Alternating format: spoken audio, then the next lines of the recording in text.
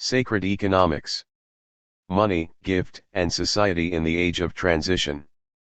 Revised. Charles Eisenstein. To my parents and all others who have given me so much with no thought of return. Author's note. I offer this book to you in the spirit of a gift, in keeping with its theme of bringing gift principles into the realm of money.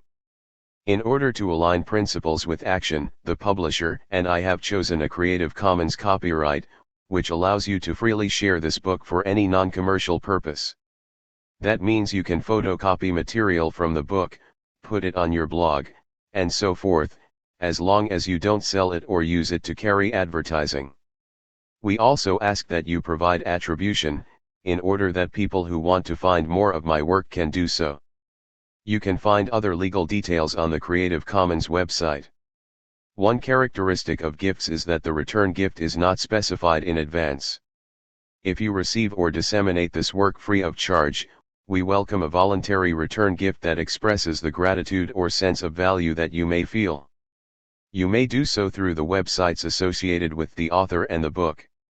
Ultimately, I see myself as a steward and channel for the ideas of sacred economics. Standing atop the shoulders of thinkers far more illustrious than myself, I absorb, digest, and transmit ideas from our cultural commons. Such is the gift I have received and from which I give in turn.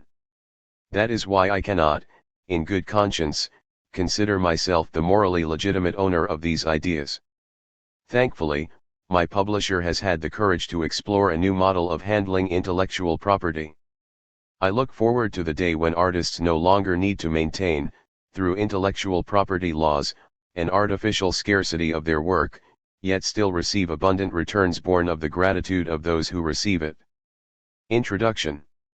The purpose of this book is to make money and human economy as sacred as everything else in the universe.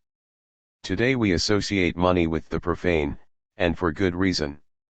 If anything is sacred in this world, it is surely not money. Money seems to be the enemy of our better instincts, as is clear every time the thought "I can't afford to" blocks an impulse toward kindness or generosity. Money seems to be the enemy of beauty, as the disparaging term "a sellout" demonstrates. Money seems to be the enemy of every worthy social and political reform, as corporate power steers legislation toward the aggrandizement of its own profits. Money seems to be destroying the earth, as we pillage the oceans, the forests, the soil, and every species to feed a greed that knows no end. From at least the time that Jesus threw the money changers from the temple, we have sensed that there is something unholy about money. When politicians seek money instead of the public good, we call them corrupt. Adjectives like dirty and filthy naturally describe money. Monks are supposed to have little to do with it. You cannot serve God and mammon. At the same time, no one can deny that money has a mysterious, magical quality as well, the power to alter human behavior and coordinate human activity. From ancient times thinkers have marveled at the ability of a mere mark to confer this power upon a disk of metal or slip of paper. Unfortunately, looking at the world around us, it is hard to avoid concluding that the magic of money is an evil magic. Obviously, if we are to make money into something sacred, nothing less than a wholesale revolution in money will suffice, a transformation of its essential nature. It is not merely our attitudes about money that must change, as some self-help gurus would have us believe, rather, we will create new kinds of money that embody and reinforce changed attitudes. Sacred economics describes this new money and the economy that will coalesce around it. It also explores the metamorphosis in human identity that is both a cause and a result of the transformation of money. The changed attitudes of which I speak go all the way to the core of what it is to be human. They include our understanding of the purpose of life, humanity's role on the planet, the relationship of the individual to the human and natural community, even what it is to be an individual, a self. After all, we experience money, and property, as an extension of ourselves, hence the possessive pronoun mine to describe it, the same pronoun we use to identify our arms and heads. My money, my car, my hand, my liver. Consider as well the sense of violation we feel when we are robbed or ripped off, as if part of our very selves had been taken. A transformation from profanity to sacredness in money, something so deep a part of our identity, something so central to the workings of the world, would have profound effects indeed. But what does it mean for money, or anything else for that matter, to be sacred? It is in a crucial sense the opposite of what sacred has come to mean. For several thousand years, the concepts of sacred, holy, and divine have referred increasingly to something separate from nature, the world, and the flesh. 3,000 or 4,000 years ago the gods began a migration from the lakes, forests, rivers, and mountains into the sky, becoming the imperial overlords of nature rather than its essence. As divinity separated from nature, so also it became unholy to involve oneself too deeply in the affairs of the world. The human being changed from a living embodied soul into its profane envelope, a mere receptacle of spirit, culminating in the Cartesian mode of consciousness, observing the world but not participating in it, and the Newtonian watchmaker God doing the same. To be divine was to be supernatural, non-material. If God participated in the world at all, it was through miracles, divine intercessions violating or superseding nature's laws. Paradoxically, this separate, abstract thing called spirit is supposed to be what animates the world. Ask the religious person what changes when a person dies, and she will say the soul has left the body. Ask her who makes the rain fall and the wind blow, and she will say it is God. To be sure, Galileo and Newton appeared to have removed God from these everyday workings of the world, explaining it instead as a clockwork, a vast machine of impersonal force and mass, but even they still needed the clockmaker to wind it up in the beginning, to imbue the universe with the potential energy that has run it ever since. This conception is still with us today as the Big Bang, a primordial event that is the source of the negative entropy that allows movement and life. In any case, our culture's notion of spirit is that of something separate and non-worldly, that yet can miraculously intervene in material affairs, and that even animates and directs them in some mysterious way. It is hugely ironic and hugely significant that the one thing on the planet most closely resembling the foregoing conception of the divine is money. It is an invisible, immortal force that surrounds and steers all things, omnipotent and limitless, an invisible hand that, it is said, makes the world go round. Yet, money today is an abstraction, at most symbols on a piece of paper but usually mere bits in a computer. It exists in a realm far removed from materiality. In that realm, it is exempt from nature's most important laws, for it does not decay and return to the soil as all other things do, but is rather preserved, changeless, in its vaults and computer files, even growing with time thanks to interest. It bears the properties of eternal preservation and everlasting increase, both of which are profoundly unnatural. The natural substance that comes closest to these properties is gold, which does not rust, tarnish, or decay. Early on, gold was therefore used both as money and as a metaphor for the divine soul, that which is incorruptible and changeless. Money's divine property of abstraction, of disconnection from the real world of things, reached its extreme in the early years of the 21st century as the financial economy lost its mooring in the real economy and took on a life of its own. The vast fortunes of Wall Street were unconnected to any material production, seeming to exist in a separate realm. Looking down from Olympian heights, the financiers called themselves masters of the universe, channeling the power of the god they served to bring fortune or ruin upon the masses, to literally move mountains, raise forests, change the course of rivers, cause the rise and fall of nations. But money has proved to be a capricious god. Periodically, most recently in 2008 and perhaps soon again, the financial priesthood seems to lose control of its own magic. The power they have wielded turns around to control them, and none of their incantations, called signaling to the markets, or their rituals, like lowering interest rates, can put the genie back in the bottle. Like the clergy of a dying religion, they exhort their followers to greater sacrifices while blaming their misfortunes either on sin, greedy bankers, irresponsible borrowers, or on the mysterious whims of God, the financial markets. But some are already blaming the priests themselves. What we call recession, an earlier culture might have called spirit abandoning the world. In a recession, money disappears, and with it the animating force of the human realm. Machines stand idle. Factories grind to a halt, construction equipment sits derelict in the yard, parks and libraries close down, and millions go homeless and hungry while housing units stand vacant and food rots in the warehouses. Yet all the human and material inputs to build the houses, distribute the food, and run the factories still exist. It is rather something immaterial, that animating spirit, which has fled. What has fled is money. That is the only thing missing, so insubstantial, in the form of electrons in computers, that it can hardly be said to exist at all, yet so powerful that without it, human productivity grinds to a halt. On the individual level as well, we can see the demotivating effects of lack of money.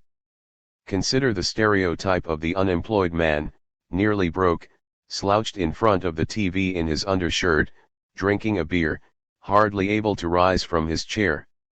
Money, it seems, animates people as well as machines. Without it we are dispirited. We do not realize that our concept of the divine has attracted to it a God that fits that concept, and given it sovereignty over the earth. By divorcing soul from flesh, spirit from matter, and God from nature, we have installed a ruling power that is soulless, alienating, ungodly, and unnatural. So when I speak of making money sacred, I am not invoking a supernatural agency to infuse sacredness into the inert, mundane objects of nature. I am rather reaching back to an earlier time, a time before the divorce of matter and spirit, when sacredness was endemic to all things. And what is the sacred? I will not presume to define it, but I will name two of its aspects, uniqueness and relatedness. A sacred object or being is one that is special, unique, one of a kind. It is therefore infinitely precious, it is irreplaceable. It has no equivalent, and thus no finite value, for value can be determined only by comparison. Money, like all forms of measure, is a standard of comparison. Unique though it is, the sacred is nonetheless inseparable from all that went into making it, from its history, and from the place it occupies in the matrix of all being. You might be thinking now that really all things and all relationships are sacred. That may be true, but though we may believe that intellectually, we don't always feel it. Some things feel sacred to us, and some do not. Those that do, we call sacred, and their purpose is ultimately to remind us of the sacredness of all things. Today we live in a world that has been shorn of its sacredness, so that very few things indeed give us the feeling of living in a sacred world. Mass-produced, standardized commodities, cookie-cutter houses, identical packages of food, and anonymous relationships with institutional functionaries all deny the uniqueness of the world. The distant origins of our things, the anonymity of our relationships, and the lack of visible consequences in the production and disposal of our commodities all deny relatedness. Thus we live without the experience of sacredness. Of course, of all things that deny uniqueness and relatedness, money is foremost. The very idea of a coin originated in the goal of standardization, so that each drachma, each stater, each shekel, and each yuan would be functionally identical. Moreover, as a universal and abstract medium of exchange, money is divorced from its origins, from its connection to matter. A dollar is the same dollar no matter who gave it to you. We would think someone childish to put a sum of money in the bank and withdraw it a month later only to complain, "Hey, this isn't the same money I deposited. These bills are different." By default then, a moneized life is a profane life, since money and the things it buys lack the properties of the sacred. What is the difference between a supermarket tomato and one grown in my neighbor's garden and given to me? What is different between a prefab house and one built with my own participation by someone who understands me and my life? The essential differences all arise from specific relationships that incorporate the uniqueness of giver and receiver. When life is full of such things, made with care, connected by a web of stories to people and places we know, it is a rich life, a nourishing life. Today we live under a barrage of sameness, of impersonality. Even customized products, if mass-produced, offer only a few permutations of the same standard building blocks. This sameness deadens the soul and cheapens life. The presence of the sacred is like returning to a home that was always there and a truth that has always existed. It can happen when I observe an insect or a plant, hear a symphony of birdsongs or frog calls, feel mud between my toes, gaze upon an object beautifully made, apprehend the impossibly coordinated complexity of a cell or an ecosystem, witness a synchronicity or symbol in my life, watch happy children at play, or am touched by a work of genius. Extraordinary though these experiences are, they are in no sense separate from the rest of life. Indeed, their power comes from the glimpse they give of a realer world, a sacred world that underlies and interpenetrates our own. What is this home that was always there, this truth that has always existed? It is the truth of the unity or the connectedness of all things, and the feeling is that of participating in something greater than oneself, yet that also is oneself. In ecology, this is the principle of interdependence, that all beings depend for their survival on the web of other beings that surrounds them, ultimately extending out to encompass the entire planet. The extinction of any species diminishes our own wholeness, our own health, our own selves, something of our very being is lost. If the sacred is the gateway to the underlying unity of all things, it is equally a gateway to the uniqueness and specialness of each thing. A sacred object is one of a kind, it carries a unique essence that cannot be reduced to a set of generic qualities. That is why reductionist science seems to rob the world of its sacredness, since everything becomes one or another combination of a handful of generic building blocks. This conception mirrors our economic system, itself consisting mainly of standardized, generic commodities, job descriptions, processes, data, inputs and outputs, and most generic of all money, the ultimate abstraction. In earlier times it was not so. Tribal peoples saw each being not primarily as a member of a category, but as a unique, inspirited individual. Even rocks, clouds, and seemingly identical drops of water were thought to be sentient, unique beings. The products of the human hand were unique as well, bearing through their distinguishing irregularities the signature of the maker. Here was the link between the two qualities of the sacred, connectedness and uniqueness. Unique objects retain the mark of their origin, their unique place in the great matrix of being, their dependency on the rest of creation for their existence. Standardized objects, commodities, are uniform and therefore disembedded from relationship. In this book I will describe a vision of a money system and an economy that is sacred, that embodies the interrelatedness and the uniqueness of all things. No longer will it be separate, in fact or in perception, from the natural matrix that underlies it. It reunites the long-sundered realms of human and nature, it is an extension of ecology that obeys all of its laws and bears all of its beauty. Within every institution of our civilization, no matter how ugly or corrupt, there is the germ of something beautiful, the same note at a higher octave. Money is no exception. Its original purpose is simply to connect human gifts with human needs, so that we might all live in greater abundance. How instead money has come to generate scarcity rather than abundance, separation rather than connection, is one of the threads of this book. Yet despite what it has become, in that original ideal of money as an agent of the gift we can catch a glimpse of what will one day make it sacred again. We recognize the exchange of gifts as a sacred occasion, which is why we instinctively make a ceremony out of gift giving.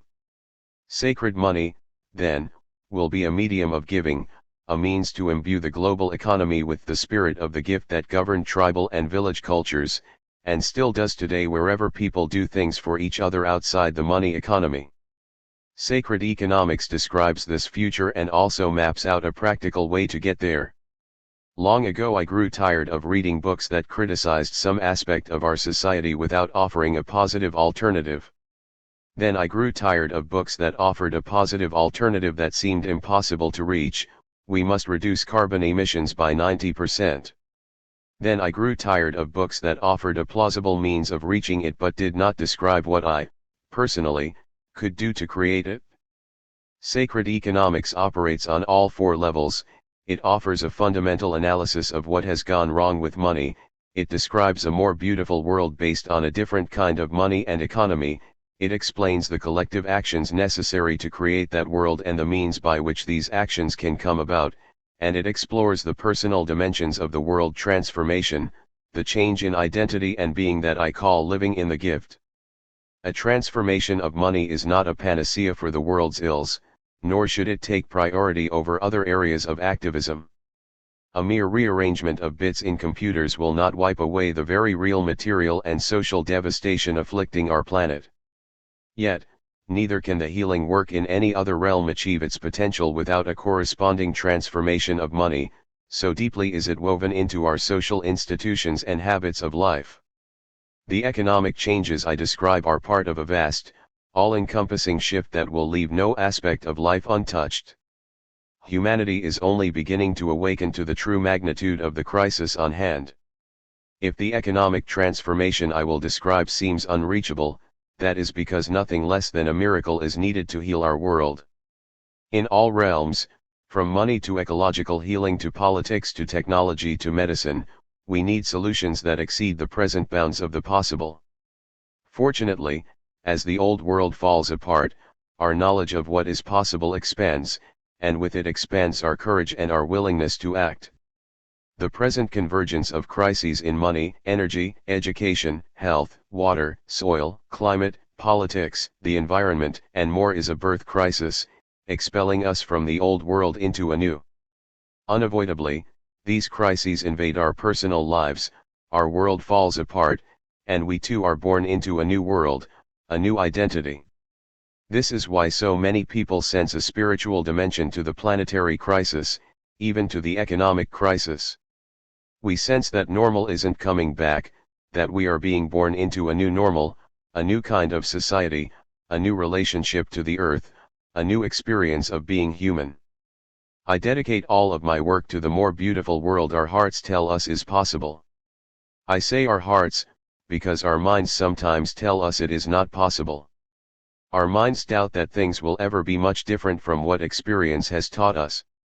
You may have felt a wave of cynicism, contempt, or despair as you read my description of a sacred economy. You might have felt an urge to dismiss my words as hopelessly idealistic.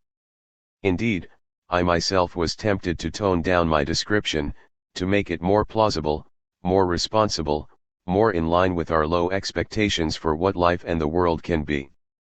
But such an attenuation would not have been the truth. I will, using the tools of the mind, speak what is in my heart.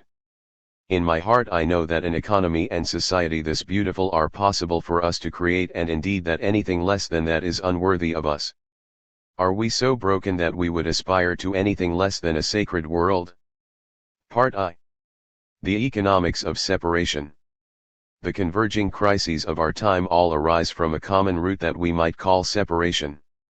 Taking many forms: the human/nature split, the disintegration of community, the division of reality into material and spiritual realms. Separation is woven into every aspect of our civilization.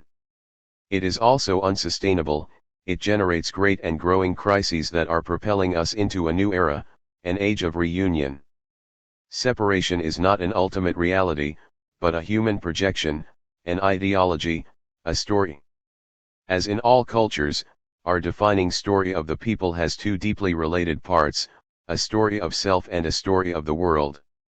The first is the discrete and separate self, a bubble of psychology, a skin-encapsulated soul, a biological phenotype driven by its genes to seek reproductive self-interest, a rational actor seeking economic self-interest, a physical observer of an objective universe, a mode of consciousness in a prison of flesh. The second is the story of ascent, that humanity, starting from a state of ignorance and powerlessness, is harnessing the forces of nature and probing the secrets of the universe, moving inexorably toward our destiny of complete mastery over, and transcendence of, nature. It is a story of the separation of the human realm from the natural, in which the former expands and the latter is turned progressively into resources, goods, property, and, ultimately, money. Money is a system of social agreements, meanings, and symbols that develops over time.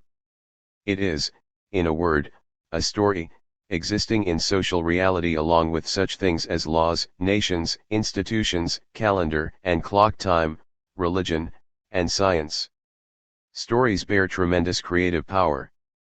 Through them we coordinate human activity, focus attention and intention, define roles, and identify what is important and even what is real.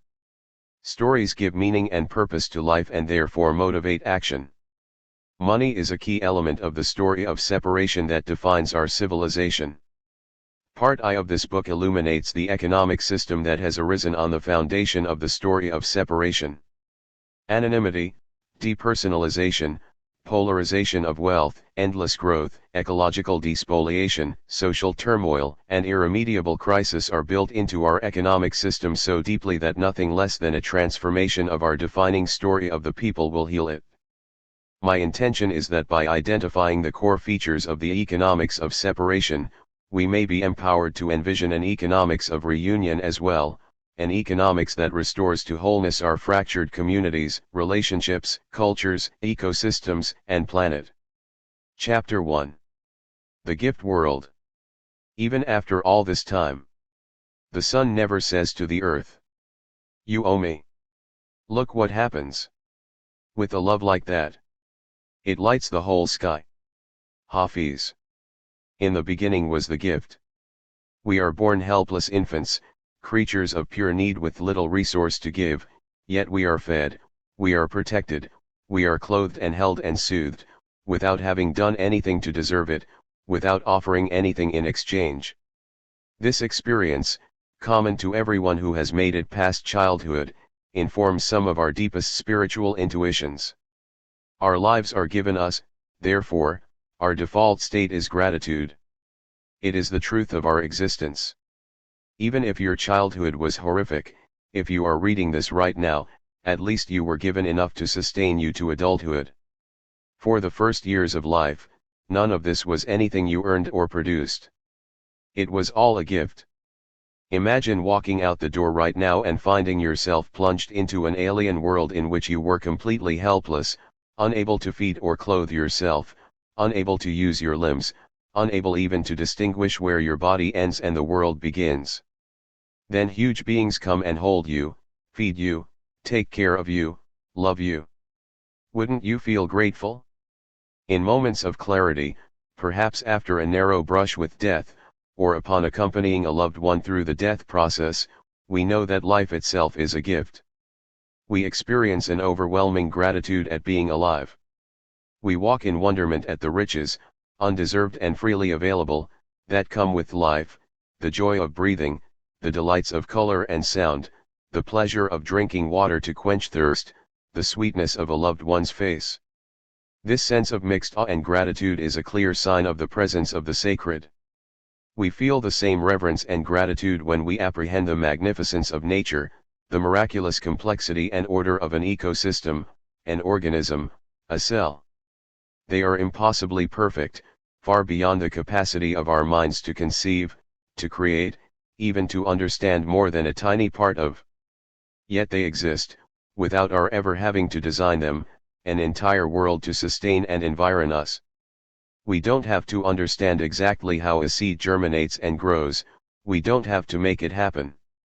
Even today, the workings of a cell, an organism, an ecosystem are largely a mystery.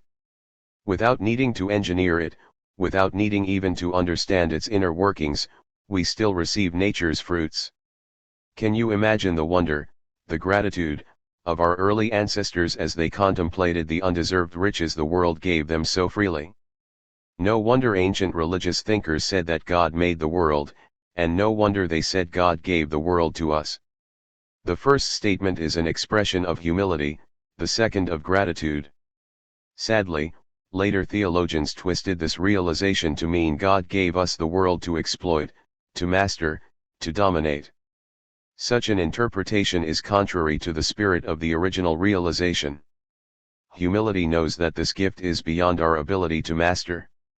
Gratitude knows that we honor, or dishonor, the giver of a gift by how we use it. Modern cosmology also affirms the mythological recognition of universe as gift. Is not the Big Bang something, indeed everything, for nothing? This feeling is strengthened by closer examination of the various constants of physics, speed of light, electron mass, relative strengths of the four fundamental forces, etc., all of which inexplicably have the precise values necessary for a universe containing matter, stars, and life. It is as if the whole universe were constructed for us, so that we might exist. Readers of the Ascent of Humanity know I prefer non-Big Bang cosmologies such as Halton Arp's dynamic steady-state universe, in which matter is continually born, grows old, and dies. But here, too, it appears spontaneously from nowhere, as if by a gift. In the beginning was the gift, in the archetypal beginning of the world, at the beginning of our lives, and in the infancy of the human species. Gratitude therefore is natural to us, so primal, so elemental that it is very difficult to define. Perhaps it is the feeling of having received a gift, and the desire to give in turn. We might therefore expect pre-modern people, connected with this primal gratitude, to enact it in their social and economic relationships. Indeed, they did and do. Most accounts of the history of money begin with primitive barter, but barter is a relative rarity among hunter-gatherers. The most important mode of economic exchange was the gift. Primal though it is, gratitude and the generosity flowing from it coexist with other, less savory, aspects of human nature. While I believe in the fundamental divinity of human beings, I also recognize that we have embarked on a long sojourn of separation from that divinity, and created a world in which ruthless sociopaths rise to wealth and power. This book doesn't pretend such people don't exist, nor that such tendencies don't exist in everyone. Rather, it seeks to awaken the spirit of the gift that is latent within us, and to construct institutions that embody and encourage that spirit.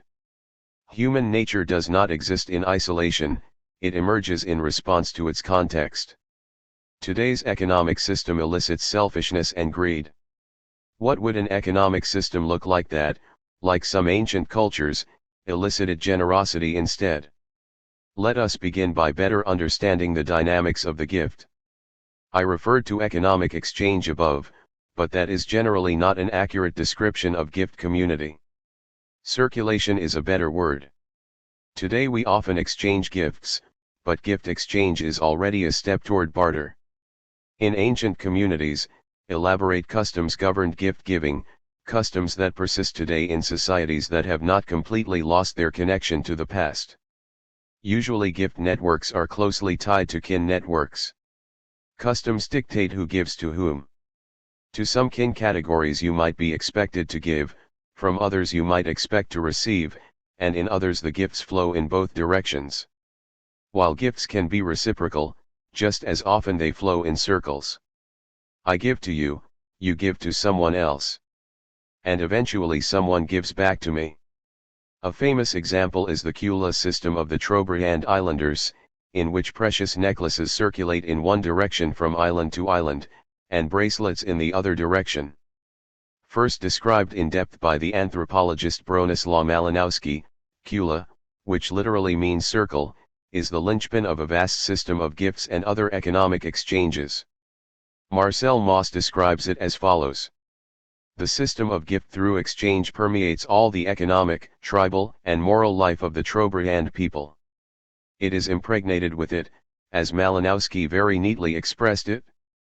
It is a constant give and take.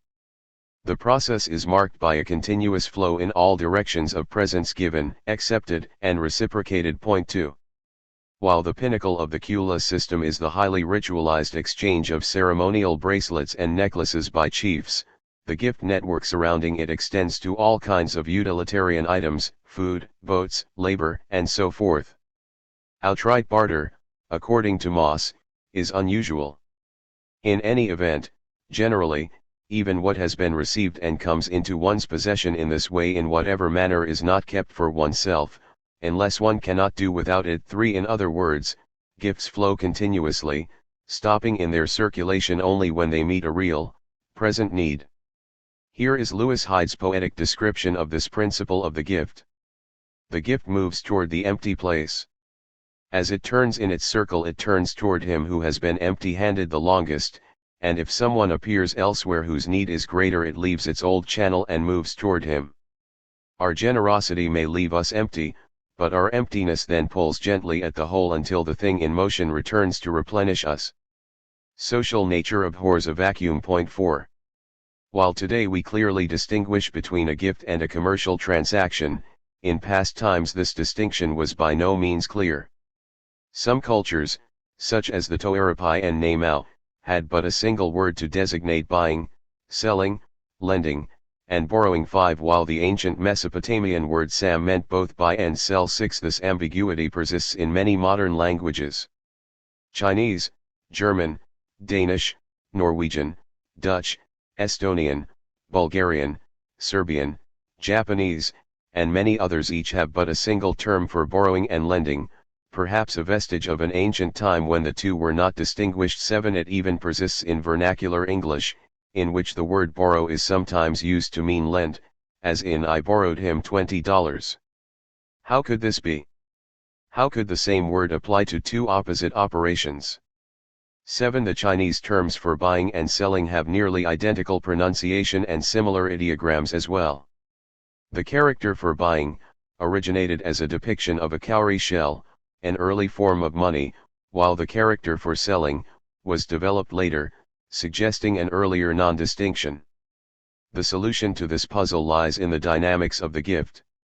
With the rare, perhaps theoretical, exceptions that Jacques Derrida called free gifts, gifts are accompanied either by some token of exchange or by a moral or social obligation, or both. Unlike a modern money transaction, which is closed and leaves no obligation, a gift transaction is open-ended, creating an ongoing tie between the participants. Another way of looking at it is that the gift partakes of the giver, and that when we give a gift, we give something of ourselves. This is the opposite of a modern commodity transaction, in which goods sold are mere property, separate from the one who sells them. We all can feel the difference. You probably have some treasured items that were given you, that are perhaps objectively indistinguishable from something you might buy, but that are unique and special because of who gave them to you. Thus it was that ancient people recognized that a magical quality, a spirit, circulates along with gifts. Useless objects like cowrie shells, pretty beads, necklaces, and so on were the earliest money. To exchange them for something of utilitarian value is, naively speaking, merely a way to facilitate a gift something for nothing. They turn it into something for something, but that doesn't make it any less a gift, because they are merely giving physical form to the felt sense of obligation. They are tokens of gratitude. From this perspective, the identity of buying and selling, borrowing and lending, is easy to understand. They are not opposite operations at all. All gifts circle back to the giver in another form. Buyer and seller are equal. Today there is an asymmetry in commercial transactions, which identifies the buyer as the one giving money and receiving goods and the seller as the one receiving money and giving goods. But we could equally say the buyer is selling money for goods, and the seller is buying money with goods. Linguistic and anthropological evidence indicates that this asymmetry is new, far newer than money. What has happened to money, then, to create this asymmetry? Money is different from every other commodity in the world, and, as we shall see, it is this difference that is crucial in making it profane. Gifts, on the other hand, we intuitively recognize as sacred, which is why even today we make ceremonies of giving presents. Gifts embody the key qualities of the sacredness I discussed in the introduction. First, uniqueness. Unlike the standardized commodities of today, purchased in closed transactions with money and alienated from their origins, gifts are unique to the extent that they partake of the giver. Second, wholeness, interdependency. Gifts expand the circle of self to include the entire community. Whereas money today embodies the principle more for me is less for you, in a gift economy, more for you is also more for me, because those who have give to those who need. Gifts cement the mystical realization of participation in something greater than oneself, which is yet not separate from oneself. The axioms of rational self-interest change because the self has expanded to include something of the other. The conventional explanation of how money developed that one finds in economics texts assumes barter as a starting point. From the very beginning, competing individuals seek to maximize their rational self-interest. This idealized description is not supported by anthropology. Barter, according to Moss, was rare in Polynesia, rare in Melanesia, and unheard of in the Pacific Northwest. Economic anthropologist George Dalton emphatically concurs, barter, in the strict sense of moneyless exchange, has never been a quantitatively important or dominant model or transaction in any past or present economic system about which we have hard information. The only instances of barter, says Dalton, were for petty, infrequent, or emergency transactions, just as is the case today.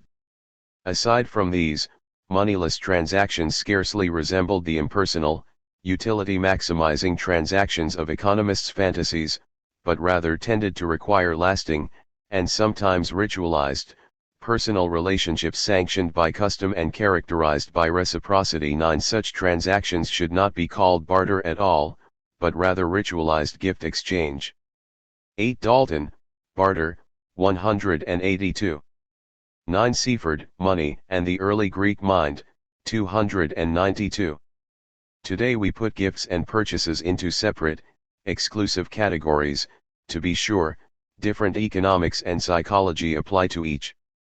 But very ancient times bore no such dichotomy, nor was there today's distinction between a business relationship and a personal relationship.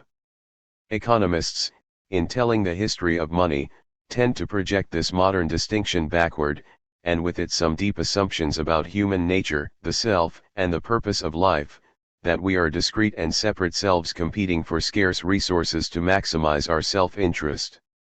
I won't say that these assumptions are not true.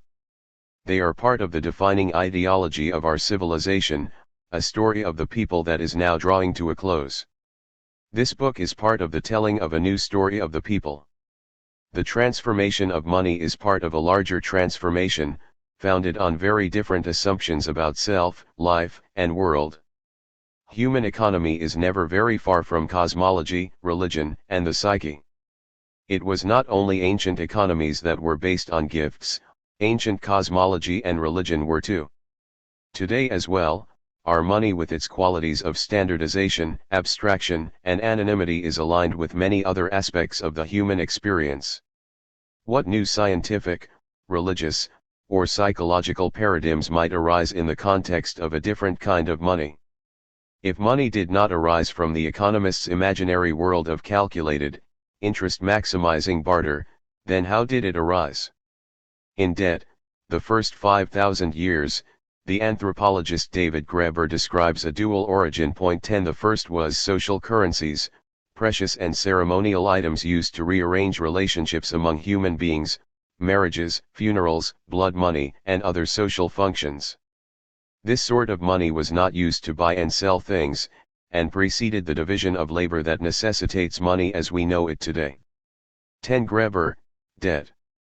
The second root of money, and the first money used for commerce, took the form of credit, tallies of transactions and loans denominated in a common unit of account and periodically settled by delivery of various commodities. The conflation of these two different kinds of money led to debt peonage, slavery, the demotion of women's status, and other iniquities that one might expect to happen when human relationships are mediated by the same currency as commercial transactions. Default on your debt, and you forfeit not only your property, but perhaps your children and your own person. Graeber observes that behind the man with the ledger is always a man with a gun. Debt relations have always been power relations, and money has always been, and remains today, entwined with debt and therefore with violence. Yet, at its core, money is a beautiful concept. Let me be naive for a moment so as to reveal this core, this spiritual, not historical, essence of money. I have something you need, and I wish to give it to you. So I do, and you feel grateful and desire to give something to me in return. but you don't have anything I need right now. So instead you give me a token of your gratitude, a useless, pretty thing like a wampum necklace or a piece of silver. That token says, I have met the needs of other people and earned their gratitude. Later, when I receive a gift from someone else, I give them that token. Gifts can thereby circulate across vast social distances, and I can receive from people to whom I have nothing to give while still fulfilling my desire to act from the gratitude those gifts inspire within me. On the level of a family, clan, or hunter-gatherer band, money is not necessary to operate a gift economy. Nor is it necessary in the next larger unit of social organization, the village or tribe of a few hundred people. There, if I don't need anything from you now, either you will, acting from gratitude, give me something that I will need in the future, or you will give to someone else, who gives to someone else, who gives to me. This is the circle of the gift, the basis of community. In a tribe or village, the scale of society is small enough that those who give to me recognize my gifts to others. Such is not the case in a mass society like ours. If I give generously to you, the farmer in Hawaii who grew my ginger or the engineer in Japan who designed my cell phone display won't know about it. So instead of personal recognition of gifts, we use money, the representation of gratitude. The social witnessing of gifts becomes anonymous. Money becomes necessary when the range of our gifts must extend beyond the people we know personally. Such is the case when economic scale and the division of labor exceed the tribal or village level. Indeed, the first money appeared in the first agricultural civilizations that developed beyond the Neolithic village, Mesopotamia, Egypt, China, and India. Traditional, decentralized gift networks gave way to centralized systems of redistribution, with the temple, and later the royal palace, as the hub.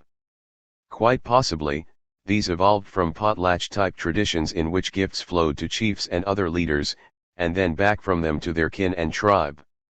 Starting as centralized nodes for a large-scale flow of gifts, they soon diverged from the gift mindset as contributions became forced and quantified, and outward disbursement became unequal.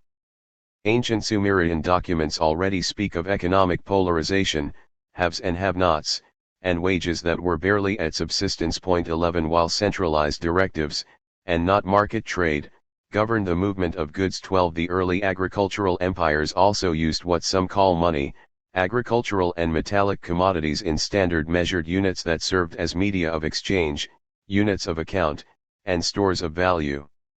So already, 4,000 years ago, money was failing to meet my naive expectation that it would create greater abundance for all by facilitating the meeting of gifts and needs. 11 Nemat Nijat, Daily Life in Ancient Mesopotamia, 263. 12 Seaford, Money and the Early Greek Mind, 123. Seaford adduces persuasive evidence for this claim, early documents that took the form of lists, artwork showing processions of individuals bearing offerings, etc. By facilitating trade, motivating efficient production, and allowing the accumulation of capital to undertake large-scale projects, money should enrich life, it should bestow upon us ease, leisure, freedom from anxiety, and an equitable distribution of wealth. Indeed, conventional economic theory predicts all of these results. The fact that money has become an agent of the opposite anxiety, hardship, and polarization of wealth presents us with a paradox. If we are to have a world with technology, with cinema and symphony orchestras, with telecommunications and elaborate architecture, with cosmopolitan cities and world literature, we need money, or something like it, as a way to coordinate human labor on the vast scale necessary to create such things. I have therefore written this book, to describe a system that restores to money the sacredness of the gift. I say restore because from the earliest times, money has had sacred or magical connotations.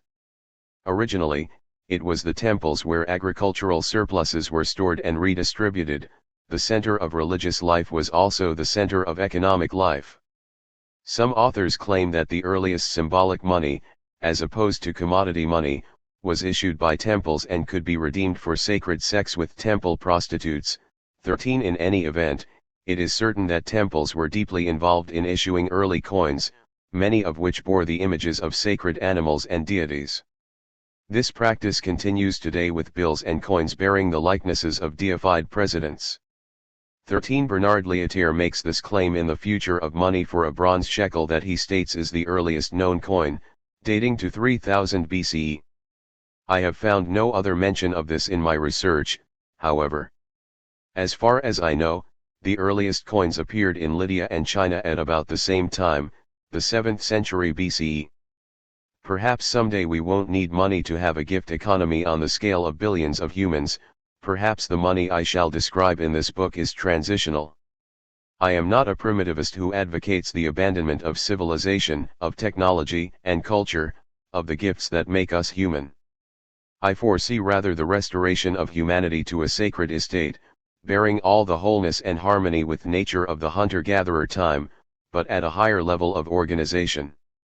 I foresee the fulfillment, and not the abdication, of the gifts of hand and mind that make us human. Notice how natural it is to describe our uniquely human attributes as gifts. In keeping with the gifts' universal principles, our human gifts partake of their giver as well. In other words, they are divine gifts. Mythology bears this intuition out, from the Promethean gift of fire to the Apollonian gift of music, to the gift of agriculture from the Chinese mythological ruler Shen Nong. In the Bible, too, we are given not only the world, but the breath of life and our capacity to create, for we are made in the image of the Creator itself. On the personal level as well, we sense that our individual gifts have a purpose. Moreover, we have an irrepressible desire to develop those gifts, and to give from them out into the world. Everyone has experienced the joy of giving and the selfless generosity of strangers. Ask for directions in a city, and most people are pleased to take time to help. It is in no one's rational self-interest to give directions to a stranger. This is a simple expression of our innate generosity. It is ironic indeed that money, originally a means of connecting gifts with needs, originally an outgrowth of a sacred gift economy, is now precisely what blocks the blossoming of our desire to give, keeping us in deadening jobs out of economic necessity, and forestalling our generous impulses with the words "I can't afford to do that." Modern humans live for the most part in an omnipresent anxiety, born of the scarcity of the money on which life depends. Witness the phrase "the cost of living." Our purpose for being, the development and full expression of our gifts, is mortgaged to the demands of money, to making a living, to surviving.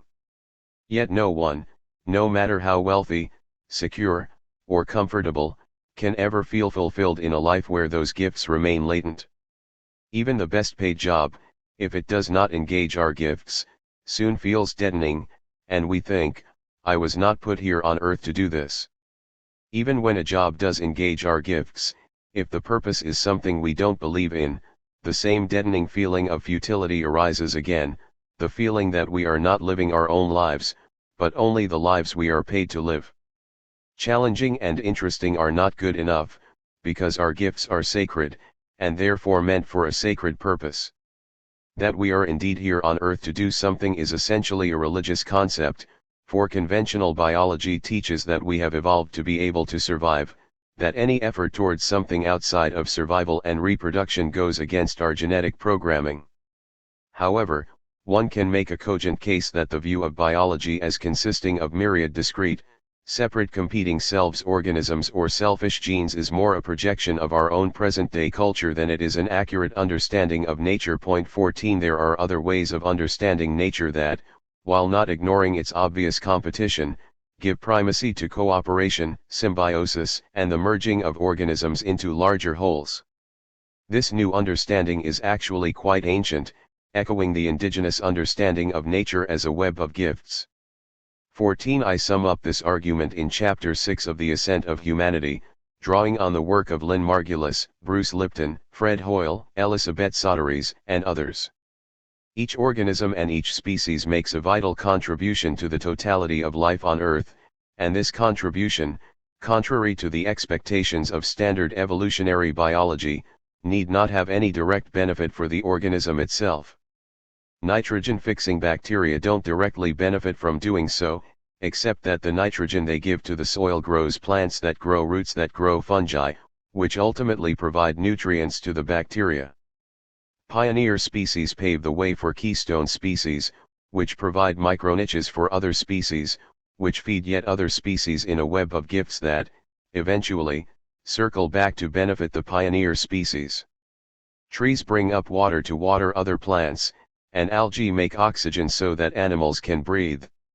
Remove any being, and the health of all becomes more precarious.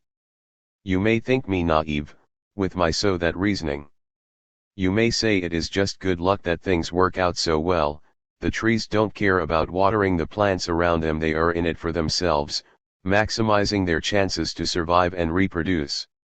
That they nourish other beings is an unintended side effect. The same for the algae, for the nitrogen-fixing bacteria, and for the bacteria inside ruminants that allow them to digest cellulose. This world, you might think, is everyone for himself. Nature is a cutthroat competition, and an economy that is the same is natural too. I do not think it is natural. It is an aberration, a peculiar though necessary phase that has reached its extreme and is now giving way to a new one. In nature, headlong growth and all-out competition are features of immature ecosystems, followed by complex interdependency, symbiosis, cooperation, and the cycling of resources. The next stage of human economy will parallel what we are beginning to understand about nature. It will call forth the gifts of each of us, it will emphasize cooperation over competition, it will encourage circulation over hoarding, and it will be cyclical, not linear. Money may not disappear anytime soon, but it will serve a diminished role even as it takes on more of the properties of the gift. The economy will shrink, and our lives will grow. Money as we know it is inimical to an economy manifesting the spirit of the gift, an economy we might call sacred. In order to know what kind of money could be a sacred currency, it will help to identify exactly what makes money into the force for greed, evil, scarcity, and environmental pillage that it is today. Just as science often projects culture onto nature, so economics takes culturally determined conditions as axiomatic. Living in a culture of scarcity, we assume it as the basis of economics. As in biology, we have seen the world as a competition among separate selves for limited resources. Our money system, as we shall see, embodies this belief on a deep, structural level. But is this belief true? Do we live in a world, a universe, of basic scarcity? If not, why does it seem so? And if the true nature of the universe is abundance and the gift, then how did money become so unnatural? Chapter 2. The Illusion of Scarcity. With unabated bounty the land of England blooms and grows, waving with yellow harvests, thick-studded with workshops, industrial implements, with 15 millions of workers, understood to be the strongest, the cunningest, and the willingest our earth ever had. These men are here, the work they have done, the fruit they have realized is here, abundant, exuberant on every hand of us, and behold, some baleful fiat as of enchantment has gone forth, saying, touch it not, ye workers, ye master. Workers, ye master idlers, none of you can touch it, no man of you shall be the better for it, this is enchanted fruit. Thomas Carlyle, Past and Present. It is said that money, or at least the love of it, is the root of all evil. But why should it be? After all, the purpose of money is, at its most basic, simply to facilitate exchange, in other words, to connect human gifts with human needs. What power, what monstrous perversion, has turned money into the opposite, an agent of scarcity? For indeed we live in a world of fundamental abundance, a world where vast quantities of food, energy, and materials go to waste. Half the world starves while the other half wastes enough to feed the first half. In the Third World and our own ghettos, people lack food, shelter, and other basic necessities and cannot afford to buy them. Meanwhile, we pour vast resources into wars, plastic junk, and innumerable other products that do not serve human happiness. Obviously, poverty is not due to a lack of productive capacity. Nor is it due to a lack of willingness to help, Many people would love to feed the poor, restore nature, and do other meaningful work but cannot because there is no money in it. Money utterly fails to connect gifts and needs. Why? For years, following conventional opinion, I thought the answer was greed. Why do sweatshop factories push wages down to the bare minimum? Greed. Why do people buy gas-guzzling SUVs? Greed. Why do pharmaceutical companies suppress research and sell drugs that they know are dangerous? Greed. Why do tropical fish suppliers dynamite coral reefs? Why do factories pump toxic waste into the rivers? Why do corporate raiders loot employee pension funds? Greed, greed, greed. Eventually I became uncomfortable with that answer. For one thing, it plays into the same ideology of separation that lies at the root of our civilization's ills. It is an ideology as old as agriculture's division of the world into two separate realms, the wild and the domestic, the human and the natural, the wheat and the weed. It says there are two opposing forces in this world, good and evil, and that we can create a better world by eliminating evil. There is something bad in the world and something bad in ourselves, something we must extirpate to make the world safe for goodness. The war against evil imbues every institution of our society. In agriculture, it appears as the desire to exterminate wolves, to destroy all weeds with glyphosate, to kill all the pests. In medicine it is the war against germs, a constant battle against a hostile world. In religion it is the struggle against sin, or against ego, or against faithlessness or doubt, or against the outward projection of these things, the devil, the infidel.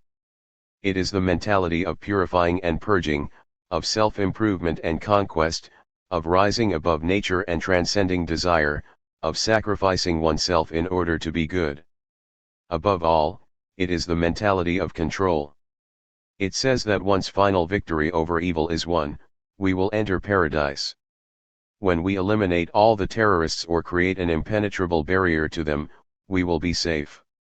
When we develop an irresistible antibiotic and artificial regulation of body processes, we will have perfect health. When we make crime impossible and have a law to govern everything, we will have a perfect society. When you overcome your laziness, your compulsions, your addictions, you will have a perfect life. Until then, you are just going to have to try harder. In the same vein, the problem in economic life is supposedly greed, both outside ourselves in the form of all those greedy people and within ourselves in the form of our own greedy tendencies. We like to imagine that we ourselves are not so greedy. Maybe we have greedy impulses, but we keep them under control. Unlike some people don't keep their greed in check. They are lacking in something fundamental that you and I have, some basic decency, basic goodness. They are, in a word, bad. If they can't learn to restrain their desires, to make do with less, then we'll have to force them to. Clearly, the paradigm of greed is rife with judgment of others, and with self-judgment as well. Our self-righteous anger and hatred of the greedy harbor the secret fear that we are no better than they are. It is the hypocrite who is most zealous in the persecution of evil. Externalizing the enemy gives expression to unresolved feelings of anger. In a way, this is a necessity. The consequences of keeping them bottled up or directed inward are horrific. But there came a time in my life when I was through hating, through with the war against the self, through with the struggle to be good, and through with the pretense that I was any better than anyone else. I believe humanity, collectively, is nearing such a time as well. Ultimately, greed is a red herring, itself a symptom and not a cause of a deeper problem. To blame greed and to fight it by intensifying the program of self-control is to intensify the war against the self, which is just another expression of the war against nature and the war against the other that lies at the base of the present crisis of civilization.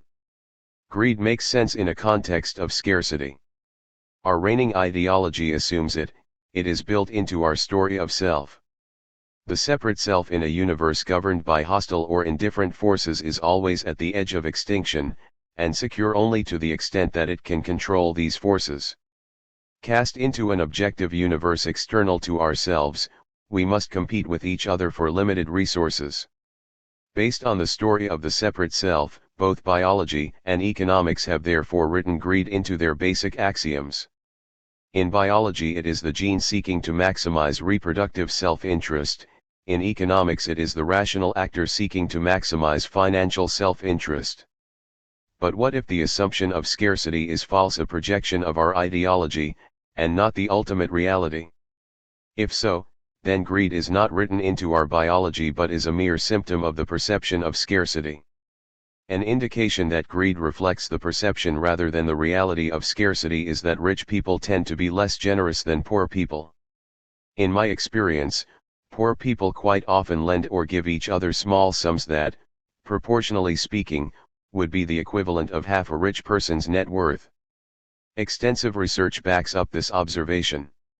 A large 2002 survey by Independent Sector, a non-profit research organization, found that Americans making less than $25,000 per year gave 4.2% of their income to charity, as opposed to 2.7% for people making more than $100,000 per year.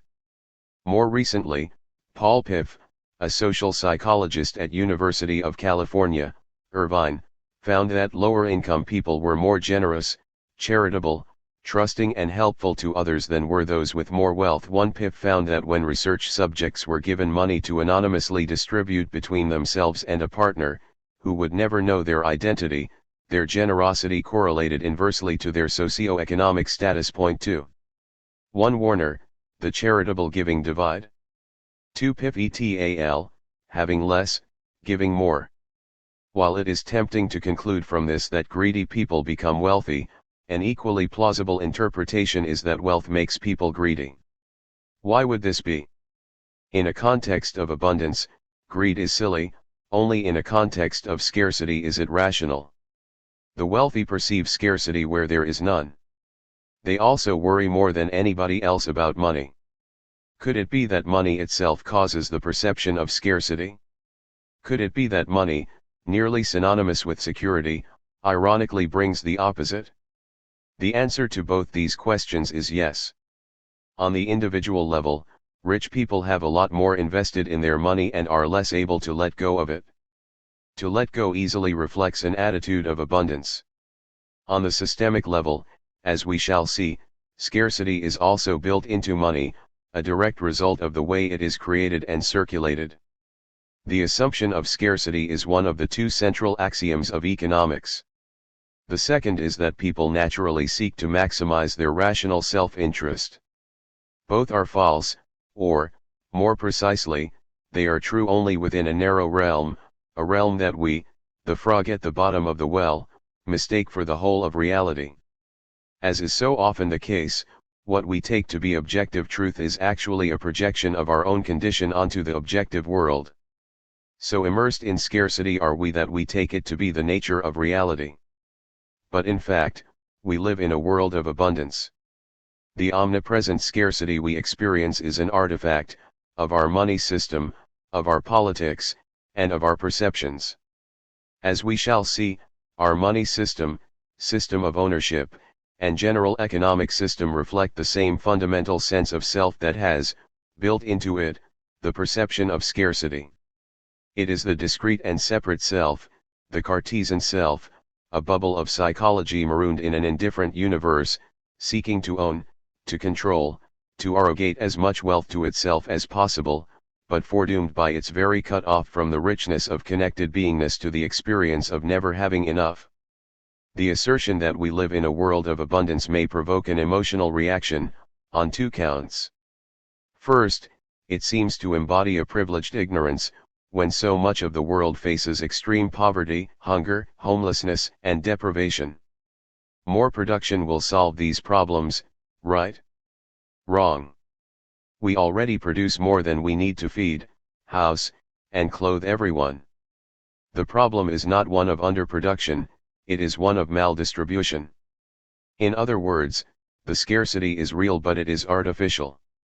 A second objection is that harmonious human coexistence with the rest of life is impossible without a massive reduction in population. Advocates of this view cite peak oil and resource depletion, global warming, the exhaustion of our farmland, and our ecological footprint as evidence that the Earth cannot long support industrial civilization at present population levels. It is true that human activity is vastly overburdening the Earth today. Fossil fuels, aquifers, topsoil, the capacity to absorb pollution, and the ecosystems that maintain the viability of the biosphere are all being depleted at an alarming rate. All the measures on the table are far too little, far too late, a drop in the bucket compared to what is needed. On the other hand, an enormous proportion of this human activity is either superfluous or deleterious to human happiness. We could live a lot better with a lot less. Consider first the armaments industry and the resources consumed in war, some $2 trillion a year, a vast scientific establishment, and the life energy of millions of young people, all to serve no need except one we create ourselves. Consider the housing industry here in the United States, with the enormous McMansions of the last 3 decades that again serve no real human need. In some countries a building that size would house 50 people. As it is, the cavernous living rooms go unused, for people feel uncomfortable in their inhuman scale and seek out the comfort of the small den and the breakfast nook. The materials, energy, and maintenance of such monstrosities are a waste of resources. Perhaps even more wasteful is the layout of suburbia, which makes public transportation impossible and necessitates inordinate amounts of driving.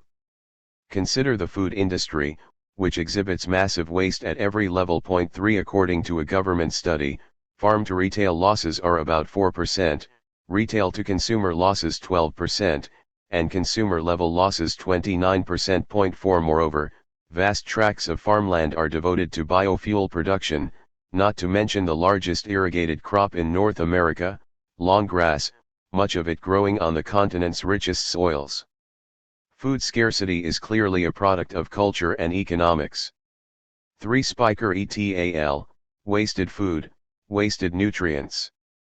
4 Busby et al., supermarket loss estimates. Such figures suggest the potential plenty available even in a world of 8 billion people, but with a caveat: people will spend much more time, per capita, growing food, in a reversal of the trend of the last 2 centuries. Labor-intensive intercropping and other intensive, and sustainable, production techniques could vastly increase productivity. 5 Few realize that organic agriculture can be more productive than conventional agriculture per hectare, not per hour of labor. 6 And intensive gardening can be more productive, and more labor-intensive, still. If you like gardening and think that most people would benefit from being closer to the soil, this is good news.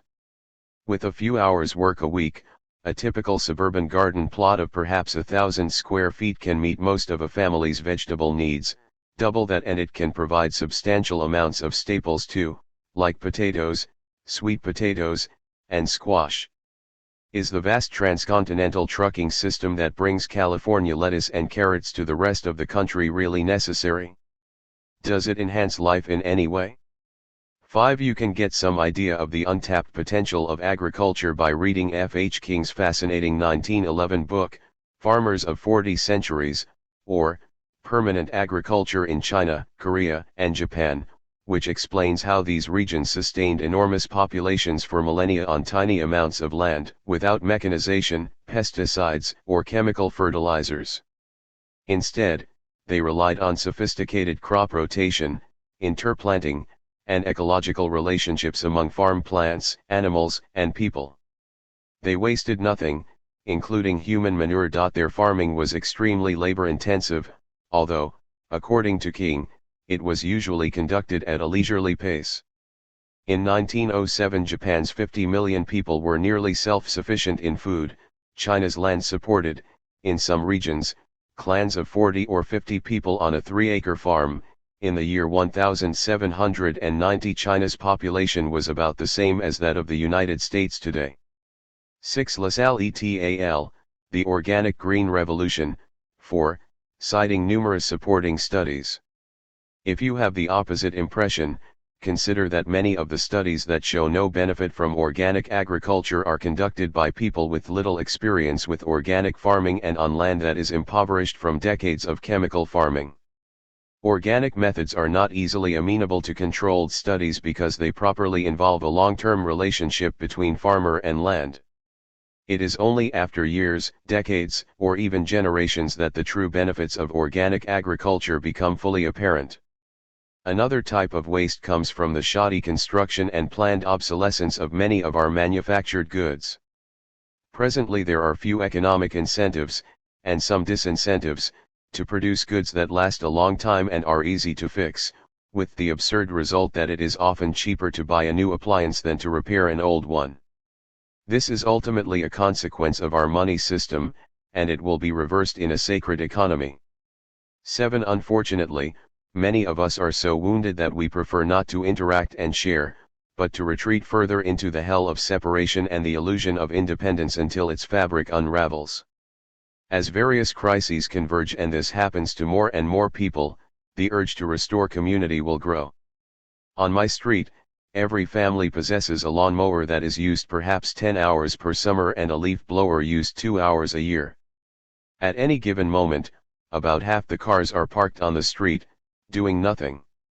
Most families have their own hedge clippers, their own power tools, their own exercise equipment. Because they are unused most of the time, most of these things are superfluous. Our quality of life would be just as high with half the number of cars, a tenth of the lawn mowers, and 2 or 3 stairmasters for the whole street. In fact, it would be higher since we would have occasion to interact and share. 7 Even at our current, gratuitously high rate of consumption, some 40% of the world's industrial capacity stands idle. That figure could be increased to 80% or more without any loss of human happiness. All we would lose would be the pollution and tedium of a lot of factory production. Of course, we would lose a vast number of jobs as well, but since these are not contributing much to human well-being anyway, we could employ those people digging holes in the ground and filling them up again with no loss. Or, better, we could devote them to labor-intensive roles like permaculture, care for the sick and elderly, restoration of ecosystems, and all the other needs of today that go tragically unmet for lack of money. A world without weapons, without McMansions in sprawling suburbs, without mountains of unnecessary packaging, without giant mechanized mono-farms, without energy-hogging big-box stores, without electronic billboards, without endless piles of throwaway junk, without the overconsumption of consumer goods no one really needs is not an impoverished world. I disagree with those environmentalists who say we are going to have to make do with less. In fact, we are going to make do with more beauty, more community, more fulfillment, more art, more music, and material objects that are fewer in number but superior in utility and aesthetics. The cheap stuff that fills our lives today, however great its quantity, can only cheapen life. Part of the healing that a sacred economy represents is the healing of the divide we have created between spirit and matter. In keeping with the sacredness of all things, I advocate an embrace, not an eschewing, of materialism. I think we will love our things more and not less.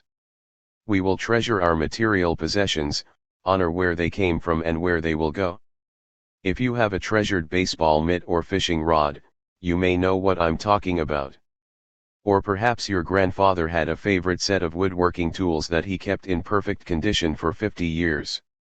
That is how we will honor our things. Can you imagine what the world would be like if that same care and consideration went into everything we produced? If every engineer put that much love into her creations?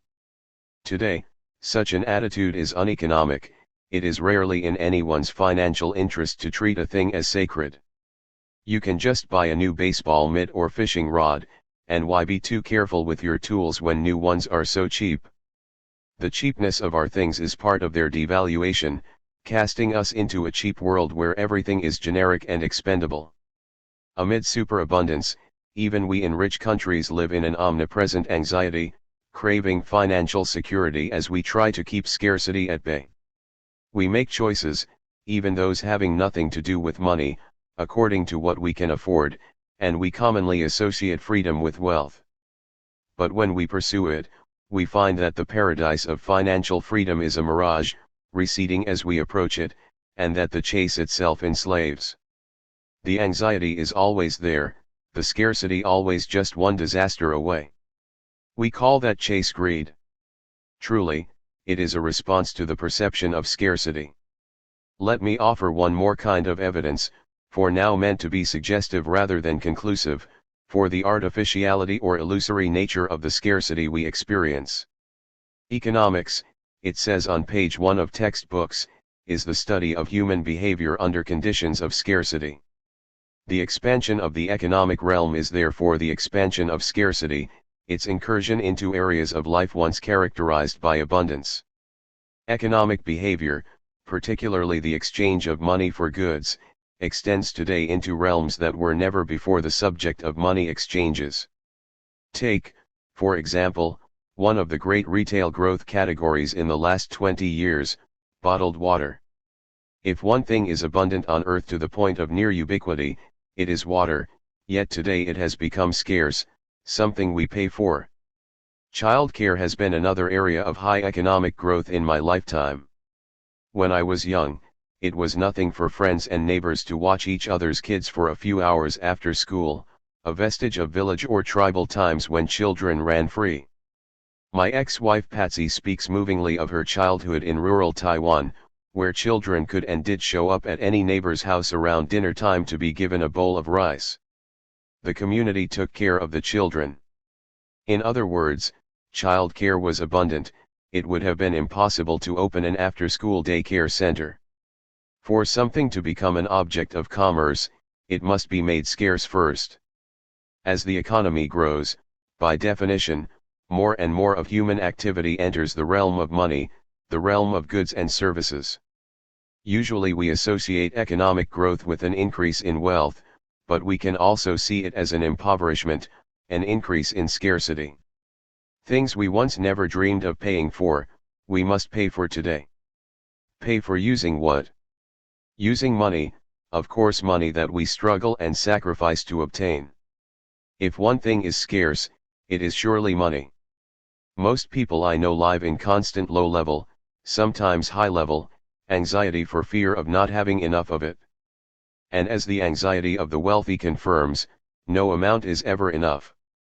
From this perspective, we must be cautious in our indignation at such facts as more than 2 billion people live on less than $2 a day. A low cash income could mean that someone's needs are met outside the money economy, for example, through traditional networks of reciprocity and gifts. Development in such cases raises incomes by bringing non-monetary economic activity into the realm of goods and services, with the resulting mentality of scarcity, competition, and anxiety so familiar to us in the West, yet so alien to the moneyless hunter-gatherer or subsistence peasant.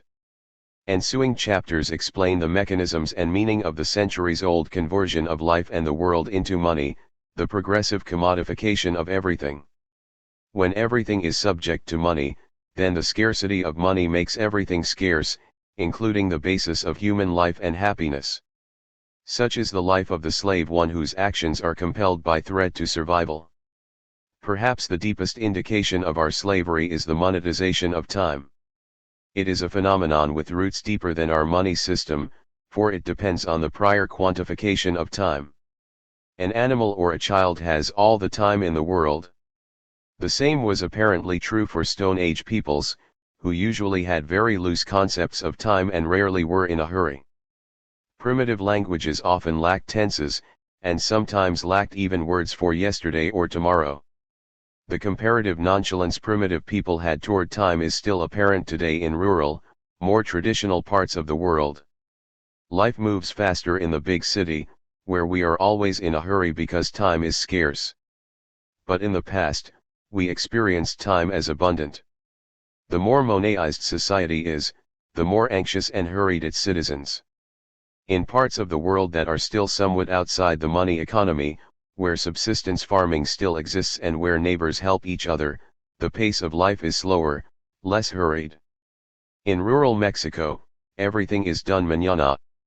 A Ladakhi peasant woman interviewed in Helena Norberg Hodge's film Ancient Futures sums it all up in describing her city-dwelling sister. She has a rice cooker, a car, a telephone, all kinds of time-saving devices. Yet when I visit her, she is always so busy we barely have time to talk. For the animal, child, or hunter-gatherer, time is essentially infinite. Today its monetization has subjected it, like the rest, to scarcity. Time is life. When we experience time as scarce, we experience life as short and poor. If you were born before adult schedules invaded childhood and children were rushed around from activity to activity, then perhaps you still remember the subjective eternity of childhood, the afternoons that stretched on forever, the timeless freedom of life before the tyranny of calendar and clocks. The clock, writes John Zerzan, made time scarce and life short. Once quantified, time too could be bought and sold, and the scarcity of all money-linked commodities afflicted time as well. Time is money, the saying goes, an identity confirmed by the metaphor I can't afford the time. 8 Zerzan, Elements of Refusal, 26. If the material world is fundamentally an abundant world, all the more abundant is the spiritual world, the creations of the human mind's songs, stories, films, ideas, and everything else that goes by the name of intellectual property. Because in the digital age we can replicate and spread them at virtually no cost, artificial scarcity must be imposed upon them in order to keep them in the monetized realm. Industry and the government enforce scarcity through copyrights, patents, encryption standards, and digital rights management, allowing the holders of such property to profit from owning it. Scarcity, then, is mostly an illusion, a cultural creation. But because we live, almost wholly, in a culturally constructed world, our experience of this scarcity is quite real enough that nearly 1 billion people today are malnourished, and some 3 million children die each year from hunger-related causes. So our responses to this scarcity, anxiety and greed are perfectly understandable. When something is abundant, no one hesitates to share it. We live in an abundant world, made otherwise through our perceptions, our culture, and our deep invisible stories. Our perception of scarcity is a self-fulfilling prophecy. Money is central to the construction of the self-refeeing illusion of scarcity. Money, which has turned abundance into scarcity, engenders greed. But not money per se, only the kind of money we use today, money that embodies our cultural sense of self, our unconscious myths, and an adversarial relationship with nature thousands of years in the making. All of these things are changing today. Let us look, then, at how money came to so afflict our minds and ways, so that we might envision how the money system might change with them. Chapter 3. Money and the Mind. When all are isolated by egoism, there is nothing but dust. And at the advent of a storm, nothing but mire. Benjamin Constant. The power to induce a collective hallucination of scarcity is only one of the ways money affects our perceptions. This chapter will explore some of the deep psychological and spiritual effects of money, on the way we see the world, on our religion, our philosophy, even our science. Money is woven into our minds, our perceptions, our identities. That is why, when a crisis of money strikes, it seems that the fabric of reality is unraveling, too, that the very world is falling apart. Yet this is also cause for great optimism, because money is a social construction that we have the power to change. What new kinds of perceptions, and what new kinds of collective actions, would accompany a new kind of money? Here we are on chapter 3, and I have not even defined money yet. The classical definition of money, a medium of exchange, a store of value, a unit of account, describes what money does, but not what it is. Physically, it is now next to nothing. Socially, it is next to everything. Money is a social object. Money, one might say, is a story. Conventional economic history claims that money began with its first function medium of exchange in the form of standard commodities such as barley, olive oil, cattle, or gold. In fact, as David Graeber argues, these were used more as units of account to denominate ledgers and eas, and rarely as currency in themselves. Point 1. Contrary to the standard story, credit preceded cash in human history. An important difference between cash and credit is that the value of cash is independent of the relationship between buyer and seller, whereas the value of credit depends on relationships. My dollar bill has the same value as your dollar bill, but my IOU may not have the same value as your IOU. It depends on our character, means, and community ties. A newcomer or layabout is likely to be a person of little account. Greber describes how European towns right up through the Middle Ages operated mostly on credit. When kings called in the coinage for reminting, commerce proceeded as usual, with everyone keeping track of who owed what to whom with various kinds of ledgers, tally sticks, and promissory notes. Point 2. In times of social turmoil, credit ceases to function. As Greber puts it, a heavily armed itinerant soldier is a poor credit risk. In the absence of social pressure or central authority, there are no mechanisms to ensure people will honor their debts. Such situations lend themselves to cash, be it commodity or coin. The historical development of money is a long process of dissociating value from relationship.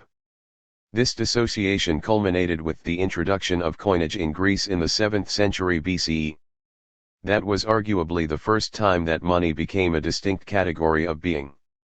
Henceforward, we could speak not only of what money does, but also of what it is. Economists' folklore holds that coins were invented in order to provide a guarantee of weight and purity for the underlying commodity metal. Their value, this story goes, came entirely from the gold or silver from which they were made. In fact, like the barter origin of money, like the assumption of scarcity, this account of the origin of coinage is an economist's fantasy. It is a fantasy with an illustrious lineage, to be sure. Aristotle wrote, "For the various necessaries of life are not easily carried about, and hence men agreed to employ in their dealings with each other something which was intrinsically useful and easily applicable to the purposes of life, for example, iron, silver, and the like. Of this the value was at first measured simply by size and weight, but in process of time they put a stamp upon it, to save the trouble of weighing and to mark the value." Point 3. This account seems quite reasonable, but historical evidence contradicts it. The very first coins, minted in Lydia, were made of electrum, a silver-gold alloy, which varied widely in consistency. Point 4. Coinage quickly spread to Greece, where, even though coins were fairly consistent in weight and purity, they often had a value greater than the commodity value of the silver from which they were minted. Point 5. Indeed, some city-states, including Sparta, minted coins from base metals like iron, bronze, lead, or tin. Such coins had negligible intrinsic value but still functioned as money. Point 6. In either case, stamped coins had a value, which, following historian Richard Seaford, we shall call the fiduciary value, greater than an identical but unstamped disc of metal. Why? What was this mysterious power that inhered in a mere sign? It was not a guarantee of weight and purity, nor was it an extension of the personal power of a ruler or religious authority. Seaford observes, whereas seal marks seem to embody the power of the owner of the seal, coin marks create no imagined attachment between the coins and their source. 7. Rather, coin marks authenticate the metal as possessing a certain value. And they do so not by transmitting power, magical or otherwise, to the piece of metal, but by imposing on it a form that recognizably assigns it to a distinct category of things, the category of authentic coins. The coin mark operates in effect as a mere sign. Point 8. Signs have no intrinsic power, but derive it from human interpretation. To the extent a society holds such interpretations in common, signs or symbols bear social power. The new kind of money that emerged in ancient Greece derived its value from a social agreement, of which the marks on coins were tokens. Point 9. This agreement is the essence of money. This should be obvious today, when most money is electronic and the rest has the approximate intrinsic value of a sheet of toilet paper, but money has been an agreement ever since before it was fully money. Those reformers who advocate gold coinage, or cryptographic imitations of it, such as Bitcoin, as a way to return to the good old days of real money, are trying to return to something that almost never existed.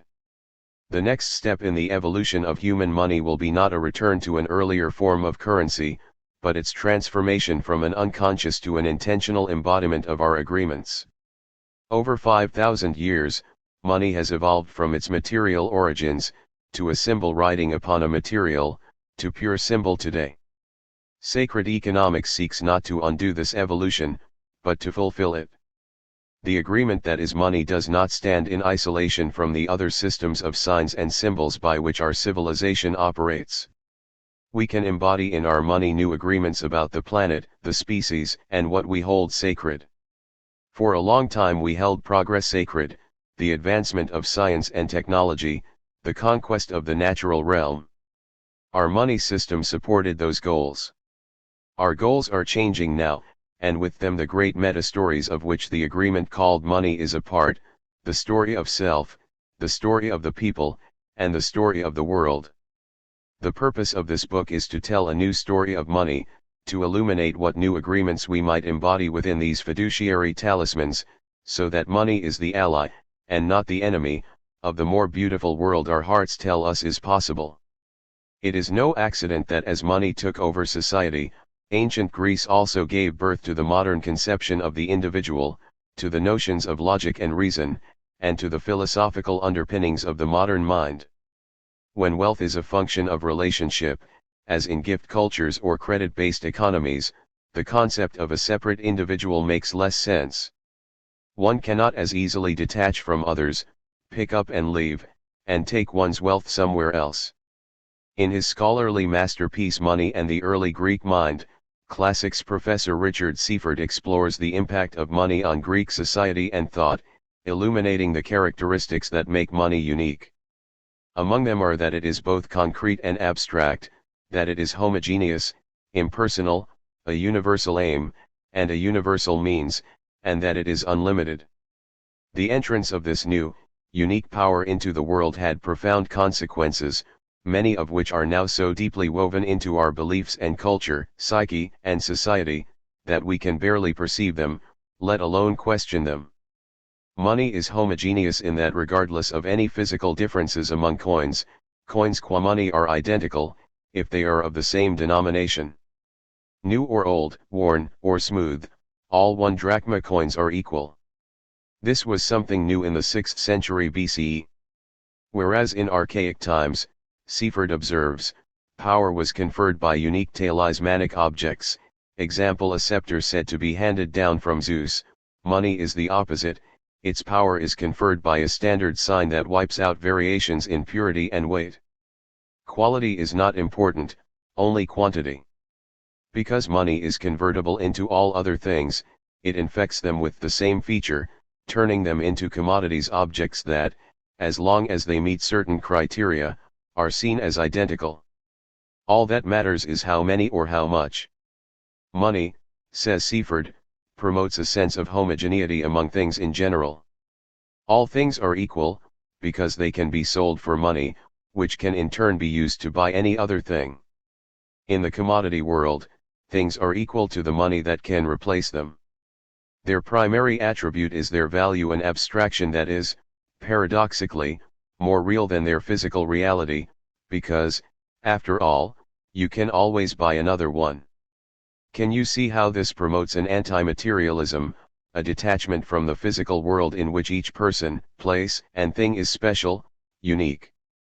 No wonder Greek philosophers of this era began elevating the abstract over the real, culminating in Plato's invention of a world of perfect forms more real than the world of the senses.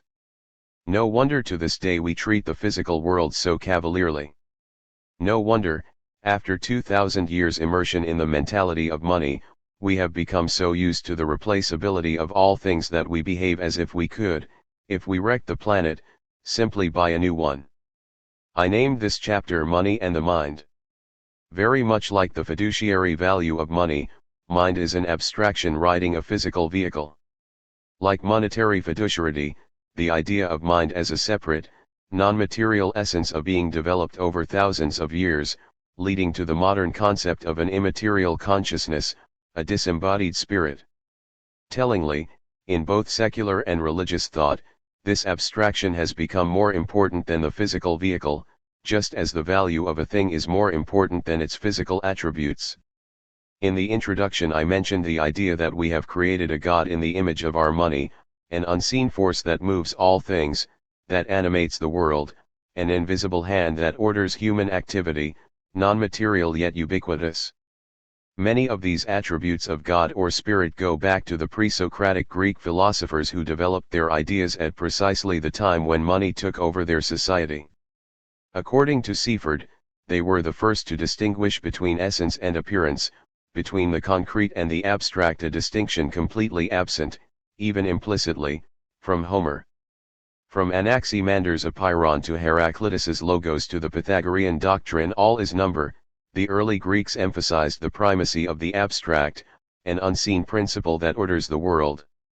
This ideology has infiltrated the DNA of our civilization to the point where the size of the financial sector dwarfs the real economy, where the total value of financial derivatives is 10 times the world's gross domestic product, where the greatest rewards of our society go to the Wall Street wizards who do nothing but manipulate symbols. For the trader at his computer, it is indeed as Pythagoras said, all is number.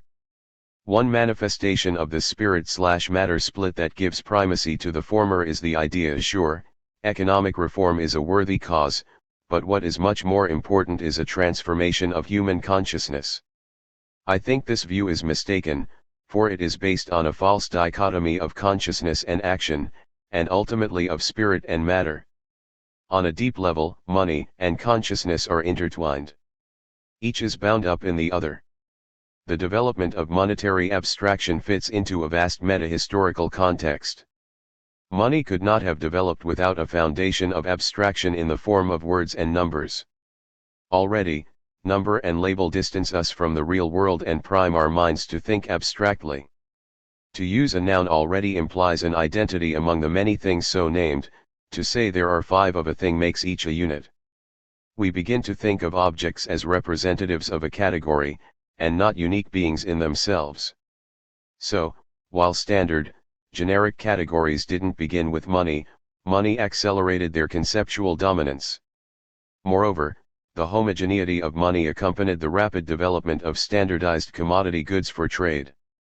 Such standardization was crude in pre-industrial times, but today manufactured objects are so nearly identical as to make the lie of money into the truth.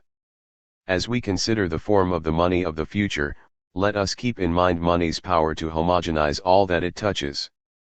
Perhaps money should be used only for that which is or should be standard, quantifiable, or generic, perhaps a different kind of money, or no money at all, should be involved in the circulation of those things that are personal and unique. We can only compare prices based on standard quantities, thus, when we receive more than that, something immeasurable, we have received a bonus, something we didn't pay for. In other words, we have received a gift. To be sure, we can buy art, but we sense that if it is mere commodity, we pay too much, and if it is true art, we pay infinitely too little. Similarly, we can buy sex but not love, we can buy calories but not real nourishment. Today we suffer a poverty of immeasurable things, priceless things, a poverty of the things that money cannot buy and a surfeit of the things it can, though this surfeit is so unequally distributed that many suffer a poverty of those things, too. 10. Just as money homogenizes the things it touches, so also does it homogenize and depersonalize its users. It facilitates the kind of commercial exchange that is disembedded from all other relations. 11 In other words, people become mere parties to a transaction. In contrast to the diverse motivations that characterize the giving and receiving of gifts, in a pure financial transaction we are all identical, we all want to get the best deal. This homogeneity among human beings that is an effect of money is assumed by economics to be a cause. The whole story of money's evolution from barter assumes that it is fundamental human nature to want to maximize self-interest. In this, human beings are assumed to be identical. When there is no standard of value, different humans want different things.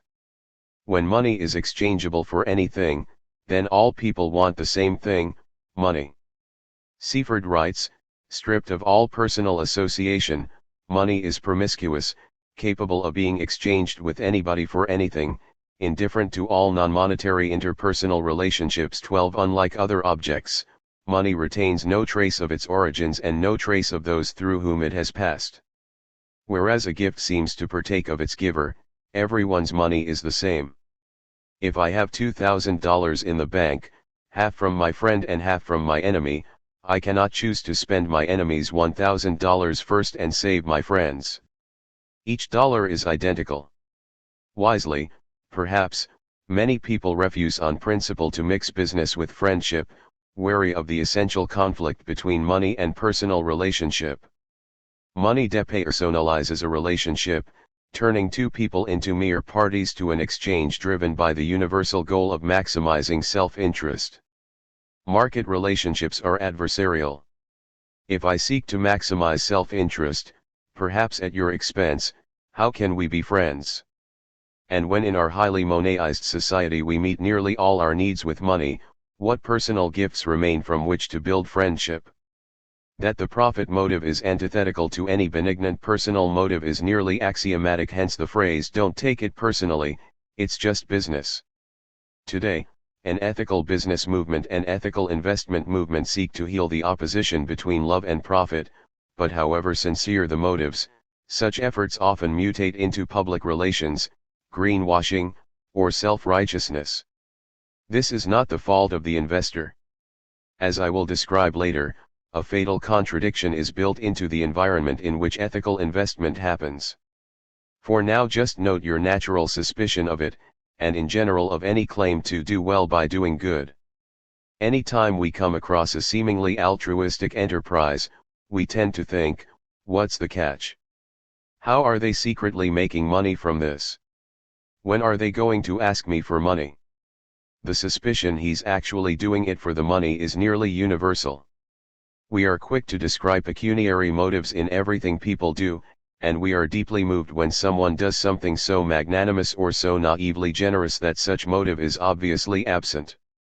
It seems irrational, even miraculous, that someone would actually give without contrivance of return. As Lewis Hyde puts it, in the Empires of Usury, the sentimentality of the man with the soft heart calls to us because it speaks of what has been lost. 13. The near universality of the suspicion of an ulterior profit motive reflects money as a universal aim. Imagine yourself back in school, speaking to the career counselor, discussing what your gifts are and how you might use them to make a living, i.e., to convert them into money. This habit of thought runs deep. When my teenage son showed me the computer games he made, I would find myself thinking about how he might commercialize them and about which programming skills he could develop next to be more marketable. Almost any time someone gets an exciting creative idea, the thought "how can we make money from this?" follows close behind. But when profit becomes the aim, and not a mere side effect, of artistic creation, the creation ceases to be art, and we become sellouts. Expanding this principle to life in general, Robert Graves warns, you choose your jobs to provide you with a steady income and leisure to render the goddess whom you adore valuable part-time service. Who am I, you will ask, to warn you that she demands either whole-time service or none at all? 14. Money as a universal aim is embedded in our language. We speak of capitalizing on our ideas and use gratuitous, which literally means received with thanks, and not payment, as a synonym for unnecessary. It is embedded in economics, to be sure, in the assumption that human beings seek to maximize a self-interest that is equivalent to money. It is even embedded in science, where it is a cipher for reproductive self-interest. Here, too, the notion of a universal aim has taken hold. That there is even such a thing as a universal aim to life, be it money or something else, is not at all obvious. This idea apparently arose at about the same time money did. Perhaps it was money that suggested it to philosophers. Socrates used a money metaphor explicitly in proposing intelligence as the universal aim. There is only one right currency for which we ought to exchange all these other things. Intelligence. 15. In religion this corresponds to the pursuit of an ultimate aim, such as salvation or enlightenment, from which all other good things flow. How like the unlimited aim of money, the one thing that will make your problems go away, the key to paradise. I wonder what the effect would be on our spirituality if we gave up on the pursuit of a unitary, abstract goal that we believe to be the key to everything else. What would it be like just to play instead, just to be? Like wealth, enlightenment is a goal that knows no limit, and in both cases the pursuit of it can enslave. Perhaps in both cases, the object of the pursuit is a spurious substitute for a diversity of things that people really want. 16 Among the greatest of unmet needs today is for connection, both to other people and to nature.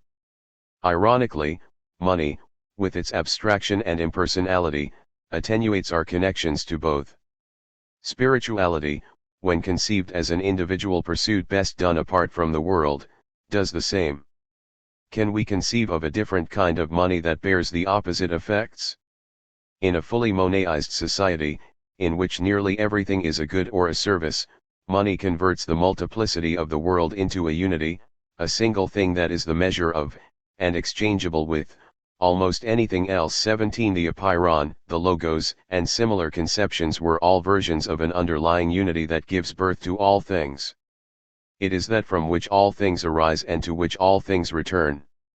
As such, it is nearly identical with the ancient Chinese conception of the Tao, which gives birth to yin and yang, and then to the 10,000 things. Interestingly, the semi-legendary preceptor of Taoism, Lao Tzu, lived at approximately the same time as the pre-Socratic philosophers, which is also more or less the time of the first Chinese coinage. In any event, today it is still money that gives birth to the 10,000 things. Whatever you want to build in this world, you start with an investment, with money. And then, when you have finished your project, it is time to sell it. All things come from money, all things return to money. Money is therefore not only a universal aim, it is a universal means as well, and indeed it is largely because it is a universal means that it is also a universal end, of which one can never have too much. Or at least, that is how we perceive it. Many times I've witnessed discussions about launching an intentional community or some other project that end with a disheartening admission that it will never happen, because where are we going to get the money? Money is quite understandably seen as the crucial factor in determining what we can create. After all, it can buy virtually any good, can induce people to perform virtually any service. Everything has its price. Money can even, it seems, purchase intangibles such as social status, political power, and divine goodwill, or if not that, at least the favor of religious authorities, which is the next best thing. We are quite accustomed to seeing money as the key to the fulfillment of all our desires. How many dreams do you have that you assume you could fulfill if only, and only if, you had the money? Thus we mortgage our dreams to money, turning it from means to end. I will not advocate the abolition of money. Money has exceeded its proper bounds, become the means to attain things that should never be infected by its homogeneity and depersonalization. Meanwhile, as we have universalized it as means, those things that money truly cannot buy have become unattainable, and no matter how much money we have, we can obtain only their semblance. The solution is to restore money to its proper role. Because there is no apparent limit to what money can buy, our desire for money tends to be unlimited as well. The limitless desire for money was abundantly apparent to the ancient Greeks. At the very beginning of the money era, the great poet and reformer Solon observed, "Of wealth, there is no limit that appears to man, for those of us who have the most wealth are eager to double it." Aristophanes wrote that money is unique because in all other things, such as bread, sex, etc., there is satiety, but not of money. "How much is enough?" my friend once asked of a billionaire. The billionaire was stumped. The reason that no amount of money can ever be enough is that we use it to fulfill needs that money cannot actually fulfill. As such, it is like any other addictive substance, temporarily dulling the pain of an unmet need while leaving the need unmet.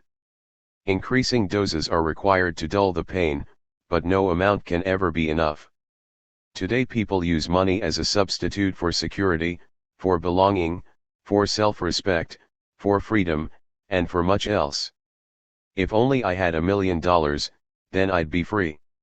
How many talented people sacrifice their youth hoping for an early retirement to a life of freedom, only to find themselves, at midlife, enslaved to their money.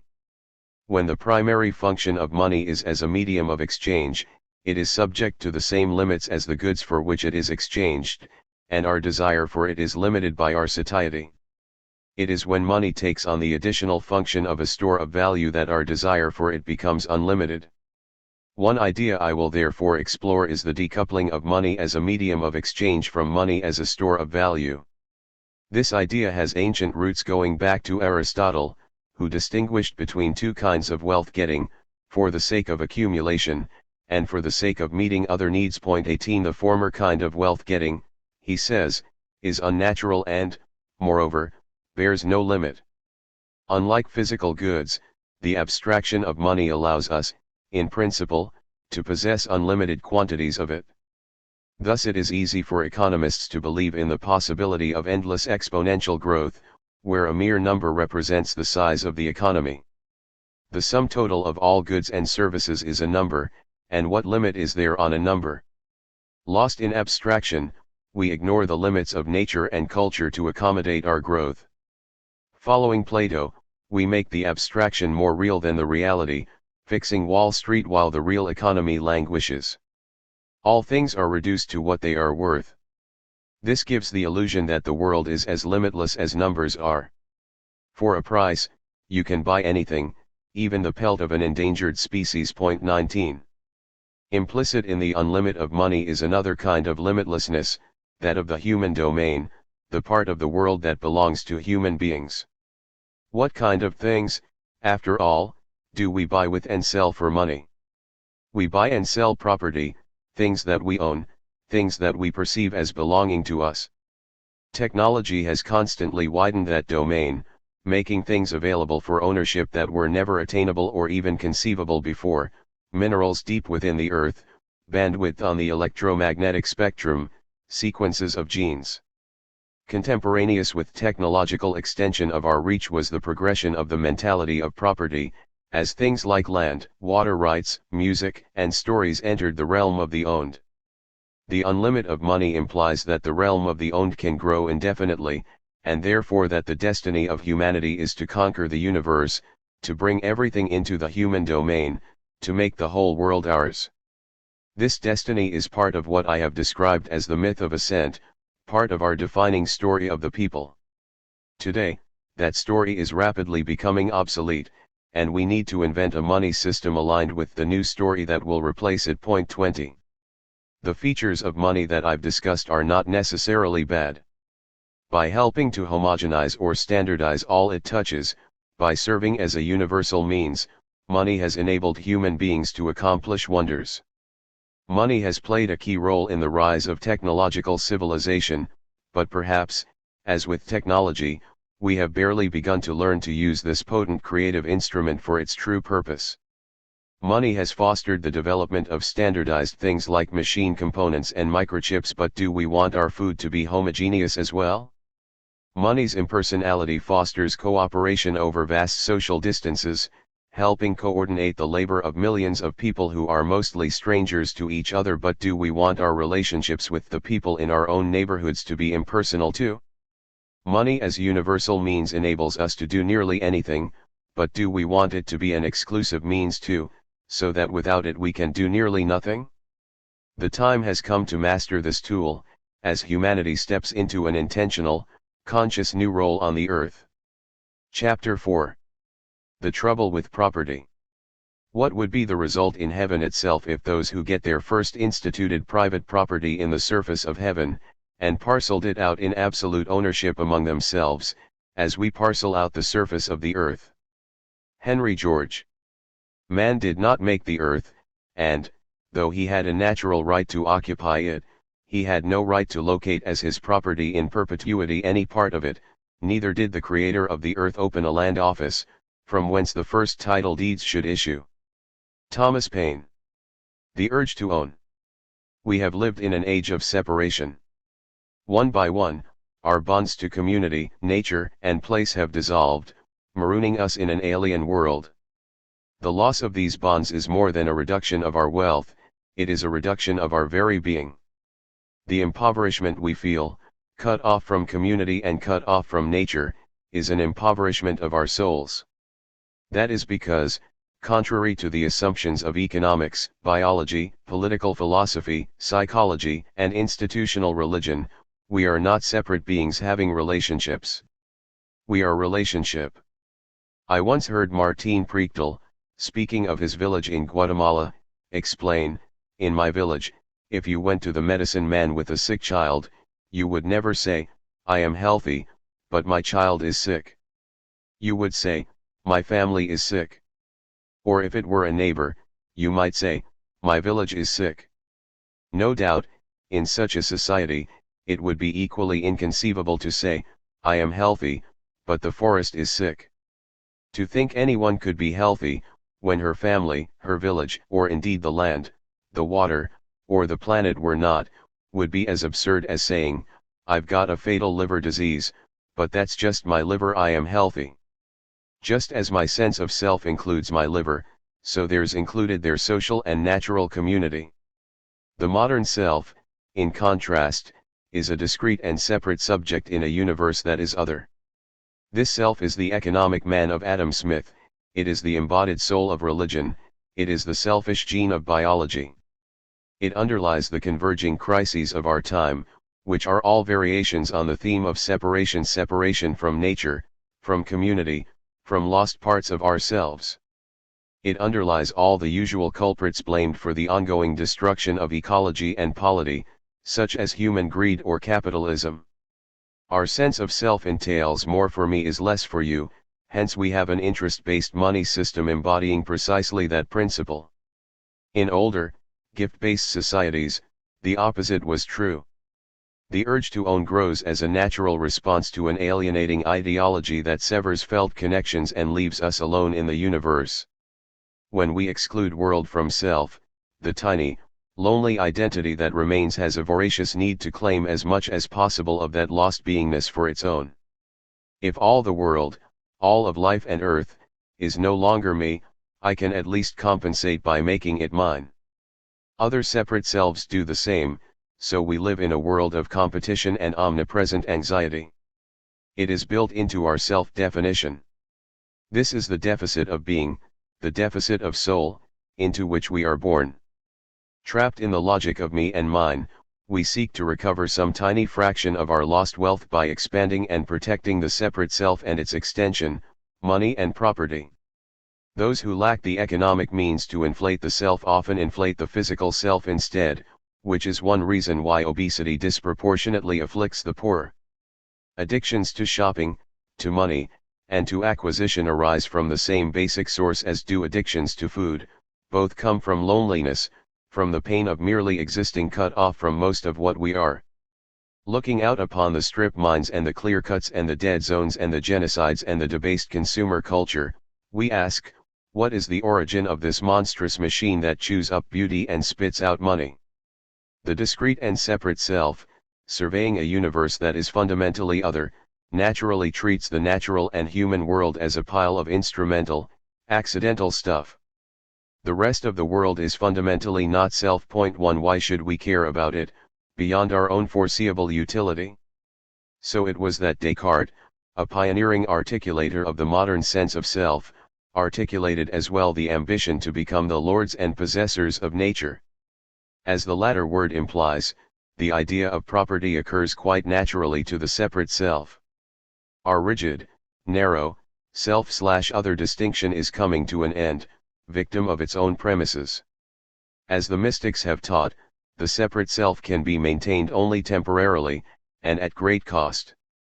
And we have maintained it a long time, and built a civilization upon it that seeks the conquest of nature and human nature. The present convergence of crises has laid bare the futility of that goal. It portends the end of civilization as we know it, and the instauration of a state of human beingness defined by a more fluid, more inclusive sense of self. One theory of the origin of property associates it with the notion of autonomy, or self-sovereignty, that emerged slowly out of our communal tribal past. Charles Avila describes the logic this way: if I am my own, and my labor power belongs to me, then what I make is mine too. Here then is an ideological prerequisite for any concept of property, that I am my own, which is by no means a universal precept in human societies. In other societies, the clan, the tribe, the village, or even the community of all life may have taken priority over the individual conception of the self, in which case your labor power does not belong to you, but to something greater. Point 3. The institution of property, therefore, is not the root of our present malady, but a symptom of our disconnection and isolation. This book, therefore, does not seek to abolish property, for to do so would address the symptom rather than the cause, but to transform it as part of a larger transformation of human beingness. Other thinkers, notably Wilhelm Reich and Genevieve Vaughan, link the origin of property to the emergence of male dominance and patriarchal society. Point 4. While I believe these arguments have merit, I have chosen not to explore herein the sexual dimensions of money and property, a subject deserving of its own treatise. Each institution of our age of separation is tied to all the others. Alienation from nature, the body, and the sacred feminine echoes the alienation from the world that property implies when it makes things detachable objects of commerce. The urge to own diminishes as our sense of connectedness and gratitude grows, and we realize that our labor power is not our own, and what I make is not properly mine. Is not my ability to labor, and my life itself, a gift too? In that realization, we desire to give our creations to all that have contributed to our being and granted us the gift of life. Certain philosophers have turned this desire, motivated by gratitude, into an obligation instead, and into a justification for state expropriation of individual labor. We owe a debt to society, and the state becomes the debt collector. In less extreme form, it justifies the income tax, also an expropriation of individual labor. In both cases, we are compelled through force to give. Can we instead create an economic system that liberates, celebrates, and rewards the innate urge to give? That is what this book describes, a system that rewards flow and not accumulation, creating and not owning, giving and not having. The original Robbery. The sovereignty of the individual was but a first step toward the modern concept of property, for most things on this earth do not exist through anyone's labor. By the logic of what I make is mine, anything that existed independent of human effort could belong to no one. To claim ownership of such a thing, the land, the rivers, the animals, the trees, would be tantamount to theft, just as I am a thief if I seize ownership of something you make. A distinguished line of economic thought has arisen from this realization, whose most notable exponents were P. J. Proudhon, Karl Marx, Henry George, and Silvio Gesell. Property is robbery, proclaimed Proudhon, tracing back the origin of any piece of property through a succession of legitimate transfers. We eventually get to the first owner, the one who simply took it, the one who separated it off from the realm of ours or God's into the realm of mine. Usually this happened by force, as in the seizure of the vast lands of all North America in the last 3 centuries. This story has played itself out in various forms for millennia all over the world. After all, before Roman times there was no such thing as a deed. Land was like the air and water, it could not be owned. The first owners therefore could not have acquired it legitimately. They must have taken it. It is often argued that land ownership is a natural consequence of agriculture. While the hunter-gatherer has supposedly made little investment in her land, the farmer has put labor into making it more productive, of food for humans, that is. It would be patently unjust for the farmer to labor all year only to have gatherers come in at harvest time and live off the harvest. Private property is supposed to give people an incentive to make improvements upon the land. But wouldn't it be more just if there were some way to own the improvements, and not the land itself? Originally, land rights were almost always held in common, accruing to the village or tribe, and not the individual. In the great agrarian civilizations such as Egypt, Mesopotamia, and Zhou dynasty China, there was little concept of private land ownership. All land was the property of the king, and because the king was the representative of the divine on earth, all land was the property of God. There is a vast conceptual gulf between having a right to the fruits of one's labor as applied to land and owning the land itself. In the West, the absolute concept of land ownership seems to have originated in Rome, fertilized, perhaps, by the Greek conception of the individual. It was in Rome that land first came under what they called dominium, the ultimate right, the right which had no right behind it, the right which legitimated all others, while itself having no need of legitimation. The right of using, enjoying, and abusing ius utendi, fruendi, abutendi 5. In the East, explicit land ownership began somewhat earlier, at least in concept. In China it dates back at least to the reign of Shangyang in the 4th century BCE and perhaps before, though even then a time prior to land ownership was still a matter of historical memory, as evidenced by Confucian statements that it was improper to sell land in ancient times. 6 India as well probably knew private ownership of land by the 6th century BCE, though the evidence is somewhat contradictory. 7 In any event, the vast majority of land in India was communally owned up until the time of British rule. 8. In medieval Europe, the bulk of the land was owned either in common or by feudal lords who did not own the land in the full modern sense, as an alienable commodity to freely buy and sell. They had certain rights to the land, which could be transferred to vassals in exchange for various services, shares of crops, and eventually for money. In England, free alienation of land was generally not possible until the 15th century. 9 Thereafter, the vast communal lands of England rapidly came under private ownership thanks to the Enclosure Acts, a process paralleled across the continent, for example, through the emancipation of the serfs. Lewis Hyde writes, "Whereas before a man could fish in any stream and hunt in any forest, now he found there were individuals who claimed to be the owners of these commons. The basis of land tenure had shifted. The medieval serf had been almost the opposite of a property owner, the land had owned him. He could not move freely from place to place, and yet he had inalienable rights to the piece of land to which he was attached. Now men claimed to own the land and offered to rent it out at a fee. While a serf could not be removed from his land, a tenant could be evicted not only through failure to pay the rent but merely at the whim of the landlord. 10. As with so many social reforms, the freeing of the serfs was another step in the consolidation of economic and political power in the hands of the already powerful. By one means or another, people who had for generations freely grazed their herds, collected firewood, and hunted on the lands around them could no longer do so. 11 These lands had been a commons, the property of all and of none. Forever after, they became property. If property is robbery, then a legal system dedicated to the protection of private property rights is a system that perpetuates a crime. By making property sacrosanct we validate the original theft. This should not be too surprising if the laws were made by the thieves themselves to legitimize their ill-gotten gains. Such was indeed the case, in Rome and elsewhere.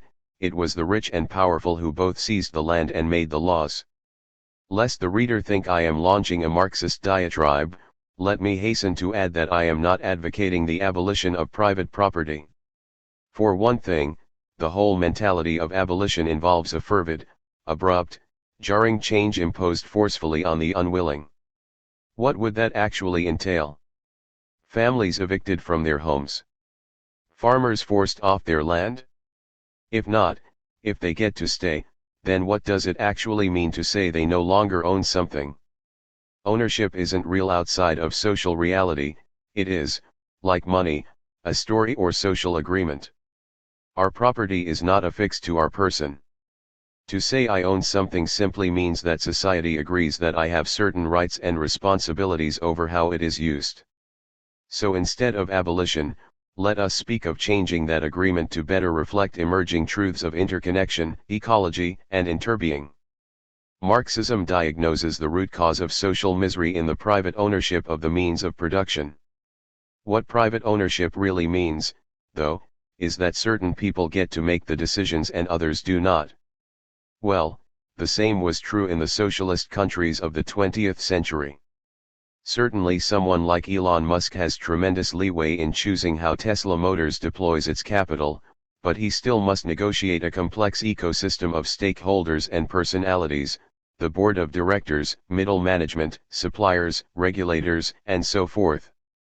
His situation is not all that different from a powerful committee chairman or party cadre overseeing the operation of a state-owned enterprise in socialist China or the former USSR. There, too, some had more say than others in deciding how capital was to be deployed. There, too, that decision was a function of complex social relationships. There, too, powerful decision-makers enjoyed special privileges and luxuries. Socialism does not make fundamental questions go away. What we definitely want to change is the agreements that generate extreme inequality based on the mere ownership of what was once common. Yet, everyone benefits when resources are available to those who will use them the best. Wherever and whenever it happened, the privatization of land soon brought with it a concentration of ownership. In the early days of ancient Rome, land was common, not personal, property, except for a small homestead plot. The corn land was of public right. 12 As Rome expanded through conquest, the new lands did not stay public very long but soon migrated into the hands of the wealthiest families, the patrician class, setting the norm for many centuries to come. Their estates also grew at the expense of the original plebeian freeholds, whose owners were frequently called away to serve in the legions, and who in any case could not compete economically with the cheap slave labor of the patrician estates. They accumulated insurmountable debts and, as land had become an alienable commodity, were forced off their homesteads and into beggary, banditry, or, if they were fortunate, the urban craft professions. When the fortunes of the empire turned and the supply of slaves dried up, many large landholders turned to tenant farmers, the colony, to farm their fields. Bound by debt, these tenants eventually became the medieval serfs. Think of it this way: if you owe me an insurmountable debt, then you are obliged to pay at least as much of it as you can. The proceeds of your labor, forever after, belong to me. How similar this is to the United States bankruptcy laws as promulgated in the Bankruptcy Reform Act of 2005, which compel the person declaring bankruptcy to commit a portion of future wages to creditors. 13 How similar as well to the plight of third world countries, who are compelled to restructure their economies and devote their entire economic surplus toward the perpetual servicing of debt. These are the modern counterparts of the serfs, bound to work for the owners of money just as the serfs worked for the owners of land. Their condition is known as debt peonage. The parallel between ancient Rome and the present day is striking. Now as then, wealth concentrates in the hands of the few. Now as then, people must go into lifelong debt that they can never pay off just to have access to the necessities of life. The slaves, serfs, and tenants gave a lifetime of labor to the enrichment of the owners of land. Today the proceeds of our labor go to the owners of money. In the history of radical thought, the realization that property is theft usually accompanies a rage and desire for vengeance against the thieves. Matters are not so simple, though. The owners of wealth, whether inherited or not, are born into a role that is created and necessitated by the great invisible stories of our civilization that compel us to turn the world into property and money whether we are aware of doing so or not. Let us not waste our psychic energy hating the rich, or even the original plunderers. Cast in their station, we would have enacted the same role. Indeed, most of us participate, in one way or another, in the ongoing theft of the commons. Let us not hate, lest we prolong the age of separation even further and lest we, like the Bolsheviks, perpetrate a revolution that is insufficiently deep, and so recreate the old order in a different, distorted form. Still, let us not lose sight of the nature and effects of the unconscious crime of property, so that we may return our world to its original and still latent abundance.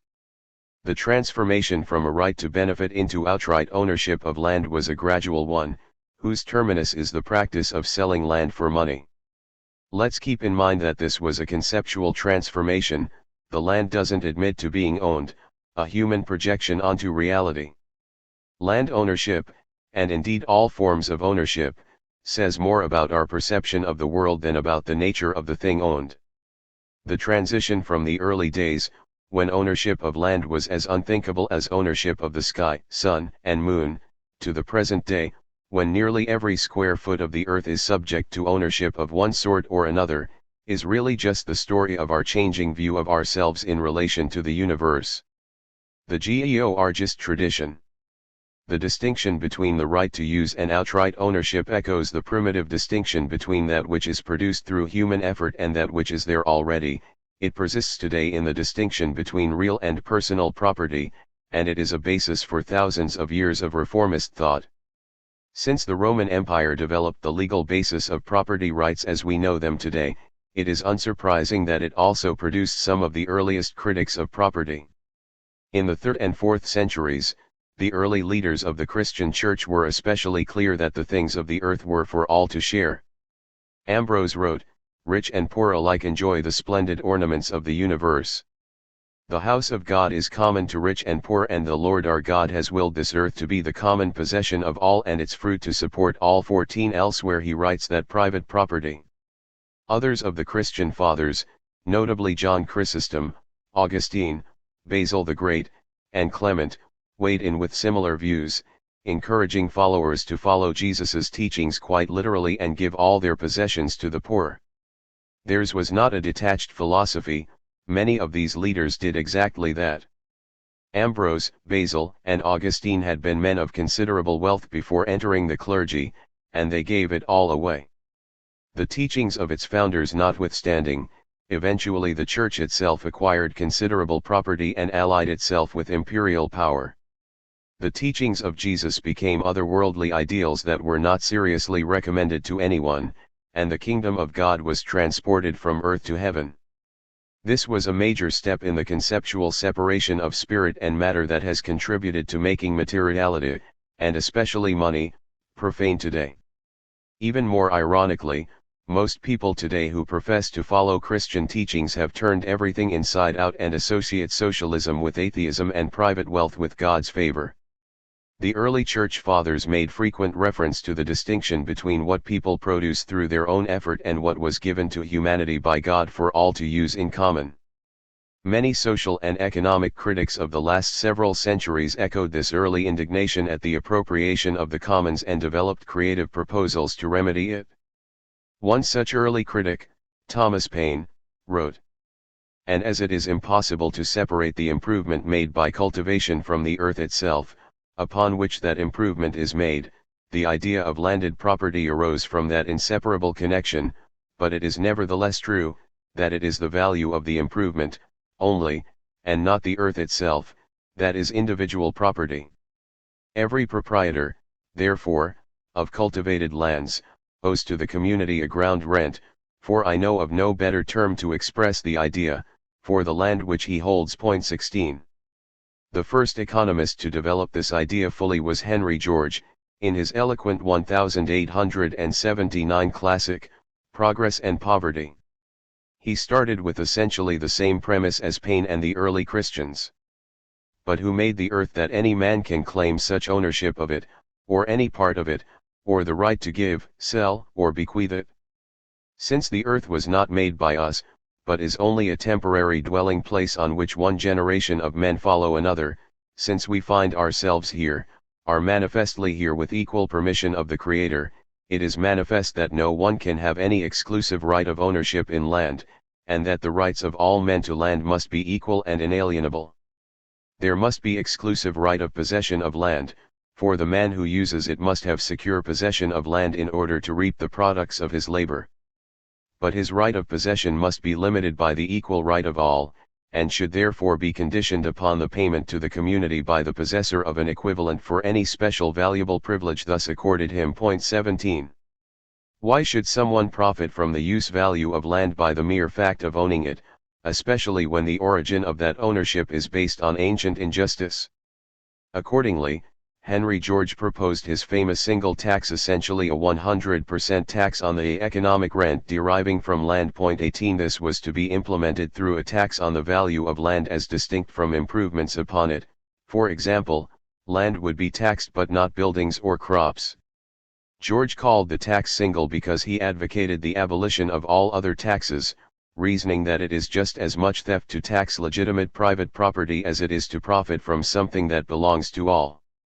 George's writings sparked a massive political movement that almost got him elected to the New York mayor's office, but of course the established money power fought him at every turn. 19 His ideas have been sporadically adopted around the world.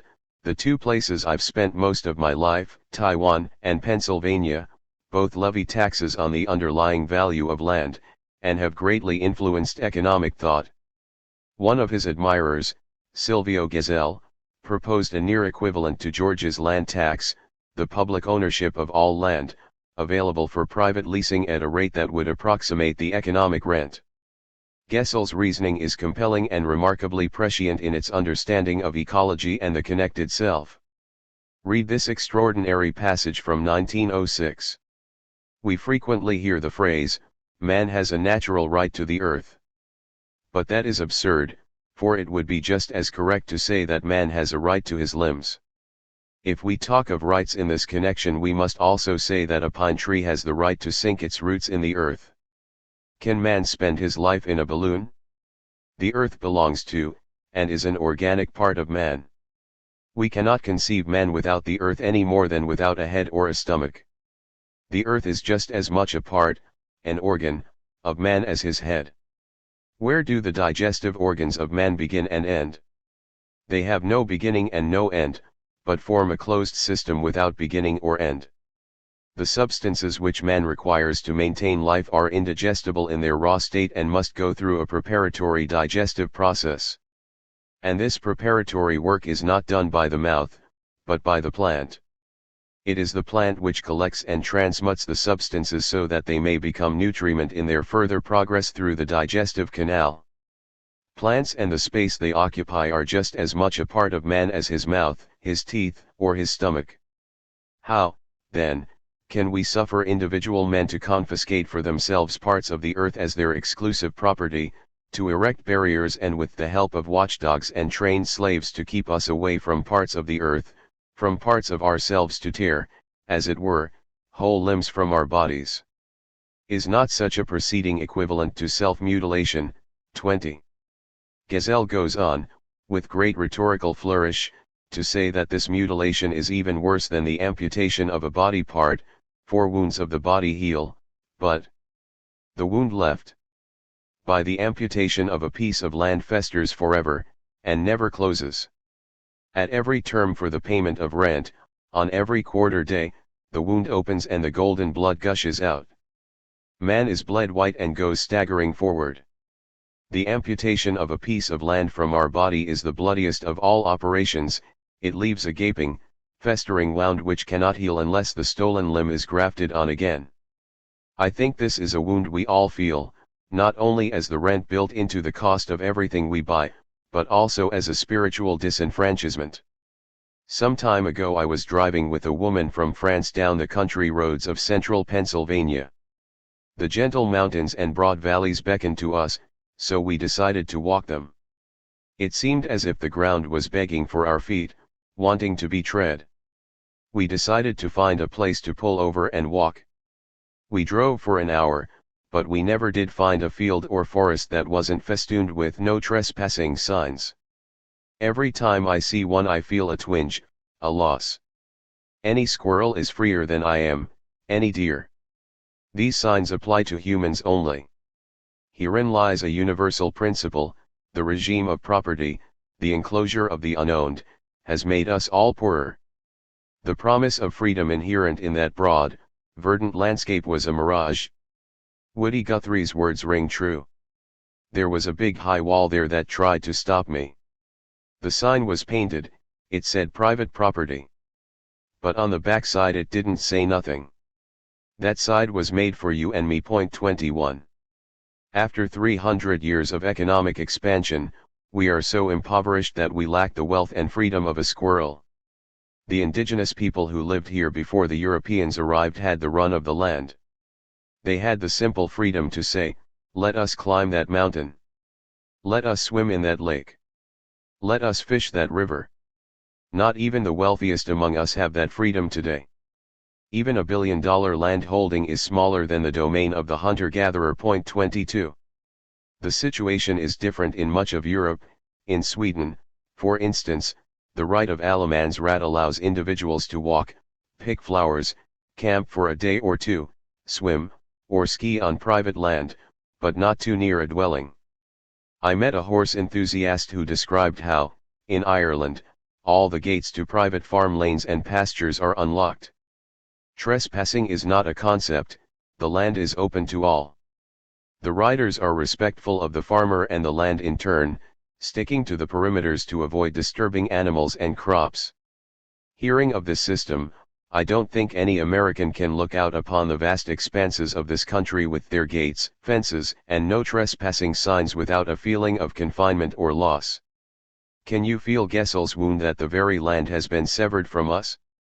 Gesell's huge contribution beyond George was to apply parallel thinking beyond land to money, inventing a new kind of money system that I will describe, after due groundwork, later in this book as a key element of a sacred economy.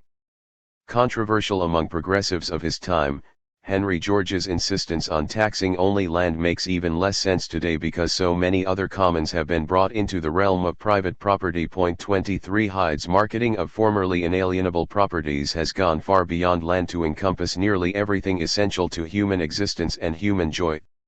Our connections to nature, to culture, and to community have been riven, separated off, and sold back to us. I have so far focused on the land, but nearly every other commons has suffered the same fate. Intellectual property offers the most obvious example, and the royalties that derive from owning it play a role similar to land rent. If you think intellectual property differs from land because it is created by humans, read on. But there is one form of ownership that contains and supersedes the rest, the ownership of money.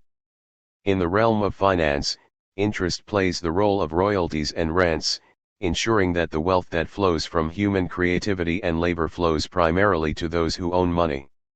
Money is just as criminal in its origins as are other forms of property and ongoing robbery that both impels and embodies the expropriation of the commons.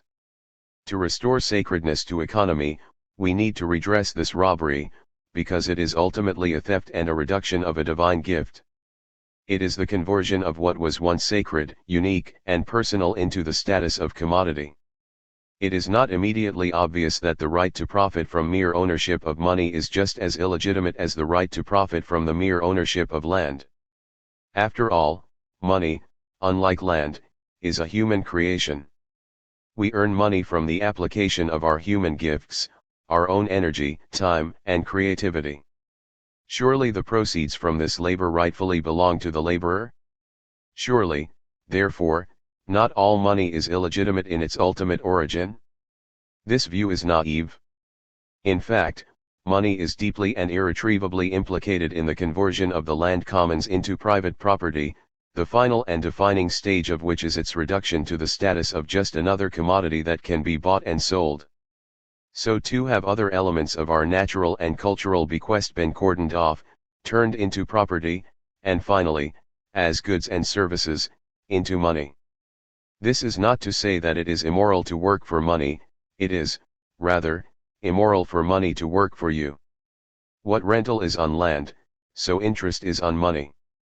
Money is the corpse of the commons, the embodiment of all that was once common and free, turned now into property of the purest form. The next several chapters will substantiate this claim, describing exactly how and why interest-bearing money, by nature, usurps the commons, ruins the planet, and reduces the vast majority of humanity to peonage. Chapter 5. The Corpse of the Commons. We cry shame on the feudal baron who forbade the peasant to turn a clod of earth unless he surrendered to his lord a fourth of his crop. We call those the barbarous times. But if the forms have changed, the relations have remained the same, and the worker is forced, under the name of free contract, to accept feudal obligations. For, turn where he will, he can find no better conditions. Everything has become private property, and he must accept, or die of hunger. Peter Kropotkin. At the foundation of every great fortune lies a great crime. Honoré de Balzac. Despite land's obvious independence of human effort for its existence, land is not so different from any other kind of property. Let us first consider material property: anything made of metal, wood, plastic, plants, or animals, minerals, and so on. Are these anything other than pieces of the earth, altered through the application of human effort? The distinction between land and improvements thereupon, the distinction between that which already exists and that which human effort creates, is no more or less valid for land than for any other material good. All that we use and all that we own consists of modified bits of earth. Together they are natural capital, the wealth and goodness that nature has bequeathed upon us. Originally none of it was property. It came into that realm as technology lengthened our grasp and the mentality of separation intensified our will to own. Today, forms of natural capital that we barely knew existed have become property: the electromagnetic spectrum, sequences of DNA, and, indirectly, ecological diversity and the Earth's capacity to absorb industrial waste. 1.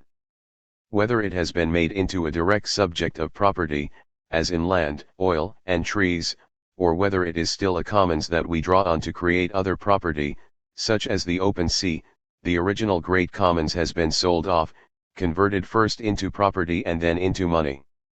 It is this final step that confirms that something has indeed completed its metamorphosis into property. To be able to freely buy and sell something means that it has been dissociated from its original matrix of relationships, in other words, that it has become alienable. That is why money has become a proxy for land and all other property, and why charging rent, interest, for its use bears the same effects and partakes of the same ancient injustice as does charging rent on land. Cultural and spiritual capital. Natural capital is one of four broad categories of the Commonwealth that also comprises social, cultural, and spiritual capital.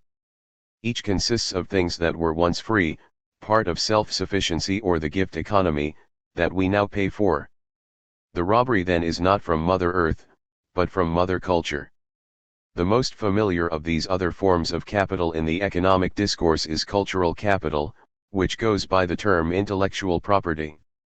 In former times, the vast fund of stories, ideas, songs, artistic motifs, images, and technical inventions formed a commons that everyone could draw upon for pleasure and productivity, or incorporate into yet other innovations. In the Middle Ages, minstrels would listen to each other's songs and borrow new tunes that they liked, modify them, and circulate them back into the commons of music. Today artists and their corporate sponsors scramble to copyright and protect each new creation, and vigorously prosecute anyone who tries to incorporate those songs into their own. The same happens in every creative sphere. 2. The moral justification for intellectual property is, again, if I am my own, and my labor power belongs to me, then what I make is mine. But even granting the premise that I am my own, the implicit assumption that artistic and intellectual creations arise ex nihilo from the mind of the creator, independent of cultural context, is absurd. Any intellectual creation, including this book, draws on bits and pieces of the culture around us, and from the fund of images, melodies, and ideas that are deeply imprinted upon the human psyche, or perhaps even innate to it. As Lewis Mumford puts it, a patent is a device that enables one man to claim special financial rewards for being the last link in the complicated social process that produced the invention. 3. The same is true of songs, stories, and all other cultural innovations. By making them private property, we are walling off something that is not ours. We are stealing from the cultural commons. And because, like land, pieces of the cultural commons are themselves productive of continued wealth, this theft is an ongoing crime that contributes to the divide between the haves and the have-nots, the owners and the renters, the creditors and the debtors. The Russian anarchist Peter Kropotkin made this general point eloquently. Every machine has had the same history, a long record of sleepless nights and of poverty, of disillusions and of joys, of partial improvements discovered by several generations of nameless workers, who have added to the original invention these little nothings, without which the most fertile idea would remain fruitless. More than that, every new invention is a synthesis, the resultant of innumerable inventions which have preceded it in the vast field of mechanics and industry. Science and industry, knowledge and application, discovery and practical realization leading to new discoveries, cunning of brain and of hand, toil of mind and muscle all work together. Each discovery, each advance, each increase in the sum of human riches, owes its being to the physical and mental travail of the past and the present. By what right then can anyone whatever appropriate the least morsel of this immense whole and say this is mine, not yours? 4. Such considerations inform my desire to make my books freely available online and to forego conventional copyrights. I could not have written this book outside a vast organic matrix of ideas, a commonwealth of cultural capital that I cannot rightfully enclose. 5. Spiritual capital is more subtle. It refers to our mental and sensuous capacities, for example, the ability to concentrate, to create worlds of the imagination, and to derive pleasure from experiencing life. When I was young, in the very last days before television and video games came to dominate American childhood, we created our own worlds with intricate storylines, practicing the psychic technologies that adults can use to fashion their lives and their collective reality, forming a vision, telling a story around that vision that assigns meanings and roles, playing out those roles, and so on. Today, those worlds of the imagination come prefabricated from TV studios and software companies, and children wander through cheap, gaudy, often violent worlds created by distant strangers. These come with prefabricated images as well, and the ability to form their own images. We call this ability imagination, atrophies. Unable to envision a new world, the child grows up accustomed to accepting whatever reality is handed her. 6. Could this, perhaps, be contributing to the political passivity of the American public? Another depletion of spiritual capital comes via the intense sensory stimulation of electronic media. Modern action films, for instance, are so fast-paced, so loud, so grossly stimulating, that older movies seem boring in comparison, not to mention books or the world of nature. Despite my best efforts to limit their exposure to modern excesses, my children can barely stand to watch any film made before 1975. Once habituated to intense stimulation, in its absence we get the withdrawal symptom we call boredom. We become dependent, and therefore must pay to acquire something that was once available simply by virtue of being alive. A baby or a hunter-gatherer will be fascinated by the slow processes of nature, a twig floating on the water, a bee visiting a flower, and other things that are beyond the anemic attentiveness of modern adults. Just as the Roman coloni had to pay to use the land they needed to survive, so also must most people today pay the owners of the processes, media, and capital necessary to create the extreme sensory stimulation that they need to feel alive. It may not be readily apparent that spiritual capital constitutes a commons. What has really been appropriated here is a locus of attention. The capabilities of the human mind that I call spiritual capital do not exist in isolation. It is our upbringing, our nurture, our cultural surroundings that foster and direct them. Our ability to imagine and to obtain sensory fulfillment is to a great degree a collective ability, one today that we can no longer exercise from the freely available sources of mind and nature, but must purchase from their new owners.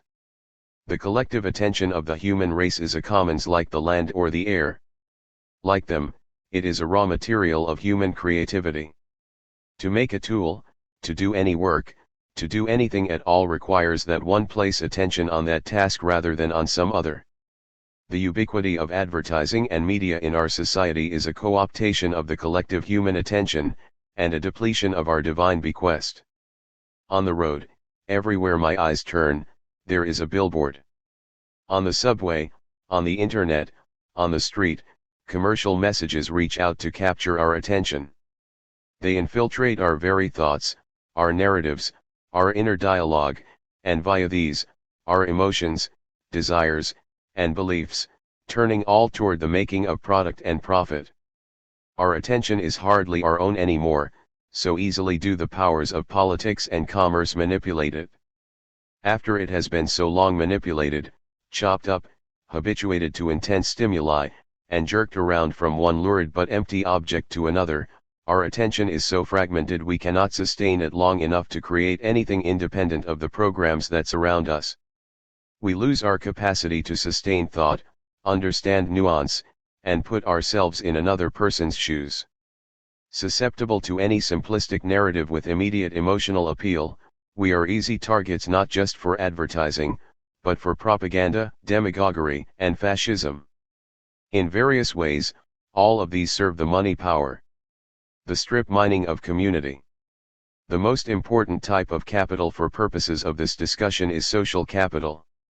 Social capital refers primarily to relationships and skills, the services that people once provided for themselves and each other in a gift economy, such as cooking, childcare, healthcare, hospitality, entertainment, advice, and the growing of food, making of clothes, and building of houses. As recently as 1 or 2 generations ago, many of these functions were far less commoditized than they are today. When I was a child, most people I knew seldom ate at restaurants, and neighbors took care of each other's children after school.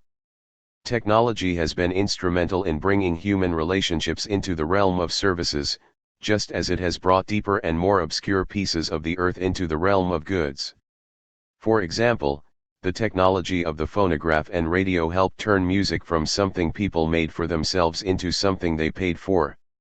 Storage and transportation technologies have done the same for food processing.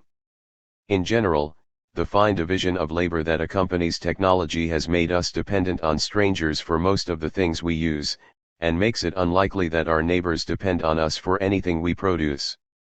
Economic ties thus become divorced from social ties, leaving us with little to offer our neighbors and little occasion to know them. The monetization of social capital is the strip mining of community. It should not be surprising that money is deeply implicated in the disintegration of community, because money is the epitome of the impersonal. Convert 2 distinct forests into money, and they become the same. Applied to cultures, the same principle is fast creating a global monoculture where every service is a paid service. When money mediates all our relationships, we too lose our uniqueness to become a standard consumer of standard goods and services, and a standard functionary performing other services. No personal economic relationships are important because we can always pay someone else to do it. No wonder, strive as we might, we find it so hard to create community. No wonder we feel so insecure, so replaceable.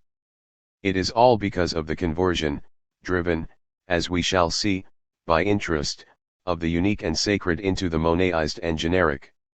In The Ascent of Humanity I wrote, "We don't really need each other." What better description could there be of the loss of community in today's world? We don't really need each other. We don't need to know the person who grows, ships, and processes our food, makes our clothing, builds our house, creates our music, makes or fixes our car. We don't even need to know the person who takes care of our babies while we are at work. We are dependent on the role, but only incidentally on the person fulfilling that role. Whatever it is, we can just pay someone to do it, or pay someone else to do it, as long as we have money. And how do we get money? By performing some other specialized role that, more likely than not, amounts to other people paying us to do something for them. The necessities of life have been given over to specialists, leaving us with nothing meaningful to do, outside our own area of expertise, but to entertain ourselves. Meanwhile, whatever functions of daily living that remain to us are mostly solitary functions: driving places, buying things, paying bills, cooking convenience foods, doing housework. None of these demand the help of neighbors, relatives, or friends. We wish we were closer to our neighbors, we think of ourselves as friendly people who would gladly help them.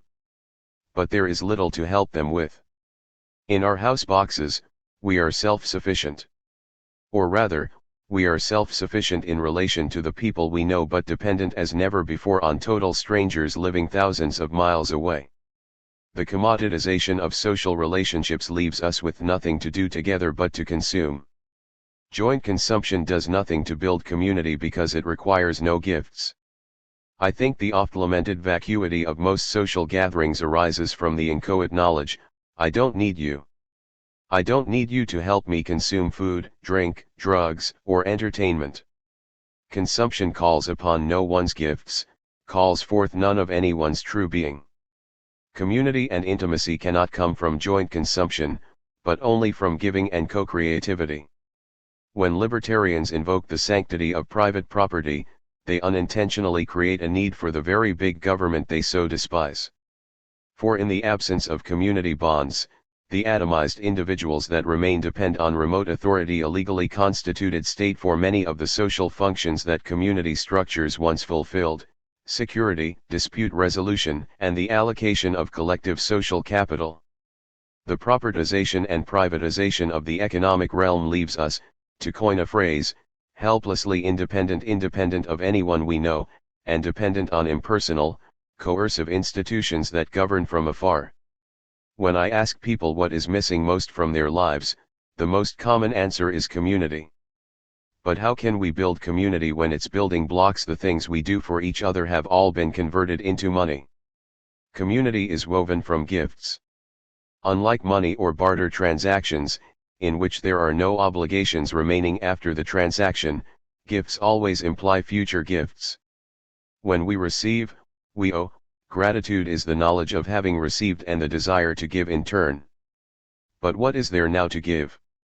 Not the necessities of life, not food, shelter, or clothing, not entertainment, not stories, not health care. Everyone buys these.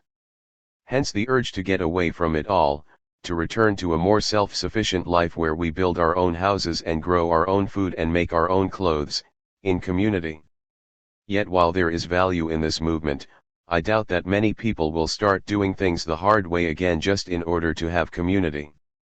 There is another solution besides reversing the specialization of labor and the machine-based efficiency of the modern age, and it springs from the fact that money does not meet many of our needs at all. Very important needs go unmet today, and money, because of its impersonal nature, is incapable of meeting them. The community of the future will arise from the needs that money inherently cannot meet. You can see now why I call money the corpse of the commons. The conversion of natural, cultural, social, and spiritual capital into money is the fulfillment of its power, described by Richard Seaford, to homogenize all that it touches. In reducing individuality to homogeneous impersonality, he writes, the power of money resembles the power of death. 7 Indeed, when every forest has been converted into board feet, when every ecosystem has been paved over, when every human relationship has been replaced by a service, the very processes of planetary and social life will cease. All that will be left is cold, dead money, as forewarned by the myth of King Midas so many centuries ago. We will be dead but very, very rich. The creation of needs. Economists would say that such things as phonographs and bulldozers and the rest of technology have enriched us, creating new goods and services that did not exist before. On a deep level, though, the human needs these things meet are nothing new. They just meet them in a different way, a way that we must now pay for. Consider telecommunications. Human beings do not have an abstract need for long-distance communication. We have a need to stay in contact with people with whom we share emotional and economic ties.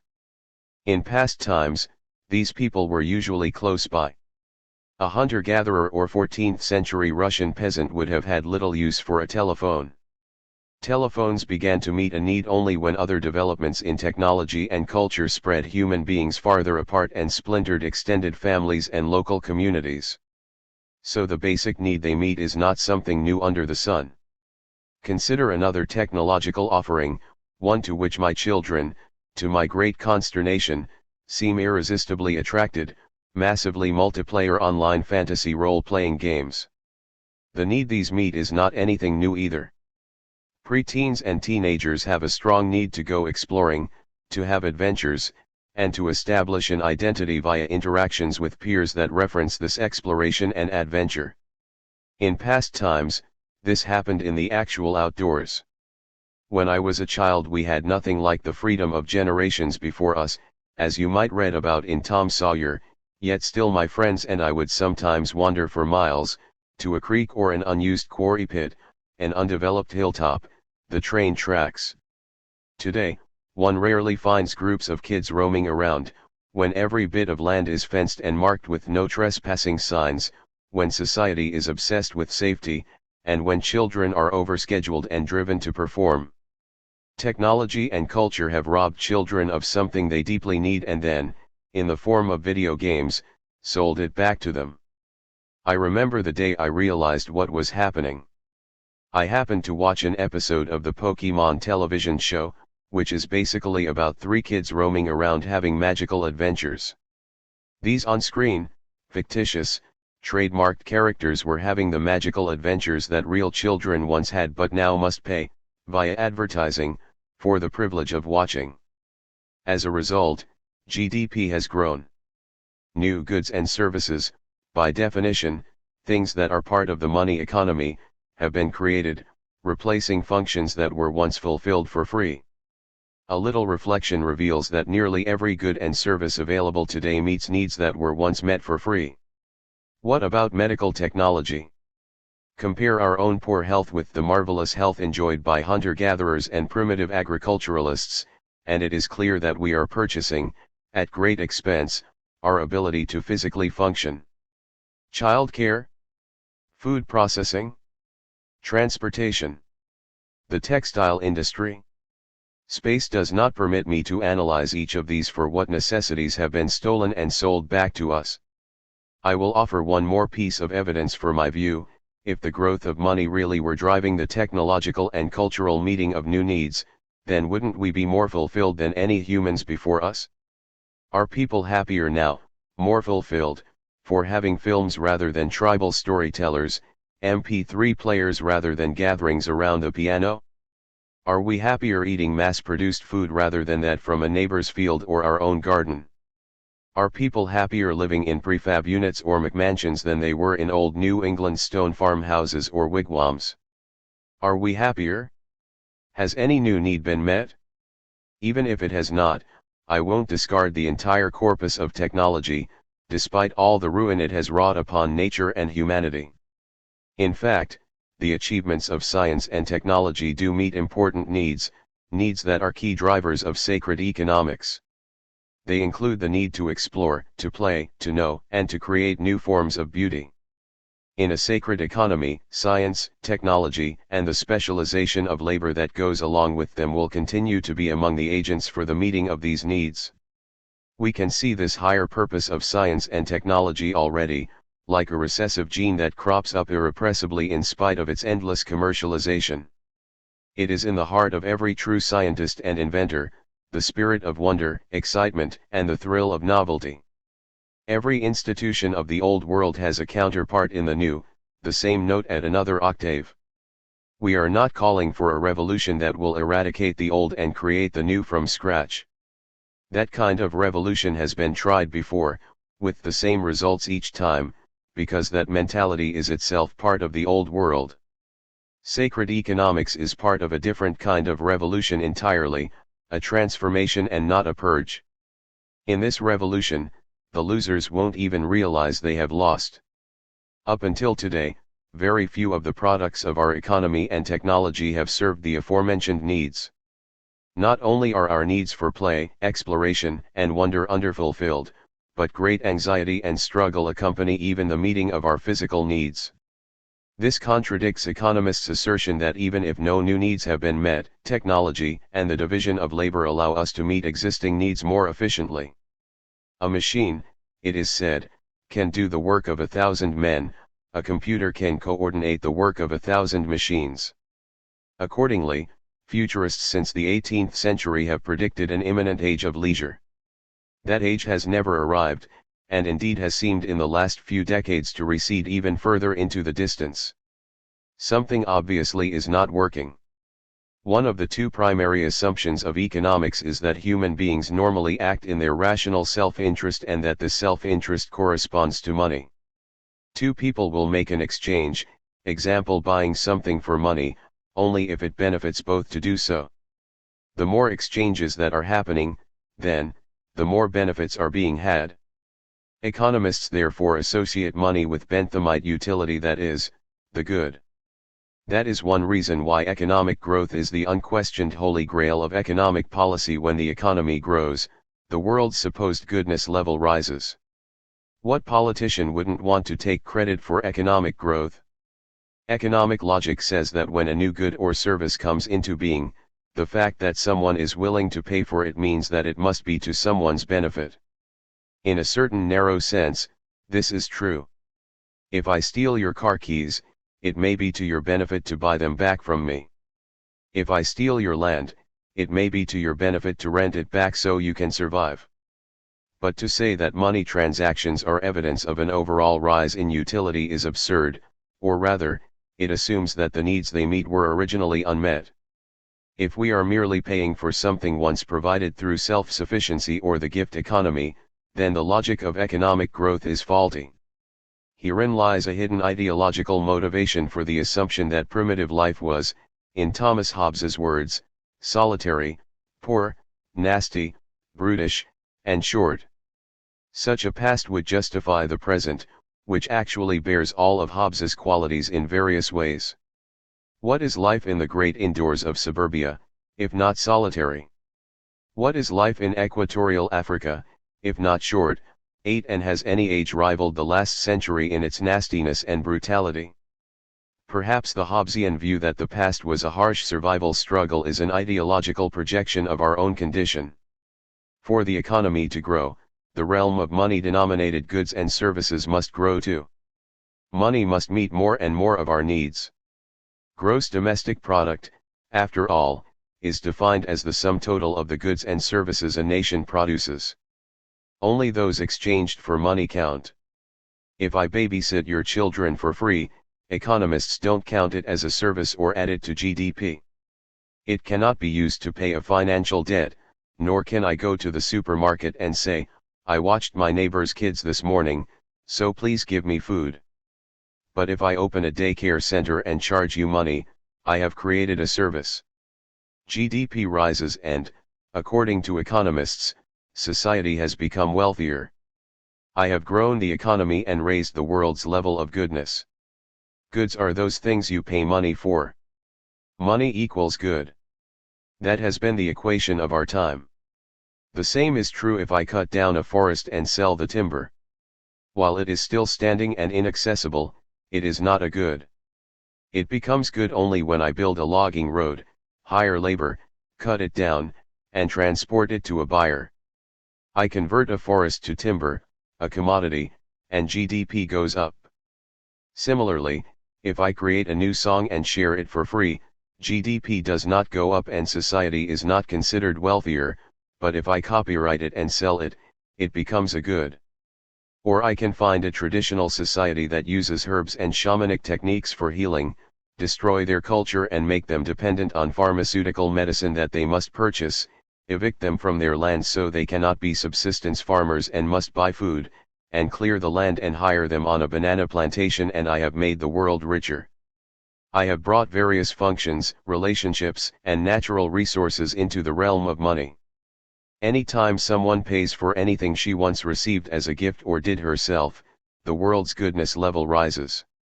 Each tree cut down and made into paper, each idea captured and made into intellectual property, each child who uses video games instead of creating worlds of the imagination, each human relationship turned into a paid service, depletes a bit of the natural, cultural, spiritual, and social commons and converts it into money.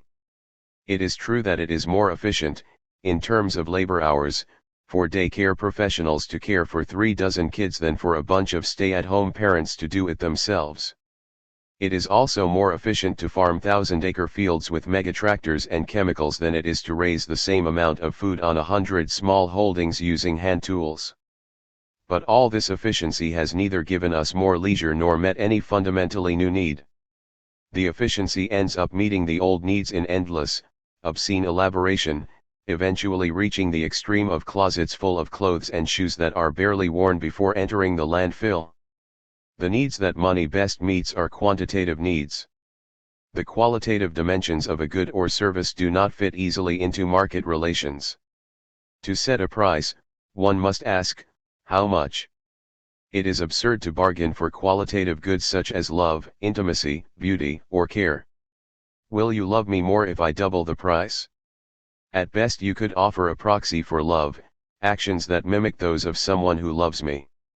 Those can be specified and quantified. The growth of money accompanies a growth of everything that it can denominate, that is, a growth in the realm of quantity. So it is that modern society is awash in an obscene, though mal-distributed, excess of that which we can measure, and a corresponding poverty of that which we cannot. The limited character of human needs presented problems for capitalism from the very beginning of the industrial era. One solution has been to create new needs and to siphon material production into the black hole of unmet qualitative needs. This solution appeared first in the textile industry. After all, how many garments does one person really need? The solution to the looming crisis of overproduction was to manipulate people into overfulfilling their need for clothes. Enter the fashion industry, which, in a surprisingly conscious and cynical way, encouraged would-be dandies to keep up with the fashions. Part of the reason that people embrace this is because clothing occupies a special place in all cultures, fulfilling various sacred, joyful, somber, and playful needs and contributing greatly to the deeper need for social identity. It is as natural to adorn our bodies as it is to spice our food. The point is that no new need was being fulfilled. More and more production is devoted toward meeting the same need, endlessly elaborated. Moreover, the same industrialization that brought the mass production of textiles also caused the social disintegration that shattered traditional communities and made people susceptible to the fashion industry. I described this in a somewhat broader context in The Ascent of Humanity. To introduce consumerism to a previously isolated culture, it is first necessary to destroy its sense of identity. Here's how: disrupt its networks of reciprocity by introducing consumer items from the outside. Erode its self-esteem with glamorous images of the West. Demean its mythologies through missionary work and scientific education. Dismantle its traditional ways of transmitting local knowledge by introducing schooling with outside curricula. Destroy its language by providing that schooling in English or another national or world language. Truncate its ties to the land by importing cheap food to make local agriculture uneconomic. Then you will have created a people hungry for the right sneaker. The crisis of overproduction that occurs when one need has been fulfilled is resolved by exporting it onto some other need, usually a qualitative need. How many sneakers will it take to meet the need for identity and belonging?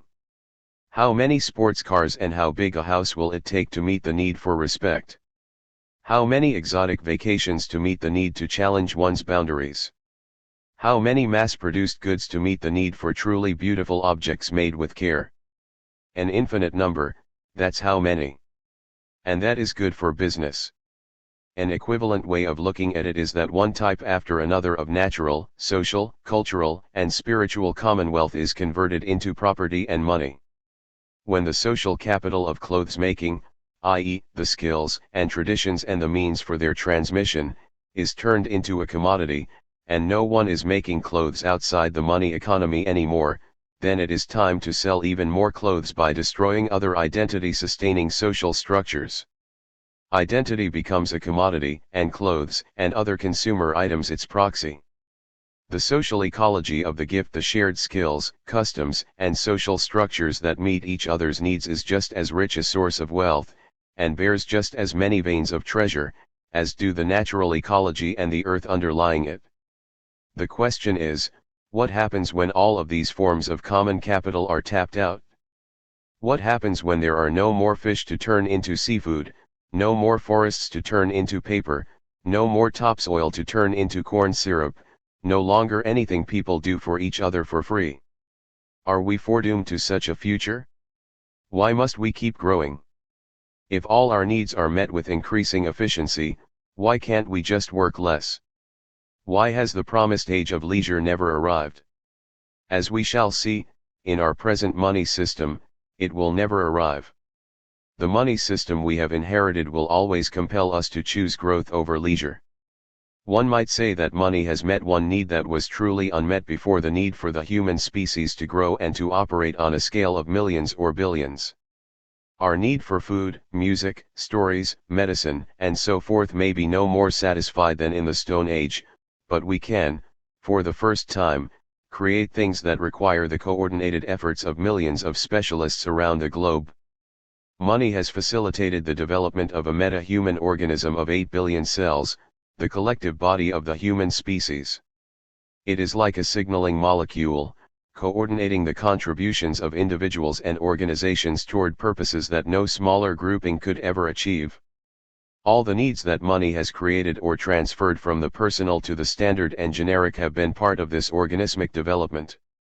Even the fashion industry has been part of it, as a means for creating identity and a sense of belonging extending across vast social distances.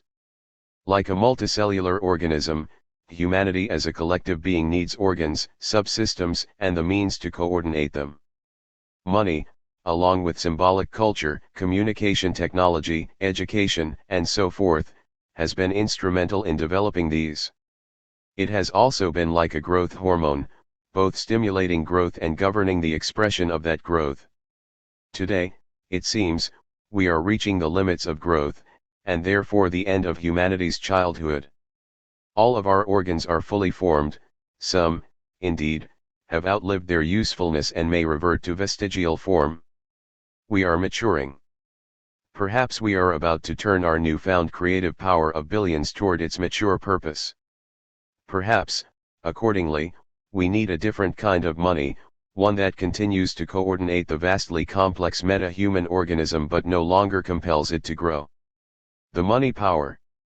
All of the myriad forms of property today have one defining feature in common: all of them can be bought and sold for money. All are the equivalent of money, for whoever owns money can own any other form of capital and the productive power that goes along with it. And each of these forms, remember, arose from the commons, was once unowned by any person, and was eventually stripped from the commons and made property. The same thing that happened to land has happened to everything else and has brought the same concentration of wealth and power in the hands of those who own it. As the early Christian fathers, Proudhon, Marx, and George knew, it is immoral to rob someone of his property and then make him pay you to use it. Yet that is what happens any time you charge rent on land or interest on money. No accident, then, that nearly all world religions impose prohibitions on usury. Someone should not benefit from merely owning what existed before ownership, and money today is the embodiment of all that existed before ownership, the distilled essence of property. However, the anti-interest money systems I will propose and describe in this book are not motivated by mere morality. Interest is more than just the proceeds of a crime, more even than the ongoing income from a crime already committed. It is also the engine of continued robbery. It is a force that compels us all, however kind in our intentions, into willing or unwilling complicity in the strip mining of the earth.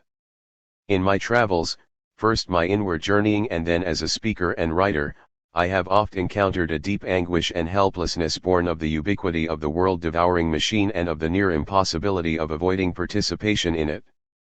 To give one example among millions, people who rage against Walmart or Amazon still shop there, or at other stores equally a part of the global predation chain, because they feel they cannot afford to pay double the price or to do without.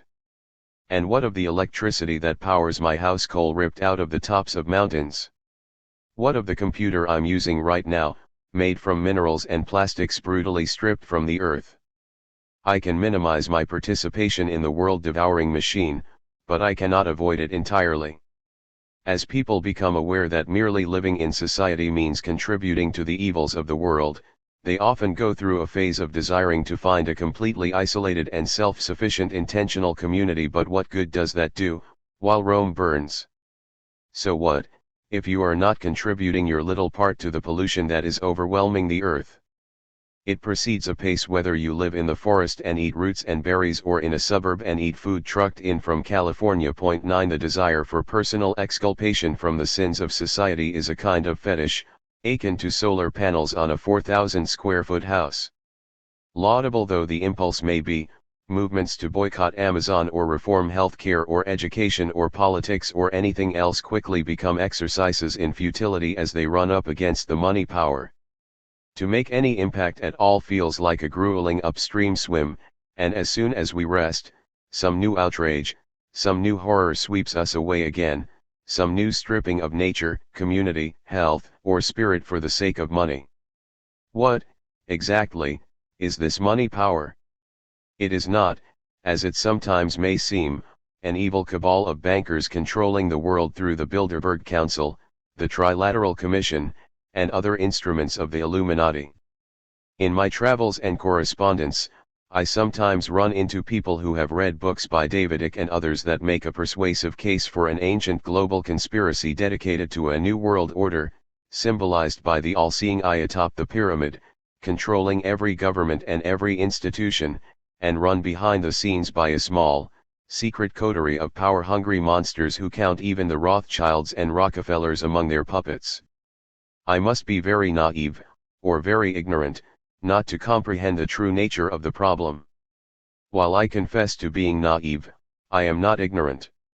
I have read much of this material and come away unsatisfied.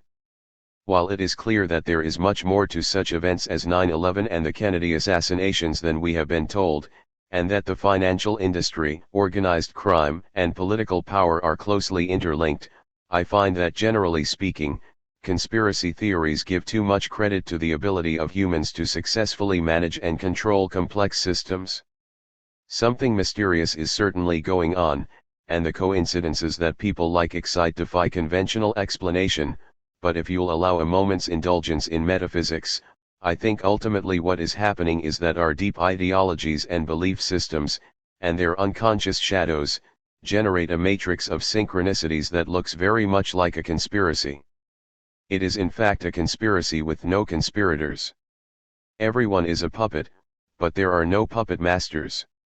Moreover, the appeal of conspiracy theories, which are usually non-falsifiable, is just as much psychological as it is empirical. Conspiracy theories have a dark allure because they tap into our primal outrage and identify something onto which to channel it, something to blame and something to hate. Unfortunately, as numerous revolutionaries have discovered when they topple the oligarchs, our hatred is misplaced.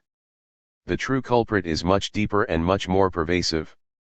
It transcends conscious human agency, and even the bankers and oligarchs live under its thrall.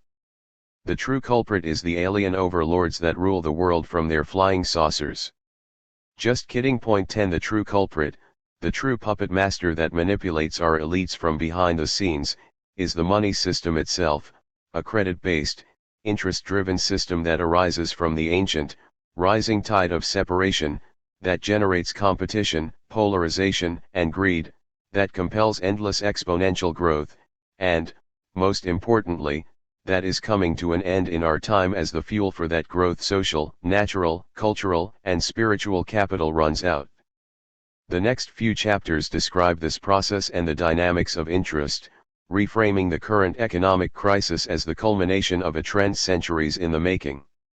With this understanding, we can better know how to create not just a new money system, but a new kind of money system, one that has the opposite effects of ours today, sharing instead of greed, equality instead of polarization, enrichment of the commons instead of its stripping, and sustainability instead of growth.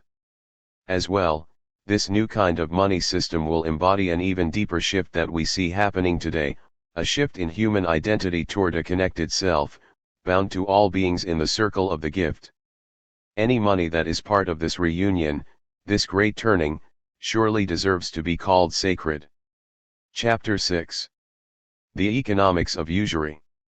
In spite of the holy promises of people to banish war once and for all, in spite of the cry of millions never again war, in spite of all the hopes for a better future, I have this to say: if the present monetary system based on interest and compound interest remains in operation, I dare to predict today that it will take less than 25 years until we have a new and even worse war.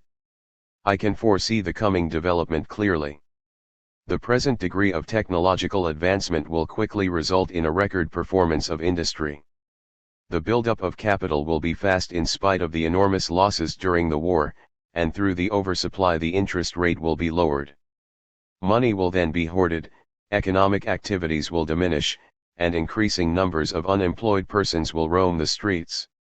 Within these discontented masses, wild, revolutionary ideas will arise, and with it also the poisonous plant called supranationalism will proliferate.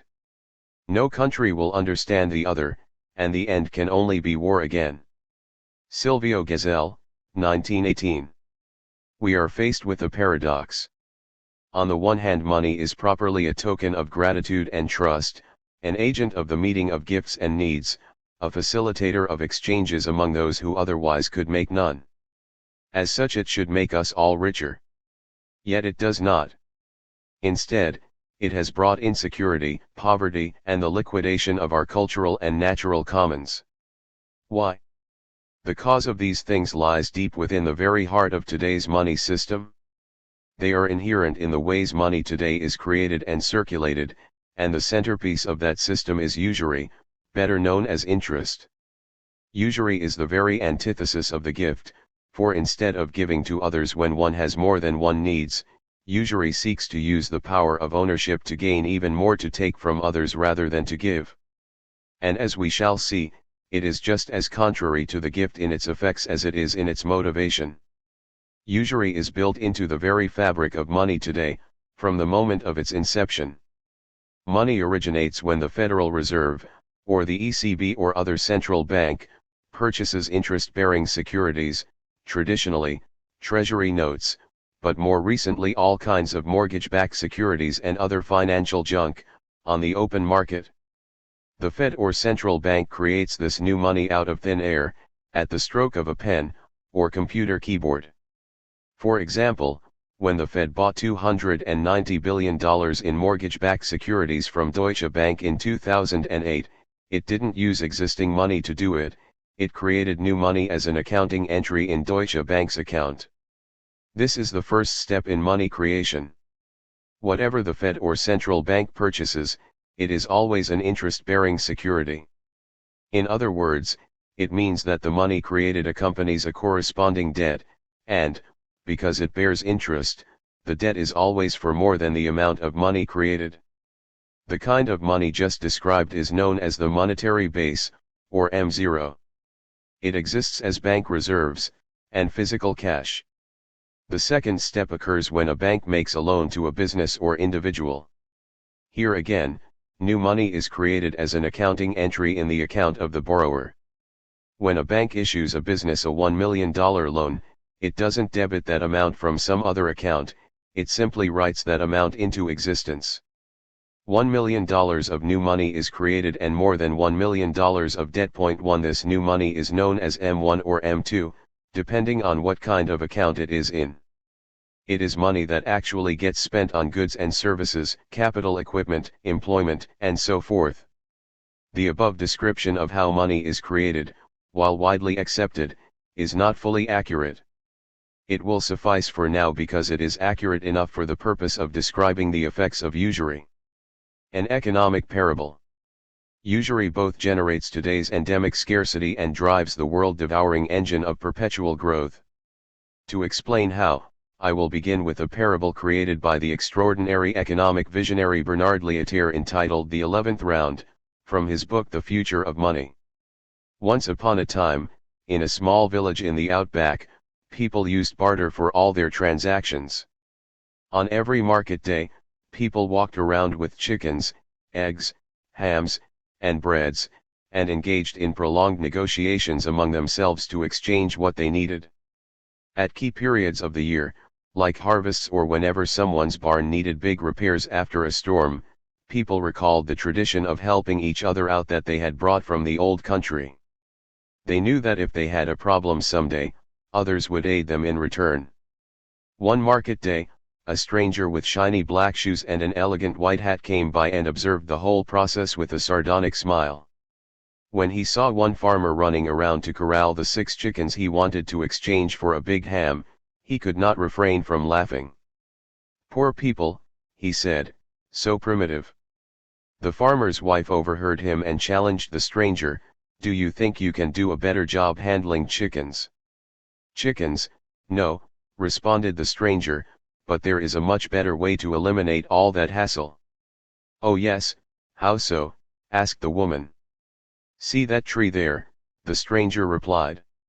Well, I will go wait there for one of you to bring me one large cowhide. Then have every family visit me. I'll explain the better way. And so it happened.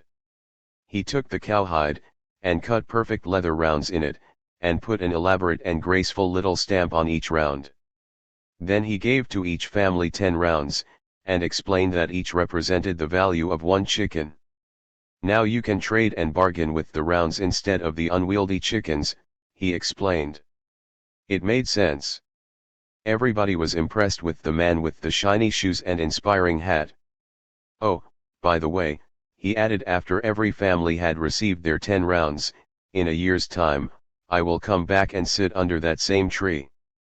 I want you to each bring me back 11 rounds. That 11th round is a token of appreciation for the technological improvement I just made possible in your lives. But where will the 11th round come from? Asked the farmer with the 6 chickens. You'll see, said the man with a reassuring smile. Assuming that the population and its annual production remain exactly the same during that next year, what do you think had to happen? Remember, that 11th round was never created. Therefore, bottom line, one of each 11 families will have to lose all its rounds, even if everybody managed their affairs well, in order to provide the 11th round to 10 others. So when a storm threatened the crop of one of the families, people became less generous with their time to help bring it in before disaster struck. While it was much more convenient to exchange the rounds instead of the chickens on market days, the new game also had the unintended side effect of actively discouraging the spontaneous cooperation that was traditional in the village. Instead, the new money game was generating a systemic undertow of competition among all the participants. This parable begins to show how competition, insecurity, and greed are woven into our economy because of interest. They can never be eliminated as long as the necessities of life are denominated in interest money. But let us continue the story now to show how interest also creates an endless pressure for perpetual economic growth. There are 3 primary ways Lyotard's story could end: default, growth in the money supply, or redistribution of wealth. One of each 11 families could go bankrupt and surrender their farms to the man in the hat, the banker, or he could procure another cowhide and make more currency, or the villagers could tar and feather the banker and refuse to repay the rounds. The same choices face any economy based on usury. So imagine now that the villagers gather round the man in the hat and say, "Sir, could you please give us some additional rounds so that none of us need go bankrupt?" The man says, "I will, but only to those who can assure me they will pay me back. Since each round is worth 1 chicken, I'll lend new rounds to people who have more chickens than the number of rounds they already owe me. That way, if they don't pay back the rounds, I can seize their chickens instead. Oh, and because I'm such a nice guy, I'll even create new rounds for people who don't have additional chickens right now, if they can persuade me that they will breed more chickens in the future. So show me your business plan. Show me that you are trustworthy." One villager can create credit reports to help you do that. "I'll lend at 10% if you are a clever breeder, you can increase your flock by 20% per year, pay me back, and get rich yourself, too." The villagers ask, "That sounds okay, but since you are creating the new rounds at 10% interest also, there still won't be enough to pay you back in the end." "That won't be a problem," says the man. "You see, when that time arrives, I will have created even more rounds, and when those come due, I'll create yet more. I will always be willing to lend new rounds into existence. Of course, you'll have to produce more chickens, but as long as you keep increasing chicken production, there will never be a problem." A child comes up to him and says, "Excuse me, sir, my family is sick, and we don't have enough rounds to buy food. Can you issue some new rounds to me?" "I'm sorry," says the man, "but I cannot do that. You see, I create rounds only for those who are going to pay me back. Now, if your family has some chickens to pledge as collateral, or if you can prove you are able to work a little harder to breed more chickens, then I will be happy to give you the rounds. With a few unfortunate exceptions, the system worked fine for a while. The villagers grew their flocks fast enough to obtain the additional rounds they needed to pay back the man in the hat. Some, for whatever reason, ill fortune or ineptitude, did indeed go bankrupt, and their more fortunate, more efficient neighbors took over their farms and hired them as labor. Overall, though, the flocks grew at 10% a year along with the money supply. The village and its flocks had grown so large that the man in the hat was joined by many others like him, all busily cutting out new rounds and issuing them to anyone with a good plan to breed more chickens. From time to time, problems arose. For one, it became apparent that no one really needed all those chickens. "We're getting sick of eggs," the children complained. "Every room in the house has a feather bed now," complained the housewives. In order to keep consumption of chicken products growing, the villagers invented all kinds of devices. It became fashionable to buy a new feather mattress every month, and bigger houses to keep them in, and to have yards and yards full of chickens. Disputes arose with other villages that were settled with huge egg-throwing battles. "We must create demand for more chickens," shouted the mayor, who was the brother-in-law of the man in the hat. "That way we will all continue to grow rich." One day, a village old-timer noticed another problem. Whereas the fields around the village had once been green and fertile, now they were brown and foul. All the vegetation had been stripped away to plant grain to feed the chickens. The ponds and streams, once full of fish, were now cesspools of stinking manure. She said, "This has to stop. If we keep expanding our flocks, we will soon drown in chicken shit."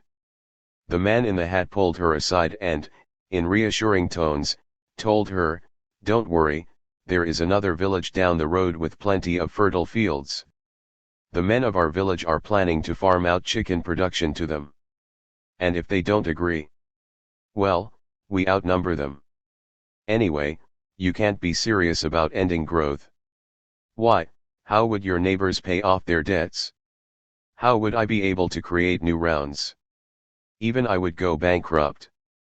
And so, one by one, all the villages turned into stinking cesspools surrounding enormous flocks of chickens that no one really needed, and the villages fought each other for the few remaining green spaces that could support a few more years of growth.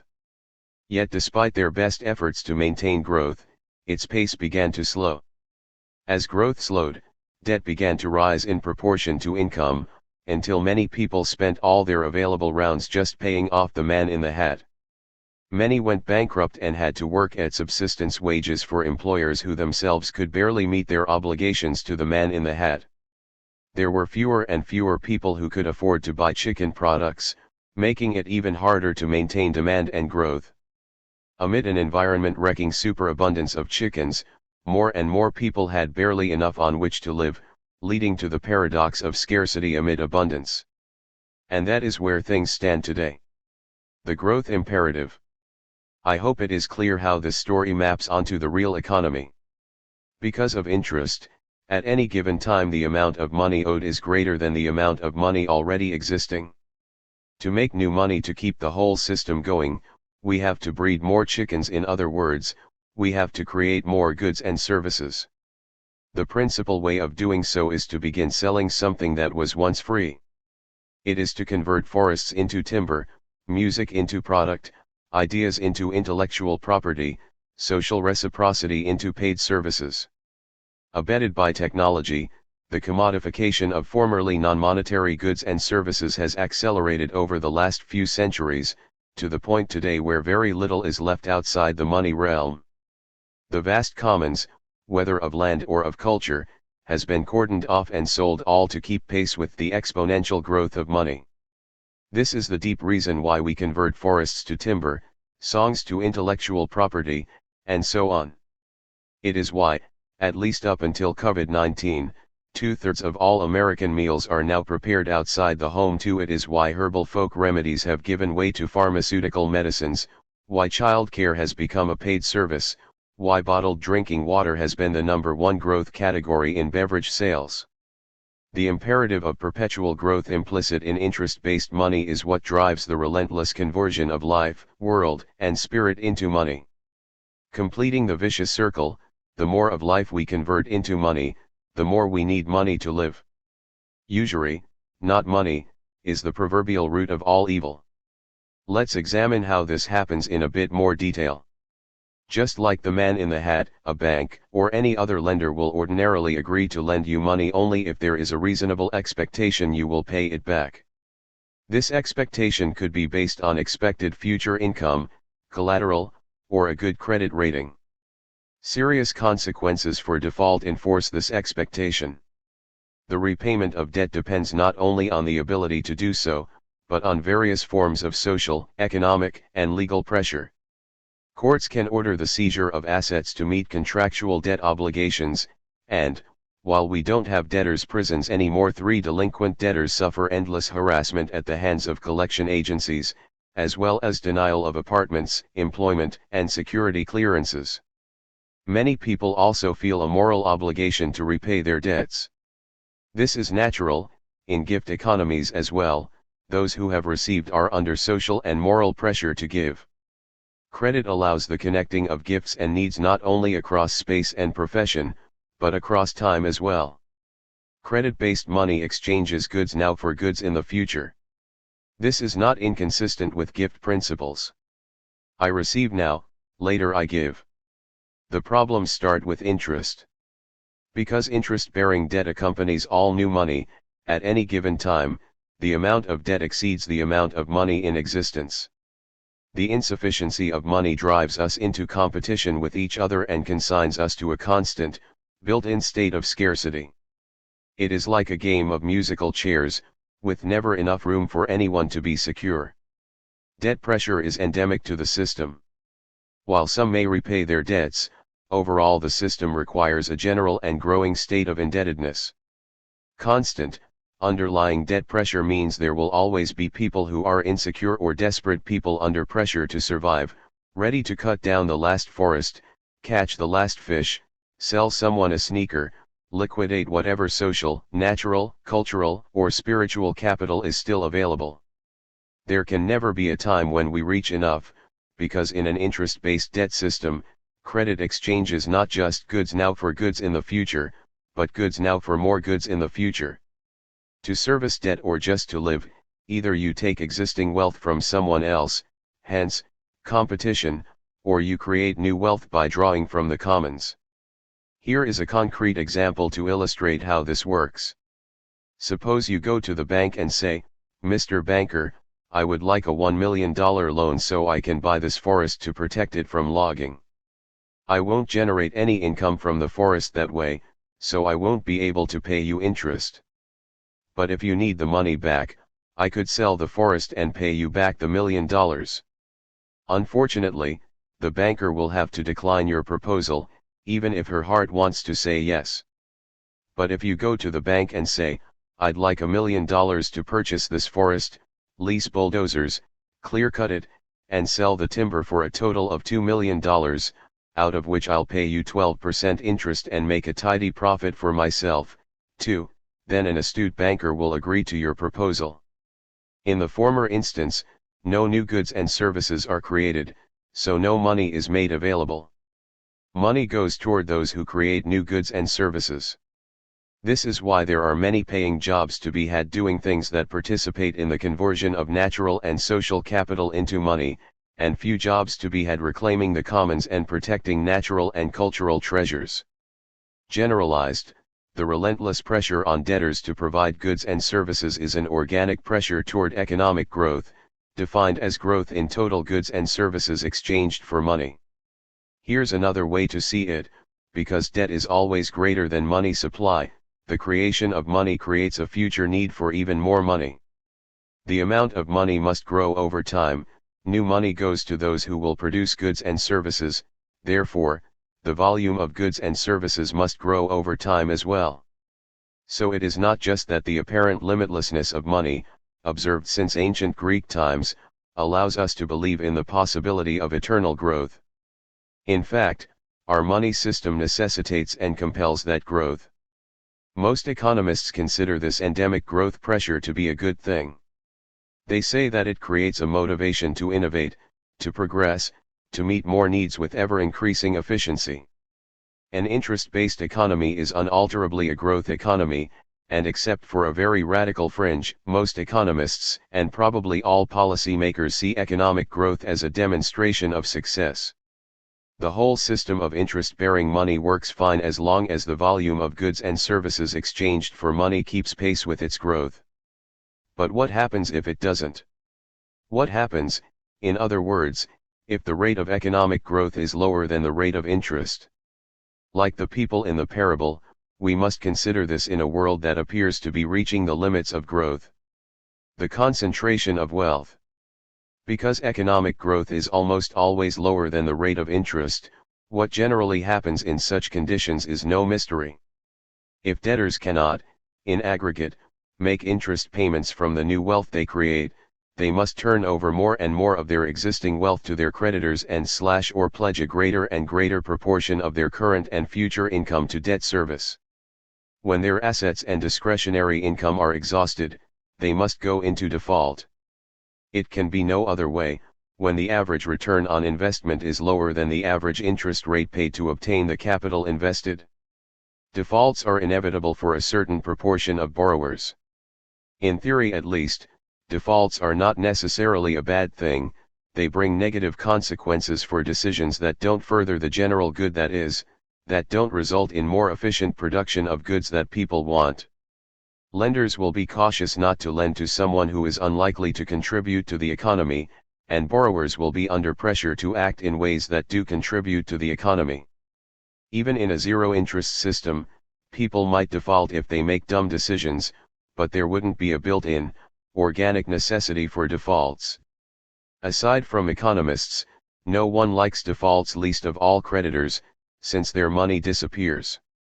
One way to prevent a default, at least temporarily, is to lend the borrower even more money so she can continue making payments on the original loan. This might be justified if the borrower is facing a temporary difficulty or if there is reason to believe that enough higher productivity is around the corner to pay back all the loans. But often, lenders will throw in good money after bad just because they don't want to write down the losses from defaults, which could indeed send them into bankruptcy themselves. As long as the borrower is still making payments, the lender can pretend that everything is normal. This is essentially the situation the world economy has occupied for many years. After years, or even decades, of interest rates far exceeding economic growth, with no compensatory rise in defaults, we face an enormous debt overhang. The government, at the behest of the financial industry, i.e., the creditors, the owners of money, has done its best to prevent defaults and keep the full value of the debts on the books, hoping that renewed economic growth will allow them to continue to be serviced. For we will grow our way out of debt, they hope. At the political level, then, the same pressure exists to create economic growth as it does on the level of the individual or business. The debtor is under pressure to sell something, if only his labor, in order to obtain money to pay debt. That is essentially what growth-friendly policies do as well. They make this selling something easier, that is, they facilitate the conversion of natural, social, and other capital into money. When we relax pollution controls, we ease the conversion of the life-sustaining atmosphere into money. When we subsidize roads into old-growth forests, we ease the conversion of ecosystems into money. When the International Monetary Fund, IMF, pressures governments to privatize social services and cut spending, it pushes the conversion of social capital into money. That is why, in America, Democrats and Republicans are equally eager to open new markets, enforce intellectual property rights, and so on. That is also why any item of the commons that is unavailable to exploitation, such as oil in the Arctic National Wildlife Refuge in Alaska, local food economies protected by tariffs, or the territory of indigenous Amazonians, must endure constant assault from politicians, corporations, or poachers. If the money realm stops growing, then the middle passage between defaults and polarization of wealth narrows to nothing, resulting in social unrest and, eventually, revolution. Without growth, there is no other alternative when debts increase exponentially in a finite world. If this growth, this conversion of commonwealth into money, happens at a rate faster than the rate of interest, then everything is fine, at least from the financial perspective, if not the human or ecological perspective. If there is enough demand for chickens and enough natural resources to feed them, villagers can borrow at 10% to increase their chicken flock by 20%. To use conventional language, capital investment brings a return in excess of the cost of capital, therefore, the borrower gains wealth beyond the portion that goes to the creditor. Such was the case in frontier days, when there was plenty of the unowned ripe for the taking. Such is still the case in a society where social relationships are not fully monetized. In economic parlance, this is called an undeveloped market. Only with economic growth can all boats rise. The creditors get richer and richer, and the borrowers can prosper as well. But even in good times, growth is rarely fast enough to keep pace with interest. Imagine now that the villagers can increase their flocks by only 5% a year. Instead of paying a portion of new growth to the bankers, now they have to pay, on average, all of it, plus a portion of their existing wealth and/or future earnings. Concentration of wealth, both income and assets, is an inescapable corollary of debt growing faster than goods and services. Certainly, governments can neutralize wealth concentration through redistributive taxation, but the underlying tendency will always be there. Economic thinkers since the time of Aristotle have recognized the essential problem. Aristotle observed that since money is barren, i.e., it does not leave offspring like cattle or wheat do, it is unjust to lend it at interest. The resulting concentration of wealth had been seen many times already by 350 BCE, and it would happen many times thereafter. It happened again in Roman times. As long as the empire was expanding rapidly, acquiring new lands and new tribute, everything worked passably well, and there was no extreme concentration of wealth. It was only when the growth of the empire slowed that concentration of wealth intensified, and the once extensive class of small farmers, the backbone of the legions, entered debt peonage. It was not long before the empire became a slave economy. I need not belabor the parallels between Rome and the world today. As growth has slowed, many today, both individuals and nations, are entering a state similar to Roman debt peonage. A larger and larger proportion of income goes toward the servicing of debt, and when that does not suffice, pre-existing assets are collateralized and then seized until there are none left. Thus it is that U.S. home equity has declined as a proportion of real estate value from 85% in 1950 to about 60% today, including those who own their houses free and clear. 5. In other words, people don't own their own homes anymore. Most people I know don't own their own cars either, but essentially rent them from banks via auto loans. Even corporations labor under an unprecedented degree of leverage, so that a large proportion of their revenue goes to banks and bondholders. The same is true of most nations, with their ballooning debt to GDP ratios.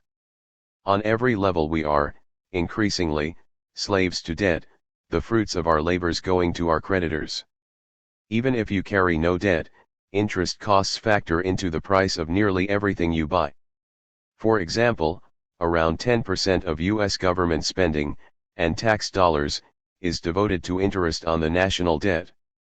If you rent your home, most of the rental cost goes to cover the landlord's highest expense, the mortgage on the property. When you eat a meal at a restaurant, the prices reflect in part the cost of capital for the restaurateur. Moreover, the costs of the restaurant's electricity, food supply, and rent also include the interest that those suppliers pay on capital, too, and so on down the line. All of this money is a kind of a tribute, a tax on everything we buy, that goes to the owners of money. Interest comprises about 6 components: a risk premium, the cost of making a loan, an inflation premium, a liquidity premium, a maturation premium, and a zero-risk interest premium. 6. A more sophisticated discussion of the effects of interest might distinguish among these components, and conclude that only the latter three and particularly the last are usurious. Without them, concentration of wealth is no longer a given because that portion of the money doesn't stay in the hands of the lenders. Growth pressure would still exist, though. In our present system, however, all six contribute to prevailing interest rates. That means that those who have money can increase their wealth simply by virtue of having money. Unless borrowers can increase their wealth just as fast, which is possible only in an expanding economy, then wealth will concentrate in the hands of the lenders. Let me put it simply, a portion of the interest rate says, I have money and you need it, so I am going to charge you for access to it just because I can, just because I have it, and you don't. In order to avoid polarization of wealth, this portion must be lower than the economic growth rate, otherwise, the mere ownership of money allows one to increase wealth faster than the average marginal efficiency of productive capital investment. In other words, you get rich faster by owning rather than producing. In practice, this is nearly always the case, because when economic growth speeds up, the authorities push interest rates higher. The rationale is to prevent inflation, but it is also a device to keep increasing the wealth and power of the owners of money. 7 Absent redistributive measures, the concentration of wealth intensifies through good times and bad. As a general rule, the more money you have, the less urgent you are to spend it. Ever since the time of ancient Greece, people have therefore had what John Maynard Keynes called a liquidity preference, a preference for money over goods, except when goods are urgently needed. This preference is inevitable when money becomes a universal means and end. Interest reinforces liquidity preference, encouraging those who already have money to keep it. Those who need money now must pay those who do not, for the use of their money. This payment interest on the loan must come from future earnings.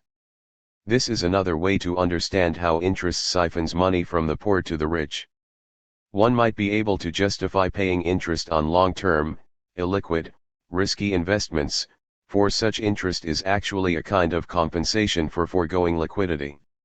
It is in keeping with gift principles, in that when you give a gift you often receive a greater gift in return, but not always and never with absolute assurance, hence, risk. But in the present system, even government-insured demand deposits and short-term risk-free government securities bear interest, allowing investors to profit while essentially keeping the money for themselves. This risk-free component is added as a hidden premium to all other loans, ensuring that those who own will own more and more. 8. The dual pressures I have described toward growth of the money realm, and toward the polarization of wealth are two aspects of the same force. Either money grows by devouring the non-monetized realm, or it cannibalizes itself. As the former is exhausted, the pressure of the latter increases, and concentration of wealth escalates. When that happens, another pressure arises to rescue the system, redistribution of wealth. After all, ever-increasing polarization of wealth and misery is not sustainable. Wealth redistribution and class conflict. Without wealth redistribution, social chaos is unavoidable in an interest-bearing, debt-based money system, especially when growth slows. Nonetheless, wealth redistribution always happens against the resistance of the wealthy, for it is their wealth that is being redistributed. Economic policy therefore reflects a balancing act between the redistribution and preservation of wealth, tending over time toward the minimum amount of redistribution necessary to maintain social order. Traditionally, liberal governments seek to ameliorate concentration of wealth with redistributive policies such as progressive income taxes, estate taxes, social welfare programs, high minimum wages, universal health care, free higher education, and other social programs.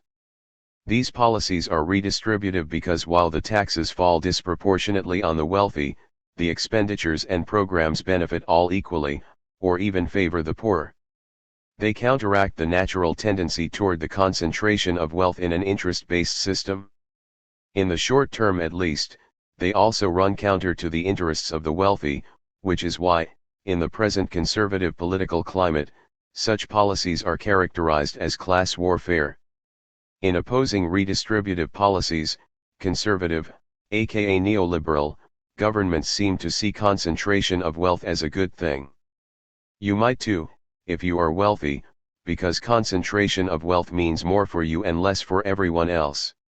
Hired help is cheaper.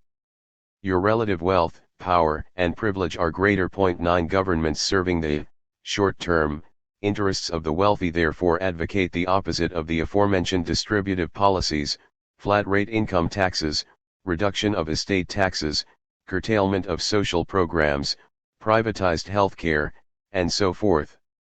In the 1930s, the United States and many other countries faced a choice: either redistribute wealth gently through social spending and taxing the rich, or let the concentration of wealth proceed to the point of revolution and violent redistribution. By the 1950s, most countries had adopted the social compromise forged in the New Deal: the rich got to stay on top, but they had to give up through taxation an amount offsetting the profits of ownership of capital. The compromise worked for a while, as long as growth stayed high, as it did through the early 1970s. If the economic pie is growing, then the rich can take a bigger and bigger slice, leaving everyone else with a smaller slice of a bigger pie. In relative terms the 99% get poorer, but in absolute terms they stay the same or even grow richer. This was the situation in the post-World War II era, but it works only in the presence of growth. However, even this gentle solution bears many undesirable consequences. High income taxes penalize those who earn a lot rather than those who merely own a lot. They also set up an unending battle between tax authorities and citizens, who usually end up finding ways to avoid paying at least some of their taxes, employing tens of thousands of lawyers and accountants in the process. Is this a good use of our human resources? Moreover, it is a system in which we are giving with one hand to the owners of money and taking away with the other. In an interest-based system, class conflict is inevitable, whether in muted or explicit form. The short-term interests of the holders of wealth oppose the interests of the debtor class. Since 1980, if not earlier, the balance has swung to the wealthy, as their political representatives have dismantled the mosaic of redistributive social programs assembled in the 1930s in most Western countries. For a while, in the post-World War II era, high growth obscured the inherency of class conflict, but that era is over. In ancient times, some societies addressed the polarization of wealth with a periodic nullification of debts. Examples include the Solonic Scarcity, the shaking off of burdens, in which debts were cancelled and debt peonage abolished, and the Jubilee of the ancient Hebrews. At the end of every 7 years thou shalt make a release. And this is the manner of the release: every creditor that lendeth aught unto his neighbor shall release it, he shall not exact it of his neighbor, or of his brother, because it is called the Lord's release, Deuteronomy 15:1, 2. Both of these ancient practices were much more radical than bankruptcy because the debtor got to keep his possessions and collateral. Under Solon, lands were even restored to their original owners. A more recent example of debt nullification has been the partial annulment of the foreign debts of impoverished, disaster-stricken nations. For example, the IMF, World Bank, and Inter-American Development Bank cancelled Haiti's foreign debt in 2008. A broader movement has existed for decades to cancel third world debt generally, but so far has gained little traction. A related form of redistribution is bankruptcy, in which a debtor is released from obligation, usually after the forfeiture to creditors of most of his property. This is nonetheless a nominal transfer of wealth from creditor to debtor, since the amount of the property is less than the debt owed. In recent times, it has become much more difficult in the United States to declare true personal bankruptcy, as the laws, rewritten at the behest of credit card issuers, now force the debtor onto a payment plan that assigns a portion of her income to the creditors far into the future. 10 Increasingly, debts become inescapable, a lifelong claim on the labor of the debtor, who occupies a state of peonage. Unlike the Scarcity and Jubilee, bankruptcy transfers assets to the creditor, who then controls both physical and financial capital. The former debtor has little choice but to go into debt again. Bankruptcies are a mere hiccup in the concentration of wealth. More extreme is outright debt repudiation, refusal to pay a debt or transfer collateral to the creditor. Ordinarily, of course, the creditor can sue and employ the force of the state to seize the debtor's property. Only when the legal system and the legitimacy of the state begin to fall apart is personal debt repudiation possible. Point 11 Such unraveling reveals money and property as the social conventions that they are. Stripped of all that is based on the conventional interpretation of symbols, Warren Buffett is no wealthier than I am, except maybe his house is bigger. To the extent that it is his because of a deed, even that is a matter of convention. At the present writing, debt repudiation is not much of an option for private citizens. For sovereign nations it would seem to be a different matter entirely. In theory, countries with a resilient domestic economy and resources to barter with neighbors can simply default on their sovereign debts. In practice, they rarely do. Rulers, democratic or otherwise, usually ally themselves with the global financial establishment and receive rich rewards for doing so. If they defy it, they face all kinds of hostility. The press turns against them, the bond markets turn against them, they get labeled as irresponsible, leftist, or undemocratic, their political opposition receives support from the global powers that be, they might even find themselves the target of a coup or invasion. Any government that resists the conversion of its social and natural capital into money is pressured and punished. That is what happened in Haiti when Aristide resisted neoliberal policies and was overthrown in a coup in 1991 and again in 2004, it happened in Honduras in 2009, it has happened all over the world, hundreds and hundreds of times. It failed in Cuba and more recently in Venezuela, which has so far escaped the invasion stage. In October 2010 a coup barely failed in Ecuador as well. Ecuador, the country that repudiated $3.9 billion in 2008 and subsequently restructured it at 35 cents on the dollar. In 2017, its president Rafael Correa was replaced by Lenin Moreno, who quickly instituted austerity policies. Such is the fate of any nation that resists the debt regime. Ex-economist John Perkins describes the basic strategy in Confessions of an Economic Hitman: first bribes to rulers, then threats, then a coup, then, if all else fails, an invasion. The goal is to get the country to accept and make payments on loans to go into debt and stay there. Whether for individuals or nations, the debt often starts out with a mega project, an airport or road system or skyscraper, a home renovation or college education that promises great future rewards but actually enriches outside powers and springs the debt trap.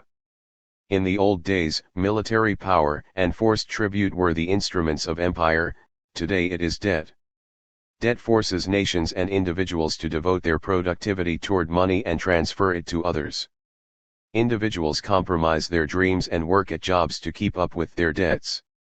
Nations convert subsistence agriculture and local self-sufficiency, which do not generate foreign exchange, into export commodity crops and sweatshop production, which do. 12 Haiti has been in debt since 1825, when it was forced to compensate France for the property, i.e., slaves, lost in the slave revolt of 1804.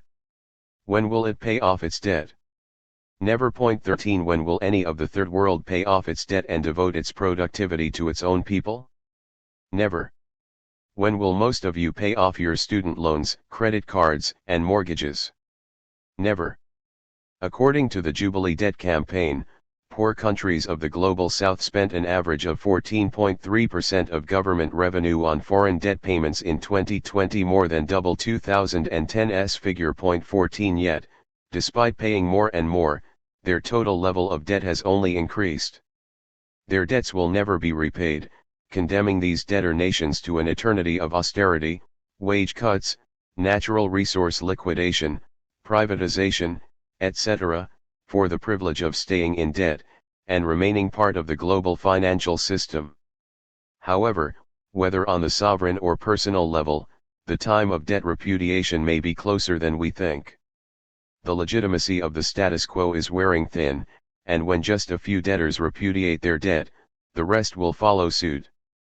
Challenges to these debts cannot be based on appeals to the letter of the law alone, when the laws are biased in favor of creditors. There is, however, a legal basis for challenging otherwise legal debts, the principle of odious debt, which says that fraudulently incurred debts are invalid. Originally signifying debt incurred on behalf of a nation by its leaders that does not actually benefit the nation, the concept can be extended into a powerful tool for systemic change. What other debts are odious? Some examples are obvious, such as loans to build the infamous Bataan nuclear power plant in the Philippines, from which Westinghouse and Marcos cronies profited enormously but that never produced any electricity, or the military expenditures of juntas in El Salvador or Greece. But what about the bulk of national debt, which was for large-scale centralized development projects? Neoliberal ideology says those are to the great benefit of a nation, but now it is becoming apparent that the main beneficiaries were corporations from the same nations that were doing the lending. Even the canonical trajectory of industrial development is now in doubt. Might we not say that most debt owed by the developing world is odious, born of colonial and imperial relationships? The same might be said for municipal, household, and personal debt. Tax laws, financial deregulation, and economic globalization have siphoned money into the hands of corporations and the very rich, forcing everyone else to borrow in order to meet basic needs. Municipalities and regional governments now must borrow to provide the services that tax revenues once funded before industry fled to the places of least regulation and lowest wages in the global race to the bottom. Students now must borrow to attend the universities that were once heavily subsidized by government. Stagnant wages force families to borrow just to live. The rising tide of debt cannot be explained by a rising tide of laziness or irresponsibility. The debt is systemic and inescapable. It isn't fair, and people know it. As the concept of illegitimate debt spreads, the moral compulsion to repay it will wane, and new forms of debt resistance will emerge. Perhaps a time is soon coming when we will shake off our burdens. Inflation. A final way to redistribute wealth is through inflation. On the face of it, inflation is a covered, partial form of debt annulment because it allows debts to be repaid in currency that is less valuable than it was at the time of the original loan. It is an equalizing force, reducing the value of both money and debt over time.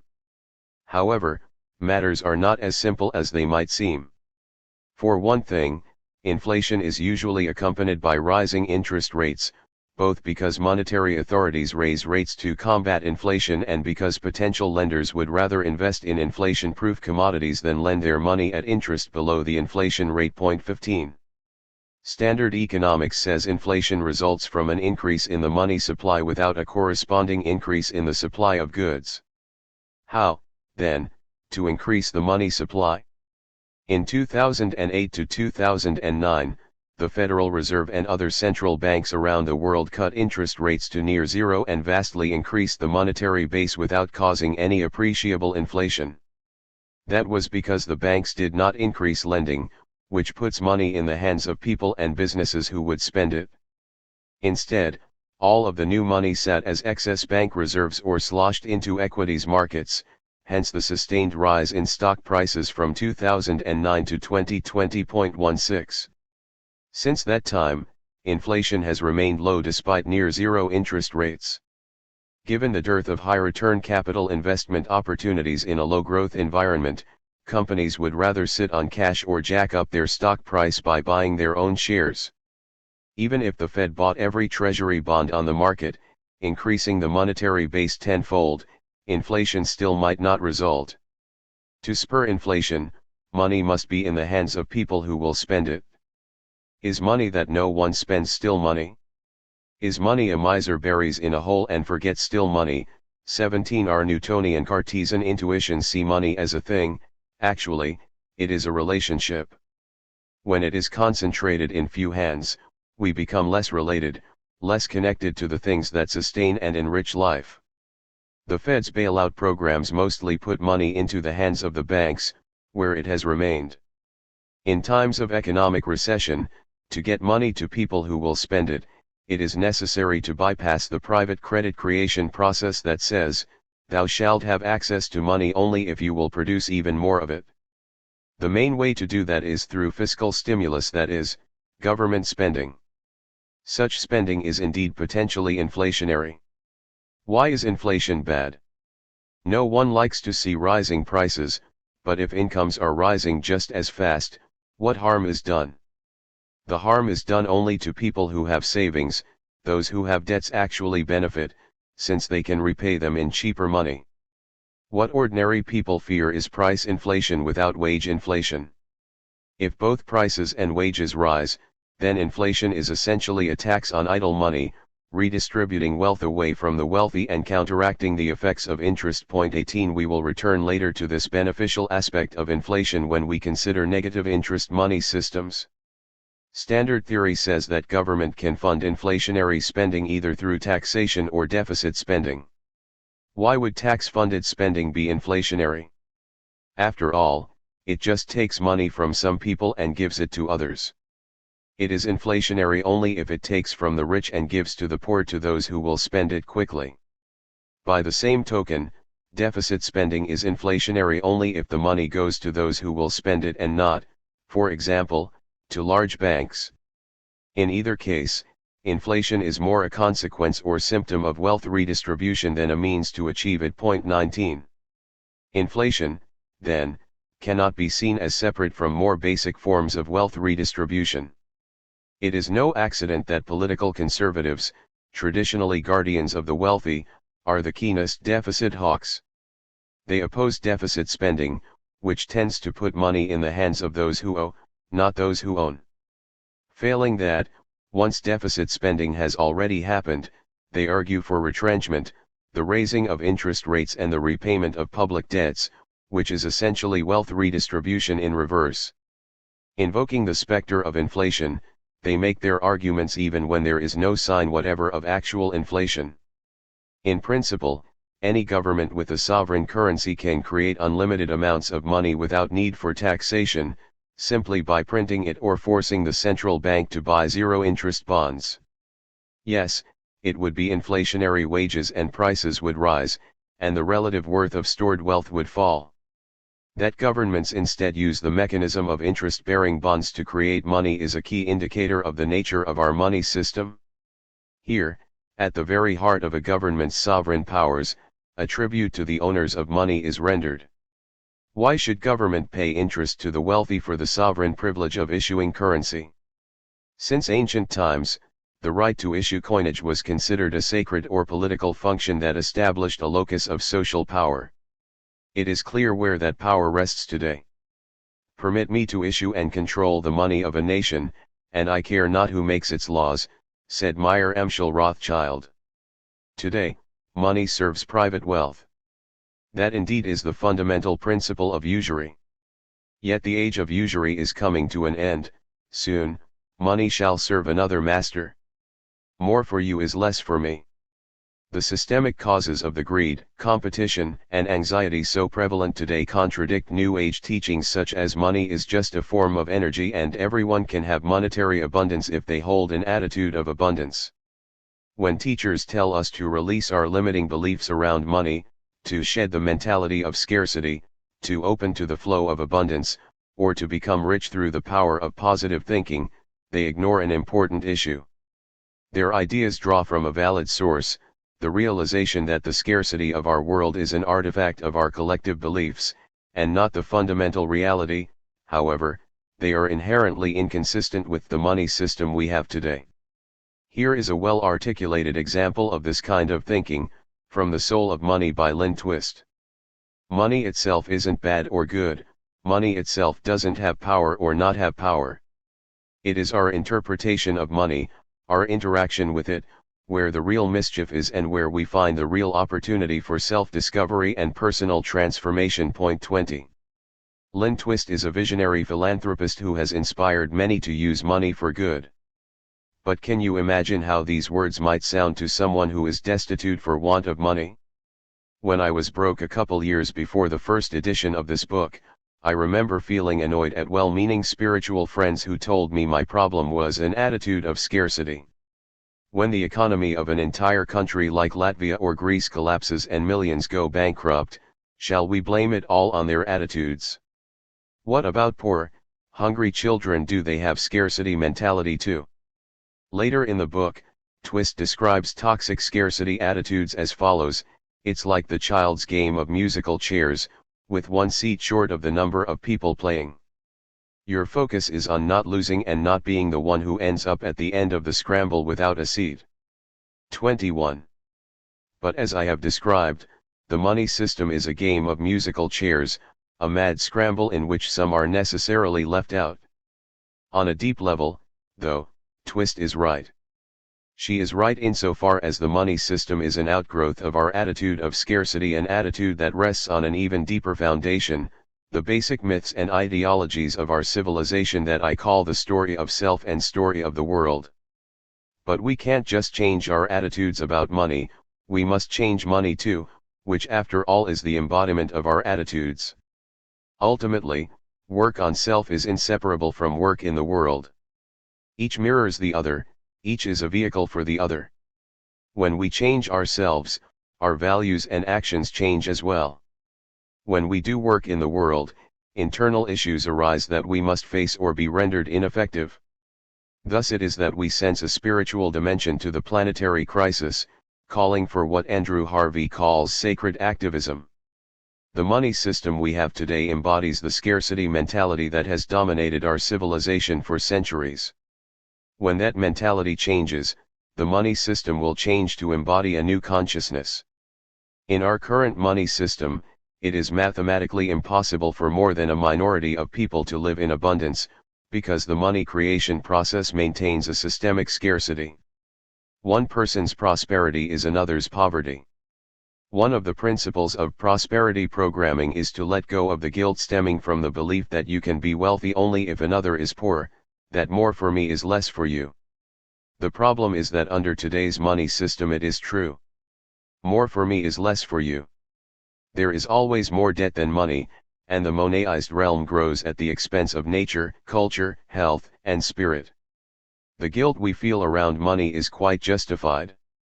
Certainly, we can create beautiful things, worthy organizations, and noble causes with money, but if we aim to earn money with these goals in mind, on some level we are robbing Peter to pay Paul. Please understand here that I do not mean to deter you from opening to the flow of abundance. To the contrary, because when enough people do this, the money system will change to conform to the new belief. Today's money system rests on a foundation of separation.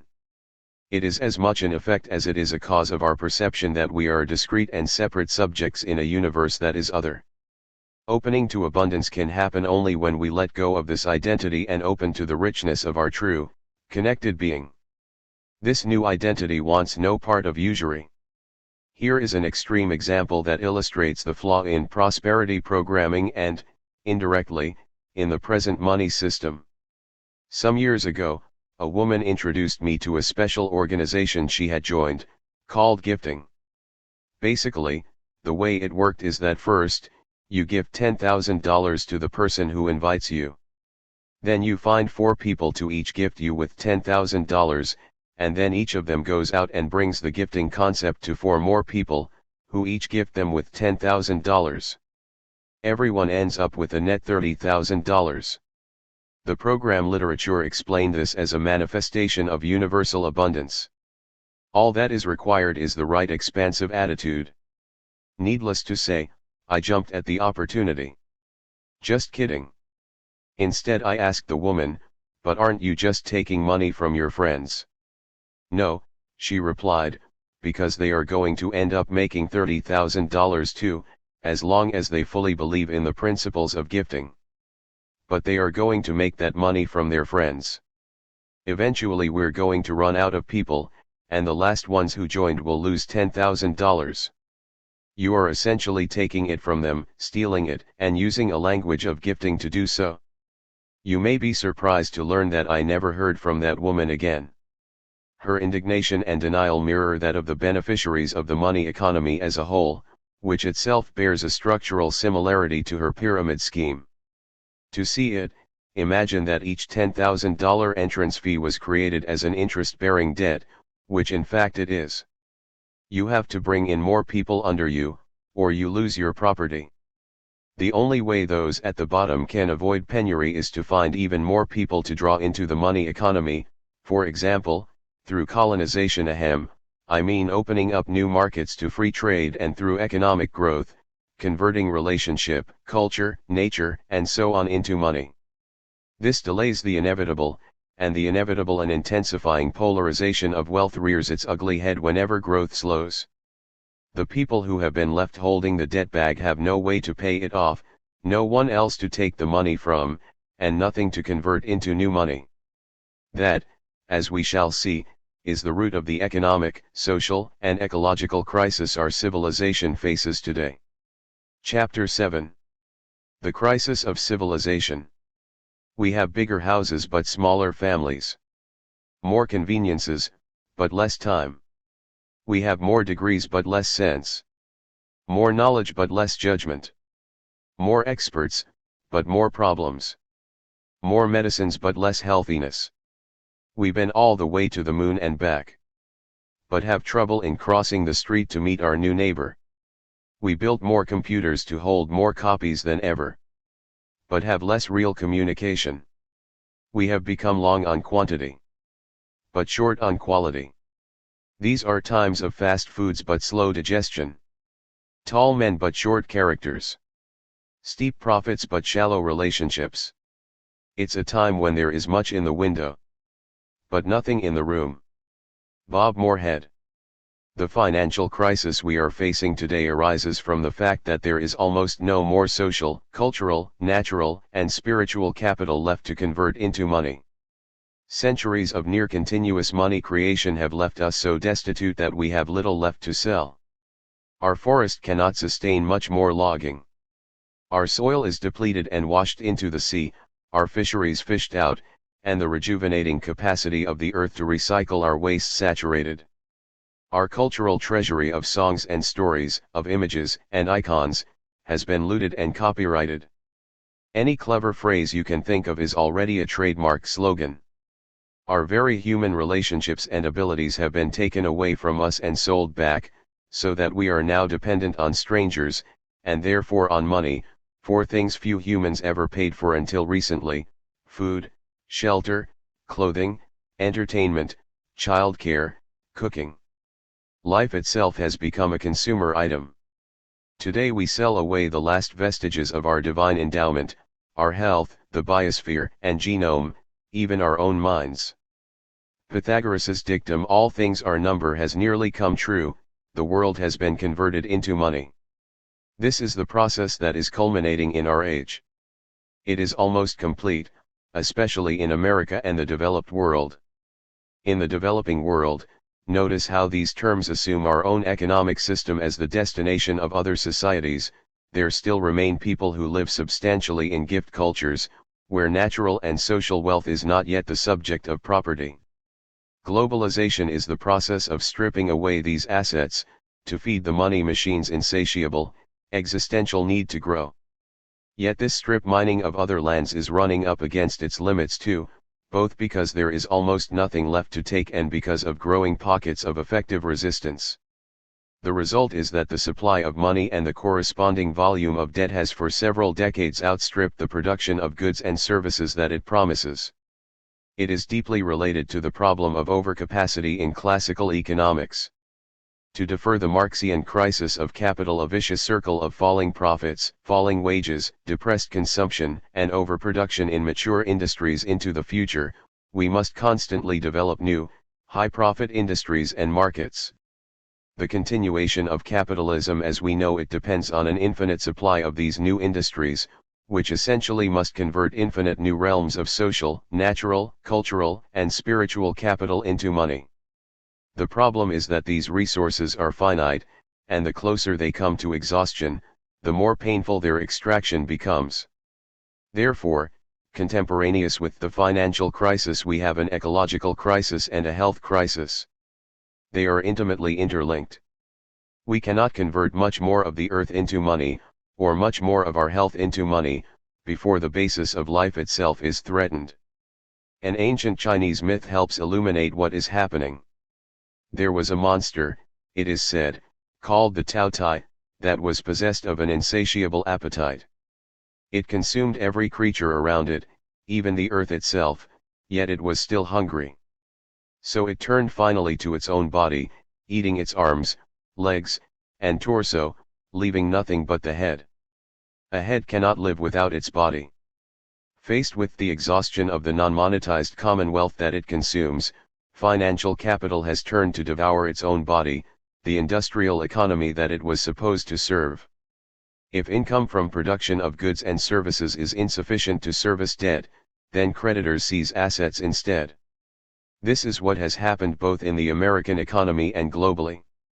Mortgages, for example, were originally a path toward owning your own home free and clear, starting with 20% equity. Today few ever dream of actually one day repaying their mortgage, but only of endlessly refinancing it, in effect renting the house from the bank. Globally, third world countries find themselves in a similar situation, as they are forced to sell off national assets and gut social services under IMF austerity programs.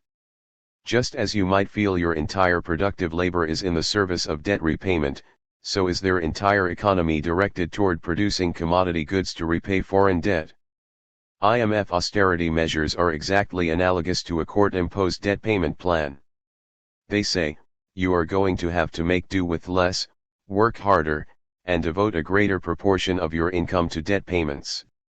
You will give me everything you own and turn over all your future earnings to me. Worker pensions, teacher salaries, minerals, oil all are turned to debt service. The irony is that in the long term, austerity measures don't even benefit the creditors. They choke off economic growth by reducing consumption, demand, and business investment opportunities. Jobs evaporate, commodity prices fall, and indebted people and nations are less able than ever to make their payments. Incapable of thinking beyond the short term, the money interests love austerity because the debtors are promising to devote more of their labor and resources toward debt service. It allows unserviceable debts to be serviced just a little while longer. In Europe and the Americas, governments on every level slash pensions and agree to privatize social services so that they can assure bondholders that they will be paid. From within the logic of bond markets and budget deficits, the case for greater fiscal responsibility is unassailable. From outside that logic, it is absurd. Technology and productivity have not ceased to progress.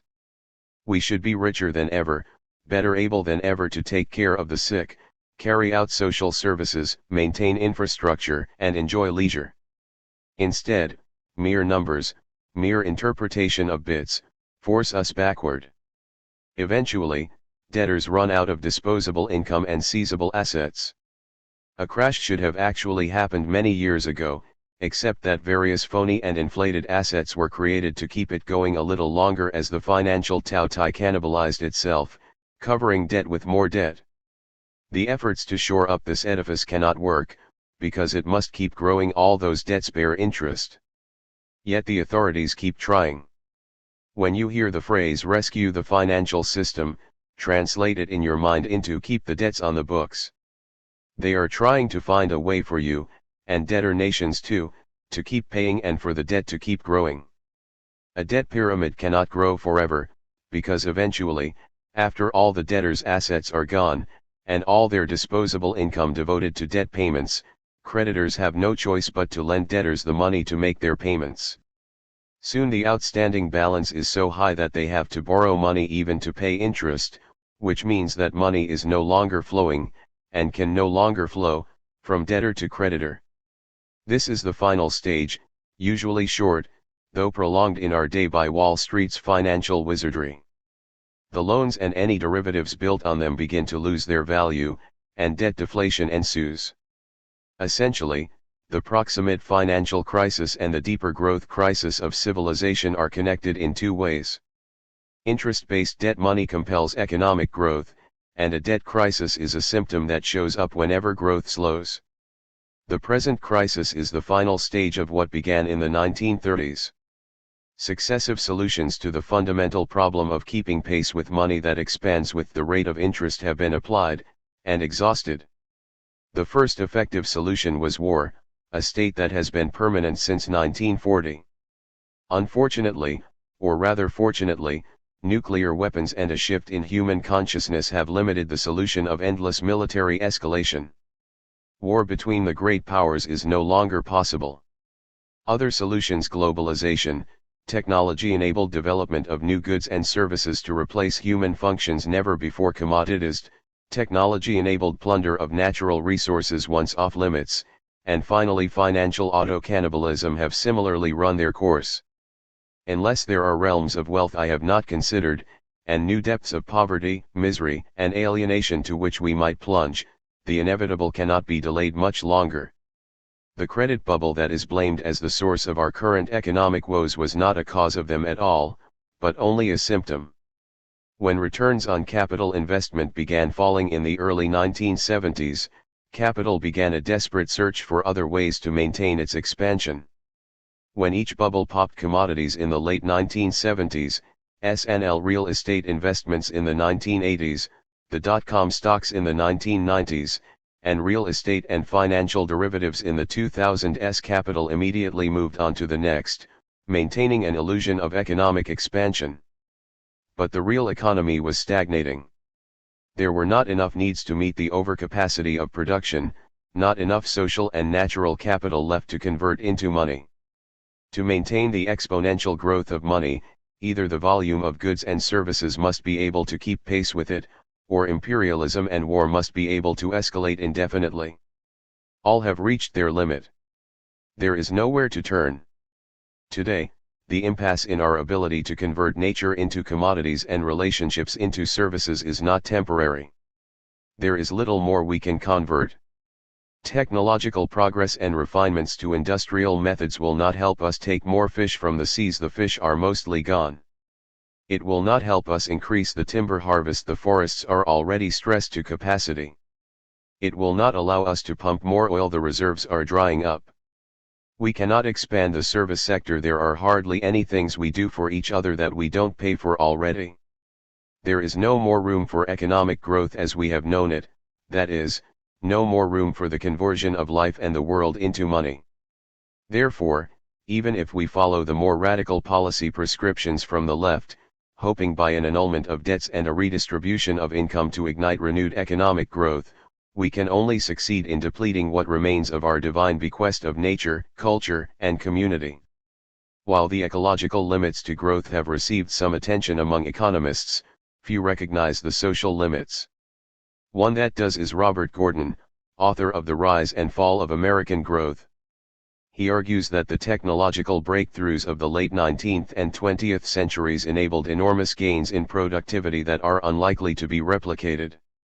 The same is true, he says, for the digital revolution more recently. Household appliances, automobiles, central heating, running water, elevators, air conditioning, air travel, telecommunications, and so on freed up massive amounts of productive labor, and, I might add, enabled much higher levels of consumption. However, these increases in production and consumption have leveled off. In 1900, virtually no one in America owned a car. By the 1970s, most households owned two. That rate of increase has leveled off. People don't really need more than one car each. From Roman times to 1800, the maximum speed a human could travel did not change at all. Then in most places, it increased to perhaps fivefold with trains and automobiles, and fivefold again with airplanes. It has not increased at all, though, since 1950. Moreover, total miles traveled must also stop increasing, not only for ecological reasons but because of the diminishing marginal utility of travel.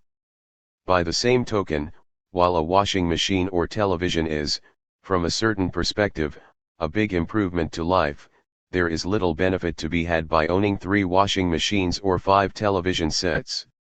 As Gordon puts it, basic problems need to be solved only once. The corresponding social capital is no longer available. A final factor in the slowing of economic growth is the slowing and imminent reversal, in 30 years or so, of population growth, preceded even sooner by demographic aging. I will touch on this more later in the book. The important point here is that the present crisis, which is a result of slowing growth, springs from inherent, systemic factors, ecological and social. That problem is much deeper than today's conventional wisdom holds. Consider this typical example from a financial journal. Volcker is right. The collateralized debt obligations, collateralized mortgage-backed securities, and other computer-spawned complexities and playthings were not the solutions to basic needs in the economy, but to unslaked greed on Wall Street. Without them, banks would have had no choice but to continue to devote their capital and talents to meeting real needs from businesses and consumers, and there would have been no crisis, no crash, and no recession. Point 1. This describes only the most superficial level of a deeper problem of which the collateralized debt obligations, DOs, and so forth are mere symptoms. The deeper problem was that there were insufficient real needs to which banks could devote their capital, because only those needs that will generate profits beyond the interest rate constitute valid lending opportunities. In an economy plagued by overproduction, such opportunities are rare. So, the financial industry played numbers games instead. The DOs and so on were a symptom, not a cause, of the financial crisis that originated in the impossibility of economic growth keeping pace with interest.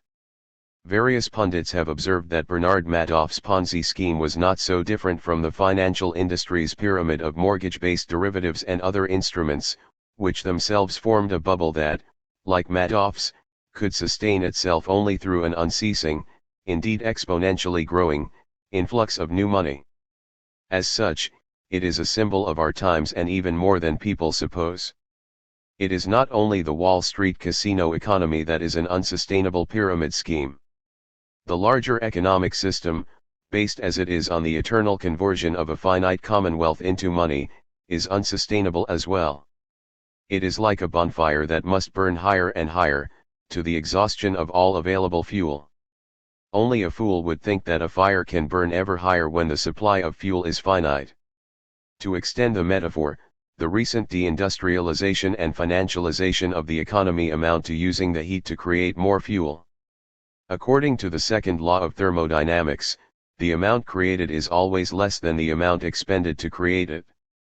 Obviously, the practice of borrowing new money to pay the principal and interest of old debts cannot last very long, but that is what the economy as a whole has done as growth has slowed.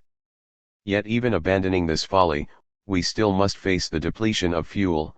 Remember, I mean not literal energy sources, but any bond of nature or culture that can be turned into a commodity. Most of the proposals for addressing the present economic crisis amount to finding more fuel. Whether it is drilling more oil wells, paving over more green space, or spurring consumer spending, the goal is to reignite economic growth, that is, to expand the realm of goods and services. It means finding new things for which we can pay. Today, unimaginably to our forebears, we pay even for our water and our songs.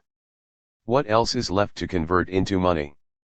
As far as I know, the first economist to recognize the fundamental problem and its relation to the money system was Frederick Soddy, a Nobel laureate and pioneer of nuclear chemistry who turned his attention to economics in the 1920s. Soddy was among the first to question the ideology of infinite exponential economic growth, extending the reasoning of Thomas Malthus beyond population to economics. Herman Daly describes Soddy's view succinctly. The idea that people can live off the interest of their mutual indebtedness is just another perpetual motion scheme, a vulgar delusion on a grand scale. Soddy seems to be saying that what is obviously impossible for the community, for everyone to live on interest, should also be forbidden to individuals, as a principle of fairness. If it is not forbidden, or at least limited in some way, then at some point the growing liens of debt holders on the limited revenue will become greater than the future producers of that revenue will be willing or able to support, and conflict will result. The conflict takes the form of debt repudiation. Debt grows at compound interest and as a purely mathematical quantity encounters no limits to slow it down. Wealth grows for a while at compound interest, but, having a physical dimension, its growth sooner or later encounters limits. Point 2. This association of economic growth with resource consumption is especially common today among peak oil theorists, who forecast economic collapse as oil production begins its long descent. Their critics contend that economic growth can and does happen independent of energy use, thanks to technology, miniaturization, efficiency improvements, and so on. U.S. economic growth first outstripped primary energy consumption in 1960, launching a trend that continues to this day, see Figure 1. Germany has done even better, having essentially flat energy use since 1991 despite considerable economic growth. However, this objection only illustrates a larger point. Yes, it is possible to maintain economic growth by displacing it from the consumption of one part of the commons to another by burning gas instead of oil or by commoditizing human services or intellectual property instead of the cod fishery but aggregated over the totality of the social, natural, cultural, and spiritual commons. The basic argument of peak oil remains valid. Instead of peak oil, we are facing peak everything. Figure 1. Source: Business Council for Sustainable Energy, Sustainable Energy in America Fact Book, 2020. When the financial crisis hit in 2008, the first government response, the bailout and monetary stimulus, was an attempt to uphold a tower of debt upon debt that far exceeded its real economic foundation. As such, its apparent success was temporary, a postponement of the inevitable, pretend and extend, as some on Wall Street call it. The alternative, economic stimulus, is doomed for a deeper reason.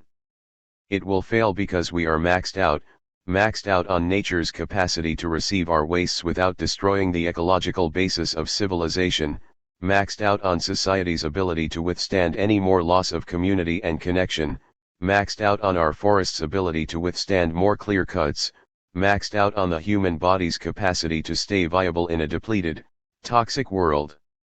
That we are also maxed out on our credit only reflects that we have nothing left to convert into money. Do we really need more roads and bridges? 3. Can we sustain more of them, and more of the industrial economy that goes along? Government stimulus programs have prolonged the current economic system, squeezing out a few more years of anemic growth as we complete the pillage of nature, spirit, body, and culture. When these vestiges of the Commonwealth are gone, then nothing will be able to stop the great unraveling of the money system. Although the details and timeline of this unraveling are impossible to predict, I think we will first experience persistent deflation, stagnation, and wealth polarization, followed, if nothing changes, by social unrest, hyperinflation, or currency collapse. As the dysfunction intensifies, the alternatives this book explores will become more attractive. In the face of the impending crisis, people wonder what they can do to protect themselves. Buy gold? Stockpile canned goods?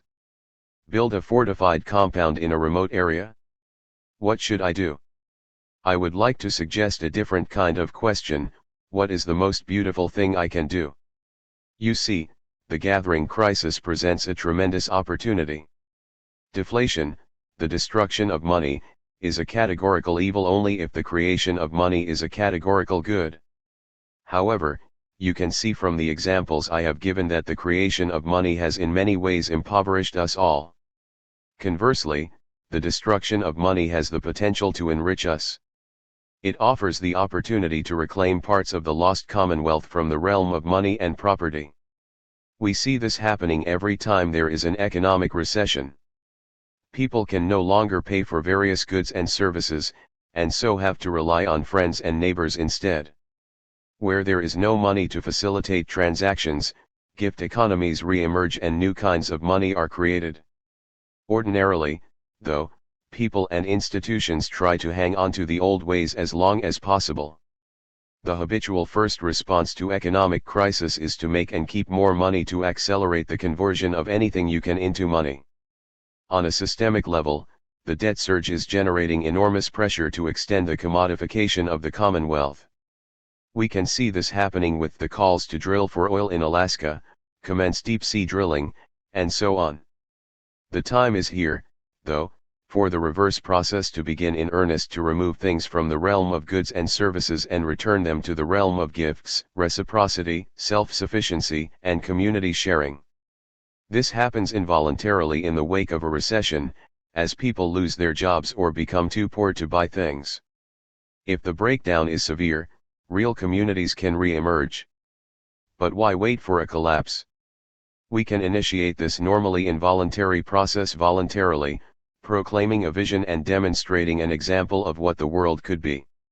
Even if you care mostly about the security of your own future, community is probably the best investment you can make. When the financial system unravels, most investments become mere pieces of paper or electronic data files. They derive value only from the web of social agreements that contains and interprets them. Even physical gold doesn't provide much security when things get really bad. In times of extreme crisis, governments typically confiscate private gold holdings. Hitler, Lenin, and Roosevelt all did so. If even the government falls apart, then people with guns will come and take your gold or any other store of wealth. I sometimes read libertarian websites. In their dim view, no asset class except physical gold and other physical commodities is safe today. I agree with this logic as far as it goes, but it does not go far enough. If the system breaks down to the point of currency collapse, then the institution of property as much as social convention as money is will break down too. In times of social turmoil, I can't imagine anything more dangerous than possessing a few hundred ounces of gold. Really, the only security is to be found in community, the gratitude, connections, and support of the people around you. If you have wealth now, I recommend, as your investment advisor, that you use it to enrich the people around you in lasting ways. In the meantime, before the collapse of the current system, anything we do to protect some natural or social resource from conversion into money will both hasten the collapse and mitigate its severity. Any forest you save from development, any road you stop, any cooperative playgroup you establish, anyone you teach to heal themselves, or to build their own house, cook their own food, or make their own clothes, any wealth you create or add to the public domain, anything you render off limits to the world-devouring machine will help shorten the machine's lifespan. And when the money system collapses, if you already do not depend on money for some portion of life's necessities and pleasures, then the collapse of money will pose much less of a harsh transition for you. The same applies on the social level. Any form of natural wealth, whether biodiversity, fertile soil, or clean water, and any community or social institution that is not a vehicle for the conversion of life into money, will sustain and enrich life after money. If we preserve and restore enough of it, the collapse won't feel like a collapse at all, but simply a transformation. When I say life after money, I am referring to money as we know it. I will soon describe a money system that does not drive the conversion of all that is good, true, and beautiful into money. It enacts a fundamentally different human identity, a fundamentally different sense of self, from what dominates today. No more will it be true that more for me is less for you. The deepest possible revolution we can enact is a revolution in our sense of self, in our identity. The discrete and separate self of Descartes and Adam Smith has run its course and is becoming obsolete. We are realizing our inseparability from each other and from the totality of all life. Usury belies this union, for it seeks growth of the separate self at the expense of something external, something other. Probably everyone reading this book agrees with the principles of interconnectedness, whether from a spiritual or an ecological perspective. The time has come to live it. It is time to enter the spirit of the gift, which embodies the felt understanding of non-separation. It is becoming abundantly obvious that less for you, in all its dimensions, is also less for me. The ideology of perpetual gain has brought us to a state of poverty so destitute that we are gasping for air. That ideology, and the civilization built upon it, is what is collapsing today. Resisting or postponing the collapse will only make it worse. Finding new ways to grow the economy will only consume what is left of our wealth. Let us stop resisting the revolution in human beingness. If we want to outlast the multiple crises unfolding today, let us not seek to survive them. That is the mindset of separation, that is resistance, a clinging to a dying past. Instead, let us shift our perspective toward reunion and think in terms of what we can give. What can we each contribute to a more beautiful world? That is our only responsibility and our only security. I will develop this theme, right livelihood and right investing, later in this book. We can engage in conscious, purposeful money destruction in place of the unconscious destruction of money that happens in a collapsing economy. If you still have money to invest, invest it in enterprises that explicitly seek to build community, protect nature, and preserve the cultural commonwealth. Expect a zero or negative financial return on your investment. That is a good sign that you are not unintentionally converting even more of the world to money. Whether or not you have money to invest, you can also reclaim what was sold away by taking steps out of the money economy. Anything you learn to do for yourself or for other people, without paying for it, any utilization of recycled or discarded materials, anything you make instead of buy, give instead of sell, any new skill or new song or new art you teach yourself or another will reduce the dominion of money and grow a gift economy to sustain us through the coming transition. The world of the gift, echoing primitive gift societies, the web of ecology, and the spiritual teachings of the ages, is nigh upon us. It tugs on our heartstrings and awakens our generosity. Shall we heed its call, before the remainder of earth's beauty is consumed? Chapter 8. The Turning of the Age. For at least another 100 years we must pretend to ourselves and to everyone that fair is foul and foul is fair, for foul is useful and fair is not. Avarice and usury and precaution must be our gods for a little longer still. John Maynard Keynes, 1931. Money, Story and Magic. When an economic meltdown threatens, we begin to see the unreality of much we thought real. The 2008 crisis was a tear in the veil, exposing the truth that money is mere story. By 2010 the authorities had patched up the tear, yet an uneasiness persisted right up until COVID-19, which demolished the whatever fragile normalcy they had managed to restore. Things never did quite return to normal even before COVID-19, now we are in ominous uncharted territory. When faced with an abrupt shift in personal reality, whether the death of a loved one, or the Gestapo coming into town, human beings usually react first with denial. I can't believe this is happening. I was not surprised, then, that our political and corporate leaders spent a long time denying that a crisis was underway in 2007, the country's economic fundamentals are sound, said George W. Bush. I don't see subprime mortgage market troubles imposing a serious problem. I think it's going to be largely contained, said Secretary of the Treasury Henry Paulson. Of course, many of these pronouncements were insincere efforts at perception management. The authorities hoped that by controlling the public perception of reality, they could control reality itself, that by the manipulation of symbols they could manipulate the reality they represent. This, in essence, is what anthropologists call magico-religious thinking. It is not without reason that our financial elites have been called a priesthood. Donning ceremonial garb, speaking an arcane language, wielding mysterious inscriptions, they can with a mere word, or a mere stroke of a pen, cause fortunes and nations to rise and fall. You see, magico-religious thinking normally works. Whether it is a shamanic rite, the signing of an appropriations bill, or the posting of an account balance, when a ritual is embedded in a story that people believe, they act accordingly, playing out the roles the story assigns to them, and responding to the reality the story establishes. In former times, when a basic ceremonial rite was seen to have failed, everyone knew this was a momentous event, signaling the end of the world, a shift in what was real and what was not, the end of the old story of the people and the beginning, perhaps, of a new. What, from this perspective, is the significance of the accelerating failure of the rites of finance? For all their incantations, the central banks were unable to re-establish normal interest rates or economic growth rates after 2008. Every time they signaled that they would shrink their balance sheets and raise interest rates, the markets recoiled and the central banks recanted.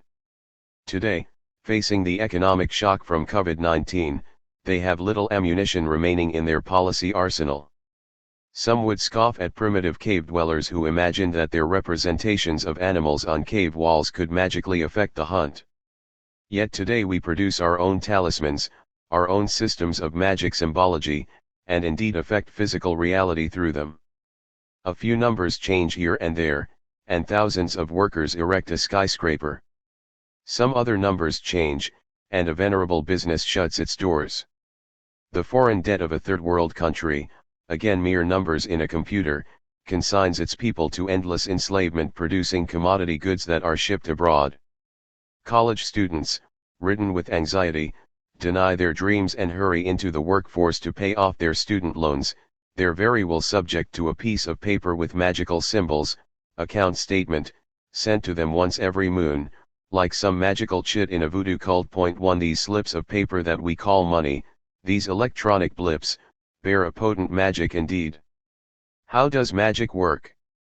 Rituals and talismans affirm and perpetuate the consensus stories we all participate in, stories that form our reality, coordinate our labor, and organize our lives.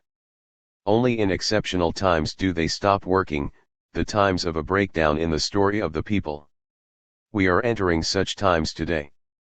The economic measures enacted to contain the crisis that began in 2008 have worked only temporarily. They don't go deep enough.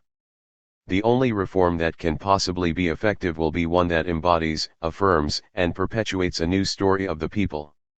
To see what that story might be, let us dig down through the layers of failing realities and their relationship to money.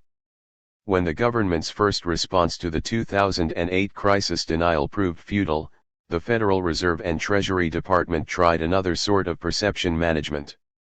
Deploying their arsenal of mystical incantations, they signaled that the government would not allow major financial institutions such as Fannie Mae to fail. They hoped that their assurances would be enough to maintain confidence in the assets that depended on these firms' continued solvency and prosperity. It would have worked if the story these symbolic measures invoked were not already broken. But it was. Specifically, what was broken was the story assigning value to mortgage-backed securities and other derivatives based on unrepayable loans. Unlike camels or bushels of grain, but like all modern currencies, these have value only because people believe they have value. Moreover, this is not an isolated belief, but is inextricably linked with millions of other beliefs, conventions, habits, agreements, and rituals. The next step was to begin injecting massive amounts of cash into failing financial institutions, either in exchange for equity, effectively nationalizing them, as in the case of Fannie Mae, Freddie Mac, and AIG, or in exchange for essentially nothing whatsoever, as in the TARP program. In the latter, the Treasury Department guaranteed or bought banks' toxic assets in hopes of improving their balance sheets so that they would start lending again, thus keeping the credit bubble expanding. It didn't work. The banks just kept the money, except what they paid to their own executives as bonuses, as a hedge against their exposure to untold quantities of additional bad assets, or they used it to acquire smaller, healthier banks. They weren't about to lend more to consumers who were already maxed out, nor to over-leveraged businesses in the teeth of a recession. Property values continued to fall, credit default rates continued to rise, and the whole edifice of derivative assets built upon them continued to crumble. Consumption and business activity plummeted, unemployment skyrocketed, and people in Europe began rioting in the streets. And why? Just because some numbers changed in some computers. It is truly amazing. It only makes sense when you see these numbers as talismans embodying agreements. A supplier digs minerals out of the ground and sends them to a factory, in exchange for what? For a few slips of paper, or more likely, in exchange for some bits flipping in a computer, which can only happen with the permission of a bank that provides credit. Before we become too alarmed about the giveaways of trillions upon trillions of dollars to the wealthy, let us touch back again on the reality of money. What actually happens when this money is given away? Almost nothing happens. What happens is that bits change in computers, and the few people who understand the interpretations of those bits declare that money has been transferred. Those bits are the symbolic representation of an agreement about a story. This story includes who is rich and who is poor, who owns and who owes. It is said that our children and grandchildren will be paying these bailout and stimulus debts, but they could also simply be declared into non-existence. They are only as real as the story we agree on that contains them. Our grandchildren will pay them only if the story, the system of meanings, that defines those debts still exists. But I think more and more people sense that the federal debt, the US foreign debt, and a lot of our private mortgage and credit card debts will never be repaid. We think that those Wall Street tycoons absconded with billions, but what are these billions? They too are numbers in computers, and could theoretically be erased by fiat. The same with the money that America owes China or that third world nations owe the banks. It could be gone with a simple declaration. We can thus understand the massive giveaways of money in the various financial rescue programs as yet another exercise in perception management, though this time it is an unconscious exercise. These giveaways are ritual acts that attempt to perpetuate a story, a matrix of agreements, and the human activities that surround it.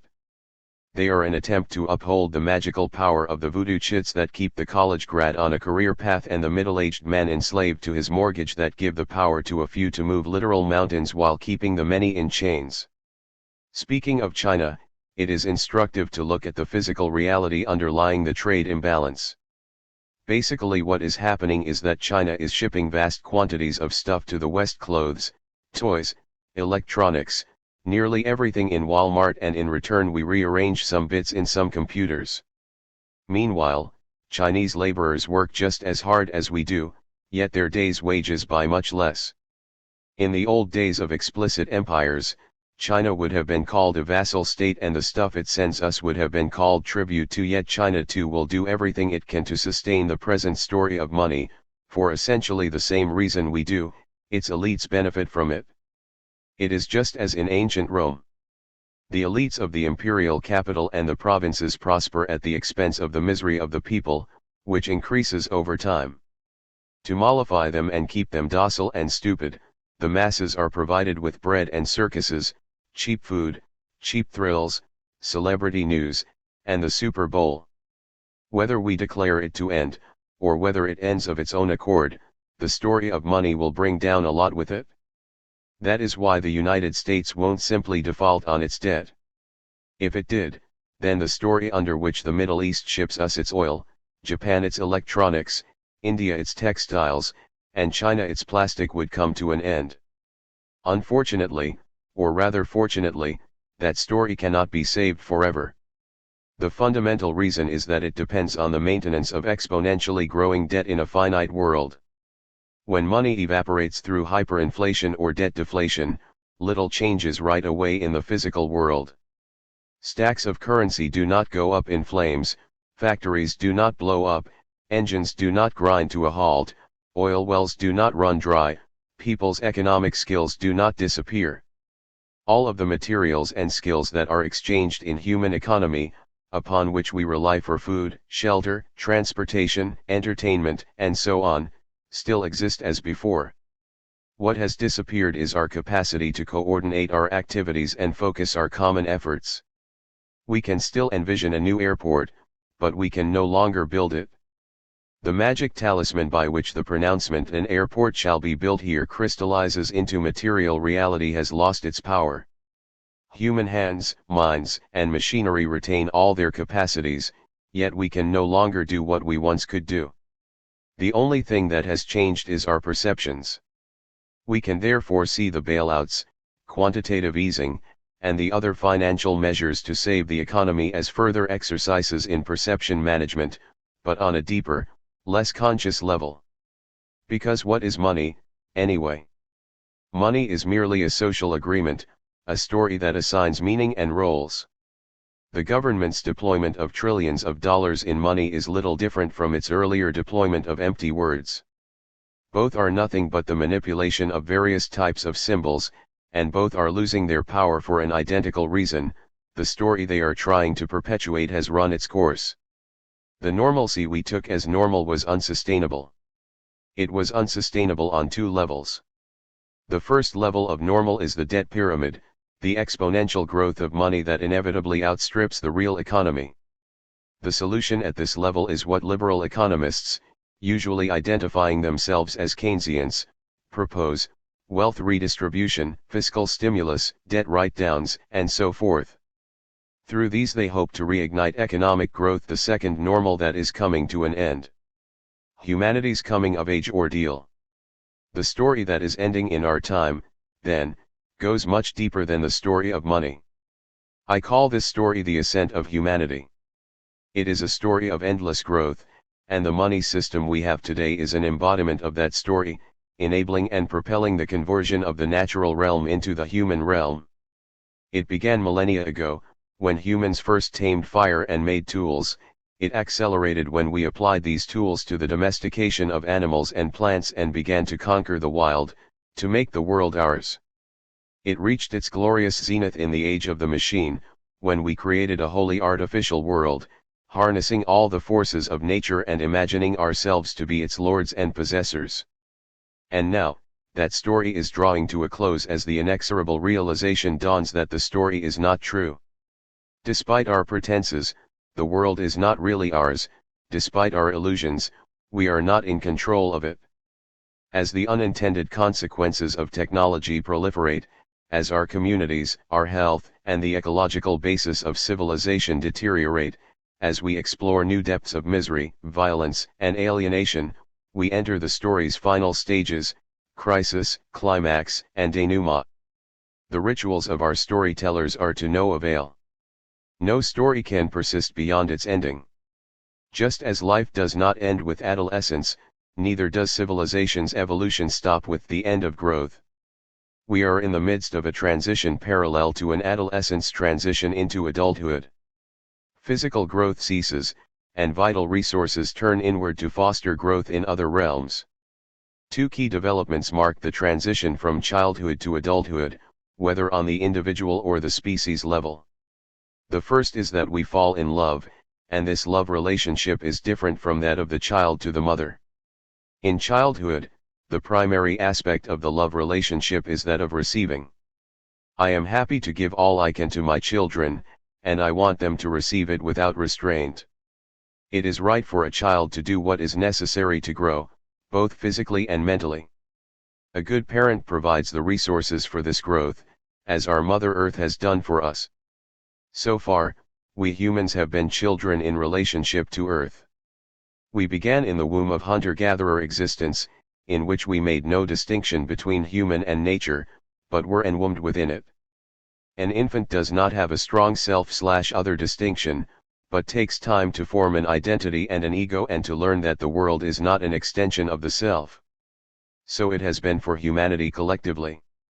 Whereas the hunter-gatherer had no concept of a separate nature distinct from human, the agriculturist, whose livelihood depended on the objectification and manipulation of nature, came to think of nature as a separate category. In the childhood of agricultural civilization, humanity developed a separate identity and grew large. We had our adolescent growth spurred with industry, and on the mental plane entered through Cartesian science the extreme of separation, the fully developed ego and hyper-rationality of the young teenager who, like humanity in the age of science, completes the stage of cognitive development known as formal operations, consisting of the manipulation of abstractions. But as the extreme of yang contains the birth of yin, so does the extreme of separation contain the seed of what comes next, reunion. In adolescence, we fall in love, and our world of perfect reason and perfect selfishness falls apart as the self expands to include the beloved within its bounds. A new kind of love relationship emerges, not just one of receiving, but of giving to, and of co-creating. Fully individuated from the other, we can fall in love with it and experience a reunion greater than the original union, for it contains within it the entire journey of separation.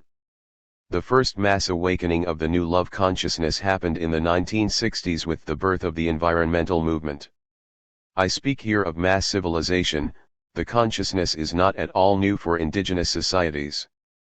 At the pinnacle of our separation, triumphantly surveying our apparent conquest of nature, we began to notice how much she had given. We became aware of her hurts, her wounds, and we began to desire not only to take from Earth, but to give to Earth too, to protect and cherish her. This desire was not based on a fear of extinction that came later but on love. We were falling in love with the Earth. In that decade, the first photographs of this planet were beamed down from orbiting satellites, and we were transformed by the planet's beauty. To view Earth from the outside was the penultimate step of separation from nature. The ultimate step was the ascension of the astronauts, physically leaving nature behind. And they fell in love with Earth too. Here are some words attributed to astronaut Rusty Schweickart. From the Moon, the Earth is so small and so fragile, and such a precious little spot in that universe, that you can block it out with your thumb. Then you realize that on that spot, that little blue and white thing, is everything that means anything to you, all of history and music and poetry and art and death and birth and love, tears, joy, games, all of it right there on that little spot that you can cover with your thumb. And you realize from that perspective that you've changed forever, that there is something new there, that the relationship is no longer what it was. Point 3. The second hallmark of the transition to adulthood is an ordeal. Ancient tribal cultures had various coming-of-age ceremonies and ordeals that purposely shattered the smaller identity through isolation, pain, fasting, psychedelic plants, or other means, and then rebuilt and reincorporated it into a larger, transpersonal identity. Though we intuitively seek them out in the form of drinking, drugs, fraternity, and military hazing, and so on, modern men and women usually have only a partial experience of this process, leaving us in a kind of perpetual adolescence that ends only when fate intervenes to tear our world apart. Then we can enter a wider self, in which giving comes just as naturally as receiving. Having completed the passage to adulthood, a man or woman takes full possession of his or her gifts and seeks to contribute to the good of all as a full member of the tribe. Humanity is undergoing an analogous ordeal today. The multiple crises converging upon us are an ordeal that challenges our very identity, an ordeal that we have no assurance of even surviving. It calls forth unrealized capacities and compels us to relate to the world in a new way. The despair that sensitive people feel in the face of the crisis is part of the ordeal. Point 4. Like a tribal initiate, when we as a species emerge from it, we too will join the community of all being as a full member of the tribe of life. Our unique capacities of technology and culture, we will turn to contribute to the good of all. For actually, all is well, the crisis is exercising its evolutionary function. But don't let that assuage your panic. All is well, but only because of our perception that all is horribly wrong. In humanity's childhood, a money system that embodied and demanded growth, the taking of more and more from Earth, was perhaps appropriate. It was an integral part of the story of ascent. Today it is rapidly becoming obsolete. It is incompatible with adult love, with co-creative partnership, and with the graduation into the estate of a giver that comes with adulthood. That is the deep reason why no financial or economic reform can possibly work that does not include a new kind of money. The new money must embody a new story, one that treats nature not as a mother, but as a lover.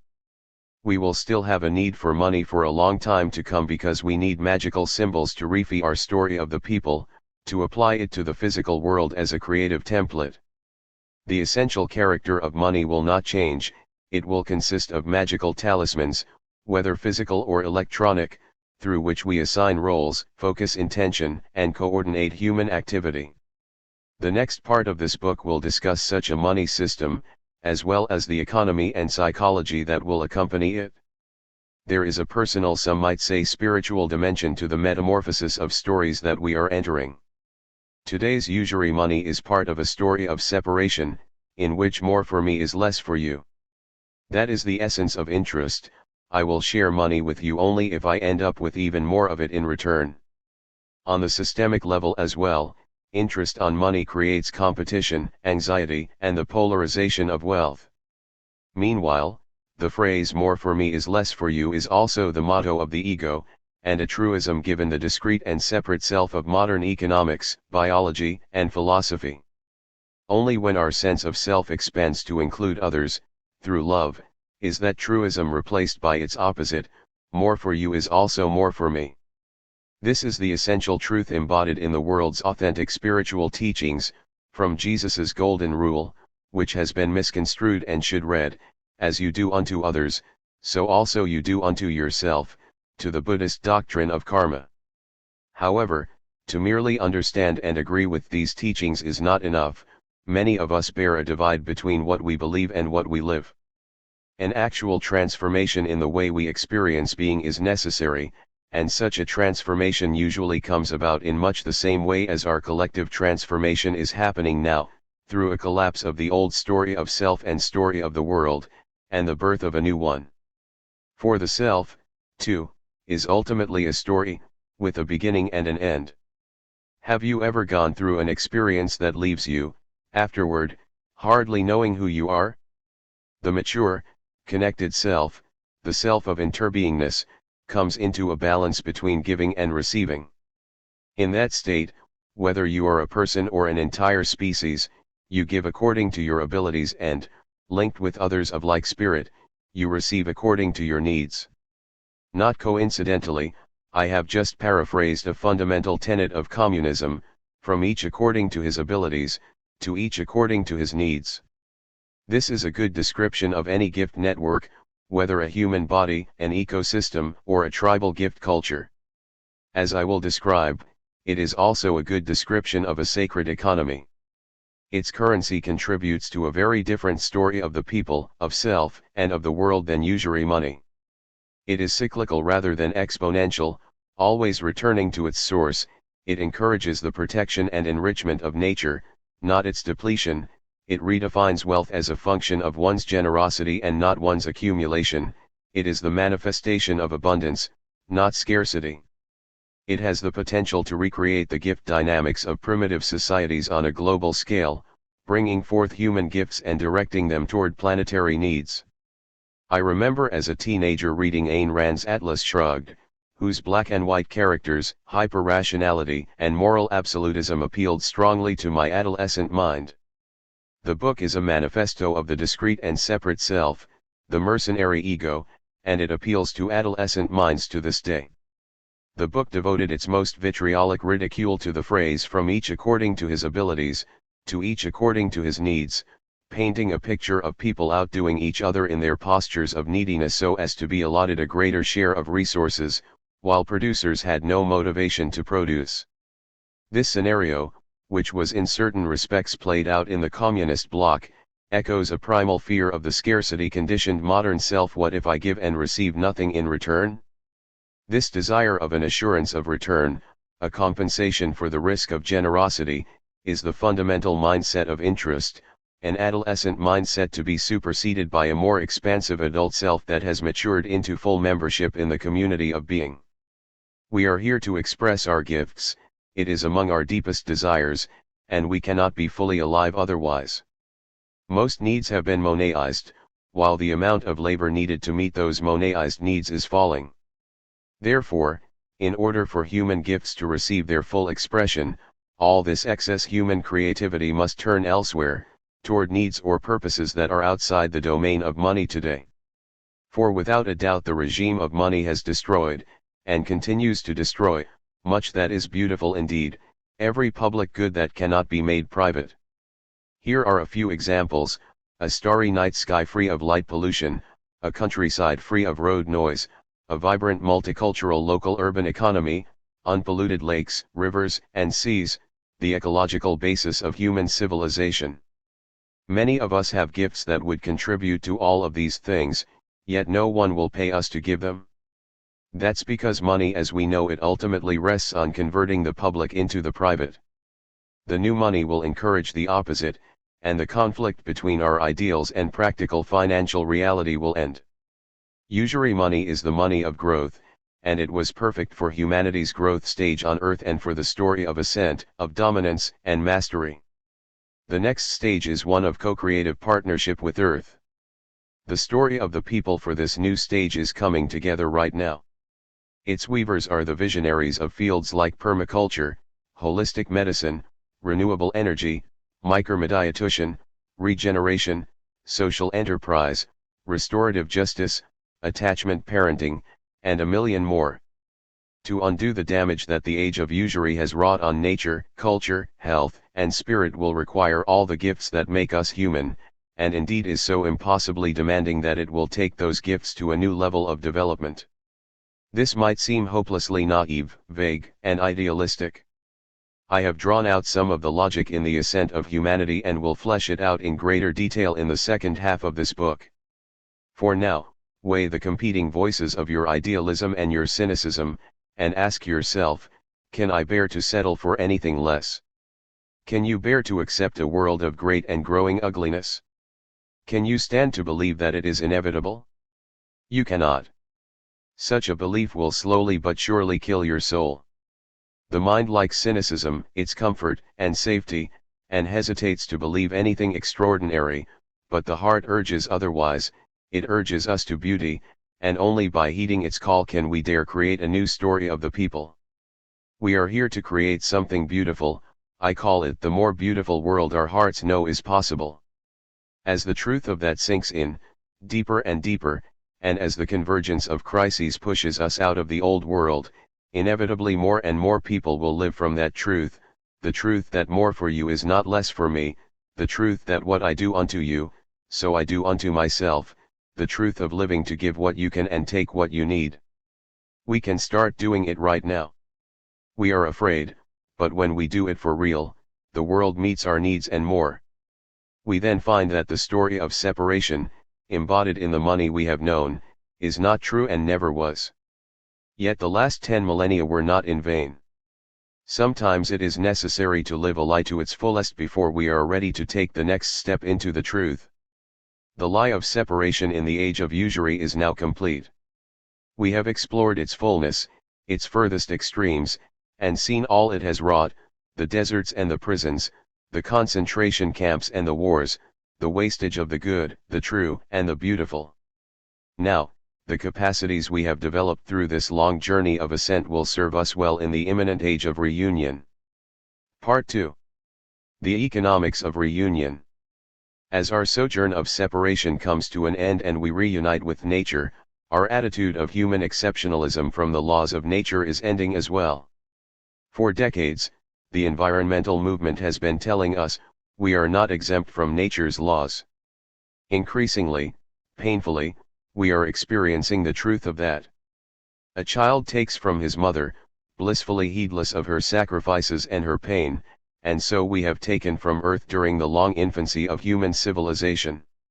Our money system, our economic ideology, has for better or worse been an agent of that taking. Now, as our relationship to Earth shifts toward that of a lover, we become acutely aware of the harm we are doing. In a romantic partnership, what you do to your partner bounces back to you, her pain is your pain. And so, as humanity faces the coming-of-age ordeal of the present crises and transitions into adulthood, a new economic system is emerging that embodies the new human identity of the connected self living in co-creative partnership with Earth. Our economic system and money system will no longer be agents of taking, of exploitation, of the aggrandizement of the separate self. They will instead be agents of giving, of creation, of service, and of abundance. The following chapters describe the elements of this sacred economy. All of them are apparent already, latent within the old institutions, and even being born from them. For this is not a revolution in the classic sense, a purge, a sweeping away of the old, it is rather a metamorphosis. The age of reunion has long gestated within the institutions of separation. Today, it is beginning to come forth. Chapter 9. The story of value. It was an old story that was no longer true. Truth can go out of stories, you know. What was true becomes meaningless, even a lie, because the truth has gone into another story. The water of the spring rises in another place. Ursula K. Le Guin. Money is inextricably woven into our civilization's defining stories, of self, and of humanity collectively. It is part and parcel of the ideology and mechanics of growth, the ascent of humanity to overlordship of the planet. It has also played a central role in the dissolution of our bonds to nature and community. As these stories crumble, and as their monetary dimension crumbles apace, we have the chance to consciously imbue money with the attributes of the new stories that will replace them, the connected self, living in co-creative partnership with Earth. But how to imbue money with a story? In its several thousand-year history, money has gone through an ever-accelerating evolution in its form. The first stage was commodity money: grain, oil, cattle, metal, and many other things that functioned as media of exchange without possessing any fiduciary value. This stage co-arose with credit accounts and tokens and lasted several millennia. The next step was coinage, which added fiduciarity to the intrinsic metallic value of silver and gold. Money consisted then of two components, a material and a symbolic. It was quite natural that eventually the symbol would become detached from the metal, which is what happened with the advent of credit money in the Middle Ages and even before. In China, the first paper money, which was actually a kind of bank draft, was in use by the 9th century and circulated as far as Persia. 1 In the Arab world, a form of check was in wide use around that time as well. Italian traders used bills of exchange as early as the 12th century, a practice that spread rapidly and was followed in the 16th and 17th centuries by fractional reserve banking. 2 This was a major innovation, since it freed the money supply from the metal supply and allowed it to grow organically in response to economic activity. The detachment of money from metal was gradual.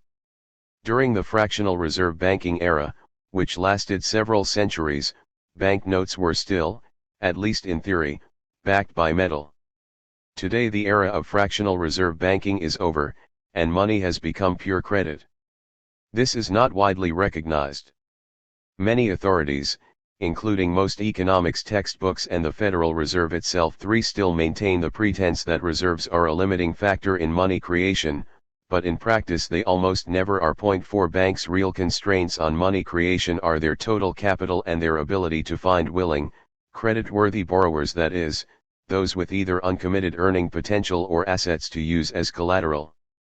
In other words, social agreements govern the creation of money, primary among them the dictum, encoded in interest, that money should go to those who will make even more of it in the future. Today's money, as I shall explain, is backed by growth. When, as is happening now, growth slows, the entire financial edifice begins to crumble. Money, which developed in parallel with technology, suffers similar flaws. Each bears a relentless compulsion to grow: technology because of the ideology of the technological fix, using yet more technology to remedy the problems caused by existing technology; money because of the dynamics of interest I have described, issuing more debt to pay the interest on existing debt. The parallel is quite exact.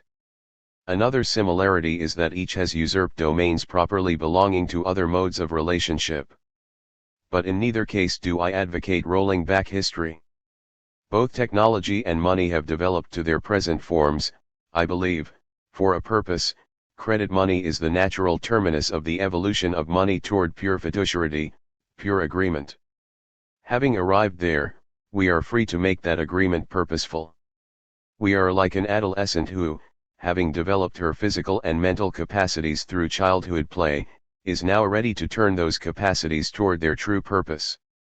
Some observers, seeing the disastrous consequences of today's credit-based currencies, advocate a return to the good old days of currencies backed by something tangible, such as gold. They reason that commodity-backed currency would be non-inflationary or would eliminate the compulsion for endless growth. I think some of these hard currency or real money advocates are tapping into an atavistic desire to return to simpler days, when things were what they were. Dividing the world into two categories, the objectively real and the conventional, they believe that credit money is an illusion, a lie, that must inevitably collapse with every bust cycle. Actually, this dichotomy is itself an illusion, a construct that reflects deeper mythologies such as the doctrine of objectivity in physics that are also breaking down in our time. The difference between an unbacked and a backed currency is not as great as one might suppose. On the face of it, they seem very different. A backed currency derives its value from something real, whereas an unbacked currency has value only because people agree it does. This is a false distinction. In either case, Ultimately, what gives money value is the story that surrounds it, a set of social, cultural, and legal conventions. At this point, the real money or backed currency advocate might object, no, that's just the point, a backed currency gets its value from the underlying commodity, not from agreements. Wrong. First, let us consider the standard example of what advocates call real money, pure gold and silver coinage. These are valuable, they say, because the commodity they are made from is valuable. That is the source of their value, and the markings on them are there as a guarantee, to bestow confidence in their weight and purity. But despite nostalgia for the real money of yore, historically much gold and silver coinage did not fit this description, but had a value that exceeded its commodity value, see Chapter 3. It differs from paper money by degree, not in essence. Paper and electronic money are not a departure from metallic currency, but an extension of it. To further complicate matters, what is this commodity value? Like money, property is a social construct. What is it to own something? Physical possession is ownership only if said possession is socially legitimate. With legitimacy, physical possession isn't even necessary. After all, in today's commodity markets, most investors never touch the things they buy. Their transactions are a set of rituals, symbolic manipulations invested with power through shared beliefs, backed ultimately by armed force. The fictive nature of ownership is not a recent phenomenon. The famous money of the Yap Islanders, huge stone rings that are too heavy to move, can nonetheless change owners quite easily when everyone agrees that so-and-so is the new owner. Gold never needs to leave the vault to be a currency backing. In fact, it never needs to leave the ground. Even if we did adopt a gold standard, most transactions would still use paper or digital symbols. Only the story conferring value upon those symbols would differ. Moreover, the value of commodities depends on social agreements as well. This is especially true of gold, which, unlike other forms of genuine commodity money such as cattle or camels, has very little utilitarian value, which is why some 2/3 of the gold ever mined sits in vaults. You can make pretty ornaments from it, but it has very little industrial utility compared to other precious metals such as silver or platinum. That means that the value of gold depends on convention. That makes it an odd choice indeed for those who want money whose value is independent of convention, money that has real value. What is true for gold is true for other commodities as well. In a society with a high degree of division of labor like our own, the utility of most commodities depends, like monies, on a web of social relationships and agreements. How useful to you is an iron ingot? A barrel of crude oil? A ton of industrial-grade sodium hydroxide? A bushel of soybeans? To varying degrees, they are valuable only in the context of vast numbers of people performing the specific, interrelated roles that put such things to use. In other words, commodities, like money, also have a fiduciary value in addition to their intrinsic value. Indeed, upon close examination the distinction breaks down almost entirely. Let us think more deeply about what it means for money to be backed. Superficially, it is straightforward. To take the example of the US dollar before 1972, it meant, you can take a dollar to the Federal Reserve and redeem it for 1/30th, or whatever it was, of an ounce of gold. But this simple picture is fraught with complications. For most users of dollars, even if it were permitted, it was not practically feasible to go to the nearest Federal Reserve vault. As far as I know, the gold was hardly ever physically transported even for balance of payment settlements among banks. The bank's gold was kept in the Federal Reserve banks, their ownership of it was a matter of entries in record books, and not of physical possession. The system would have worked even if no gold were physically present. No one except foreign banks ever actually exchanged dollars for gold. Why would anyone when it was dollars, and not gold, that were used as money? We think that dollars, in the gold standard era, were valuable because they could be exchanged for gold, but is the opposite perhaps not truer, that gold was valuable because it could be converted into dollars? We tend to assume that in a backed paper or electronic money system, the backing is the real money and the paper only its representation. In fact, it is the paper that is the real money. Its association with gold was a projection of meaning, almost a magical formula, that gave us permission to believe in its story of value. The story creates the value. In fact, it was never possible for everyone to redeem their paper money for gold. If too many people tried, the central bank could, and on occasion did, simply declare that it would no longer redeem it. 5 The supposed hard fact of the paper's convertibility to X amount of gold is a construct, a convenient fiction, that depends on a web of social agreements and shared perceptions.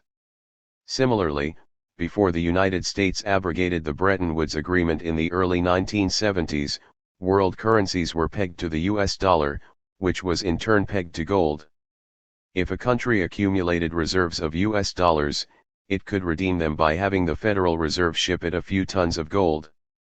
This was not such a big problem right after World War II, but by the late 1960s nearly all the US gold reserve had been shipped overseas, threatening the Fed with bankruptcy.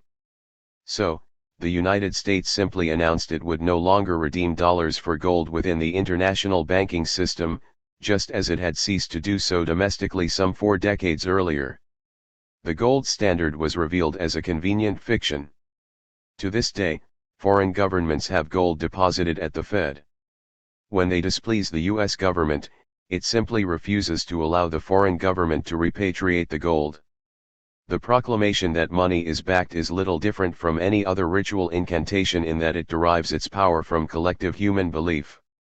However true this was of gold, it is truer still of more recent, more sophisticated backed currency proposals, such as Bernard Lietaer's Terra currency, and recent proposals for revised IMF special drawing rights, to be backed by a commodity basket reflecting overall economic activity. There is merit in this approach, indeed it is a step in the direction I envision in this book. But this backing is obviously a fiction. No one is ever going to exchange their terrace for actual, physical delivery on their doorstep of the prescribed combination of oil, grain, carbon credits, pork bellies, iron ingots, and whatever else is on the list. No single person ever needs any of these things in his personal possession. Their value is collective, existing only within a vast web of economic relationships. But this is okay. Actual, practical redeemability is not necessary to qualify something as a backed currency. Yes, the redeemability is a fiction, a story, but stories have power. All money is a story. We have no alternative to creating money within a matrix of stories. Nothing I have written disqualifies backed currencies. But if we are to choose a backed currency, let us be clear about the reasons. It is not to make the money real in a way that unbacked currencies are not. It is to imbue money with the story of value that we want to create. The story of backing can be used to limit and guide the creation of money. Today, we limit that right to banks and guide it by the profit motive. Money goes to those who will make more of it. Properly and historically speaking, though, the issue of money is a special, sacred function, not to be relinquished lightly. Money bears the magical power of the sign and embodies the agreement of an entire society. Part of a society's soul lives within it, and the power to create it should be guarded as jealously as a shaman guards his medicine pouch. In the wrong hands, its power can be used to enslave. Can we deny that that has happened today? Can we deny that people and whole nations have become thralls of the money lenders? Not only do we naturally associate money with the sacred, but whatever we use for money tends to become sacred. Where your treasure is, there will be your heart also, Matthew 6:21. Thus it was that people came to worship gold. Of course, they did not profess to worship it, but actions speak louder than words. It was gold they coveted, gold they sacrificed for, gold they revered, gold that they invested with a supernatural power and a special holy status. The same happens to cattle in cattle trading cultures. They take on a sacred status, set apart from other commodities. 6. Look at it this way, bank-issued credit is backed by the collateral on the loan or, in the case of unsecured loans, by the future earnings of the borrower. Economy-wide then, the sum total of all credit money issued is backed by the sum total of all existing and future goods and services in the economy and, therefore, by the promise of growth. Another way to see it is that without growth, the default rate will rise, and the money supply will shrink. The last 100 years have increasingly been an era of unbacked currency, and also an era where nothing is sacred. As I said in the introduction, if anything is sacred today, it is money itself. For it is money that has the properties we associate with the disembodied divinity of dualism, ubiquity, abstraction, non-materiality, yet the ability to intercede in material affairs to create or to destroy. To remove divinity completely from materiality is, again, to hold nothing sacred, nothing real, nothing tangible. Yet the absence of the sacred is an illusion. As many have pointed out, science has become the new religion, complete with its story of cosmogenesis, its mysterious explanations of the workings of the world couched in arcane language, its priests and their interpreters, its hierarchy, its initiation rituals, the PhD defense, for example, its system of values, and much more.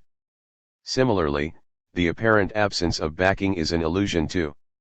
Credit money is, via a different kind of social agreement than explicitly backed currencies, but an agreement nonetheless, backed by the entirety of an economy's goods and services and, more deeply, by growth. 6 Created as interest-bearing debt, its sustained value depends on the endless expansion of the realm of goods and services. Whatever backs money becomes sacred. Accordingly, growth has occupied a sacred status for many centuries. In various guises of the story of ascent progress, harnessing natural forces, conquering final frontiers, mastering nature, we have carried out a holy crusade to be fruitful and multiply. But growth is sacred to us no longer. This book will describe a concrete way to back money with the things that are becoming sacred to us today. And what are those? We can see what they are through people's altruistic efforts to create and preserve them. The money of the future will be backed by the things we want to nurture, create, and preserve, by undeveloped land, clean water and air, great works of art and architecture, biodiversity and the genetic commons, unused development rights, unused carbon credits, uncollected patent royalties, relationships not converted into services, and natural resources not converted into goods. Even, indeed, by gold still in the ground. Not only does association with money, and therefore with abstract value, elevate a thing to a sacred status, it also impels us to create more and more of it. Gold's association with money encourages the continued, and very environmentally destructive, effort to mine more gold. To dig holes in the ground and fill them back up again is the epitome of wasted work, yet that is essentially what gold mining does. At huge effort, we dig gold ore out of the ground, transport it, refine it, and eventually put it into other holes in the ground called vaults. This effort, and the scarcity of gold, is one, very haphazard, way to regulate the money supply, but why not regulate it through purposeful social and political agreements, or through some more organic process, and save all that hole digging? The above-mentioned problem with gold extends to other commodities. In places where cattle serve as money, they take on a value beyond the utility of their milk and meat, with the result that people maintain herds larger than they really need. As with gold mining, this wastes human labor and burdens the environment. I am afraid that any commodity-based money will have the same effect. If it is oil, then an incentive will be created to pump more oil, the amount needed for fuel, plus an additional amount for money. Generalized, the principle is, the use of anything for money will increase the supply of that thing. Chapter 11 draws on this principle to create a money system to increase the supply of things we agree are positive goods for humanity and the planet. What if money were backed by clean water, unpolluted air, healthy ecosystems, and the cultural commons? Is there a way to encourage the creation of more and more of these in the same way that the social agreement of gold's value drives us to mine more and more of it? Just as the monetization of gold causes us to covet it and seek to produce more of it, and to relinquish it only to meet a real, pressing need, so also might the use of these things for money cause us to create more of them, to create a more beautiful planet, and to sacrifice them only for a well-considered reason, only in response to a real need, only to create something as valuable as what has been destroyed. We destroy many things today for the sake of money, but we do not willingly destroy money itself. And so it shall be. The question of currency backing leads us to broader and more essential questions: who gets to create money, and by what process? What limits should govern the amount of its creation? What are the agreements that money embodies? More generally, what is the story of value that we impart to money? Since ancient times, money has always embodied an agreement. Usually, though, the agreement has been an unintentional one. People believed gold was valuable, rarely stopping to think that this value was conventional. Later, fiat paper currencies were obviously conventional, yet as far as I know no one ever designed their issue with a specific social purpose in mind beyond providing a medium of exchange. Never has it been asked, what story of the world are we creating, and what kind of money will embody and reinforce that story? No one decided to create a fractional reserve banking system with the conscious purpose of impelling the expansion of the human realm. Today, for the first time, we have the opportunity to infuse some consciousness into our choice of money. It is time to ask ourselves what collective story we wish to enact upon this earth, and to choose a money system aligned with that story.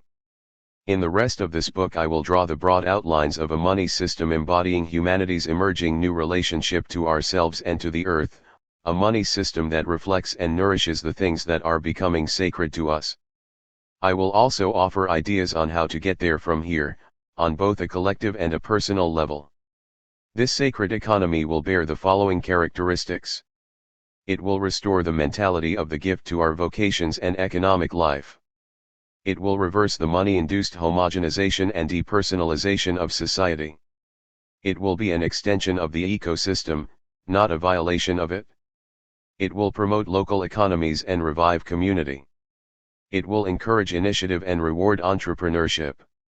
It will be consistent with zero growth, yet foster the continued development of our uniquely human gifts. It will promote an equitable distribution of wealth. It will promote a new materialism that treats the world as sacred. It will be aligned with political egalitarianism and people power and will not induce more centralized control. It will restore lost realms of natural, social, cultural, and spiritual capital. And, most importantly, it is something that we can start creating right now. The next few chapters will present and synthesize various themes of the new story of value that will define a future money system. Weaving them together, a picture will emerge of an economy that is very different from what we know today. Chapter 10. The Law of Return. Socialism failed because it couldn't tell the economic truth. Capitalism may fail because it couldn't tell the ecological truth. Lester Brown. Here is a certainty: the linear conversion of resources into waste is unsustainable on a finite planet. More unsustainable still is exponential growth, whether of resource use, money, or population. Not only is it unsustainable, it is also unnatural. In an ecology, no species creates waste that other species cannot use, hence the maxim waste is food. No other species creates growing amounts of substances that are toxic to the rest of life, such as dioxin, PCBs, and radioactive waste. Our linear/exponential growth economy manifestly violates nature's law of return, the cycling of resources. A sacred economy is an extension of ecology and obeys all of its rules, among them the law of return. Specifically, that means that every substance produced through industrial processes or other human activities is either used in some other human activity or, ultimately, returned to the ecology in a form, and at a rate, that other beings can process. It means there is no such thing as industrial waste. Everything cycles back to its source. As in the rest of nature, our waste becomes another's food. To obey the law of return is to honor the spirit of the gift because we receive what has been given us, and from that gift, we give in turn. Gifts are meant to be passed on. Either we hold onto them for a while and then give them forward, or we use them, digest them, integrate them, and pass them on in altered form. That this is a sacred responsibility is apparent from both a theistic and an atheistic perspective. From the theistic perspective, consider the source of this world we have been given. It would be a grave error to say, as some evangelicals have told me, that it is fine to use nature destructively, because after all God gave it to us. To squander a gift, to use it poorly, is to devalue the gift and insult the giver. If you give someone a present and he trashes it right in front of your face, you might feel insulted or disappointed. Certainly you'll stop giving gifts to that person. I think that anyone who truly believes in God wouldn't dare treat creation that way, but would instead make the most beautiful use possible of life, earth, and everything on it. That means we treat it as the divine gift that it is. In gratitude, we use it well and give in turn. That is the theistic reason why I call a zero-waste economy sacred. From an atheistic perspective, a zero-waste economy is the economic realization of the interconnectedness of all beings. It embodies the truth that as I do unto the other, so I do unto myself. To the extent that we realize oneness, we desire to pass our gifts forward, to do no harm, and to love others as we love ourselves. On a very practical level, this vision of sacred economy requires eliminating what economists refer to as externalities. Externalized costs are costs of production that someone else pays.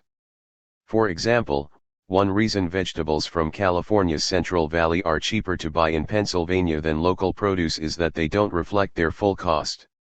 Since producers are not liable to pay the current and future costs of aquifer depletion, pesticide poisoning, soil salinization, and other effects of their farming methods, these costs do not contribute to the price of a head of lettuce.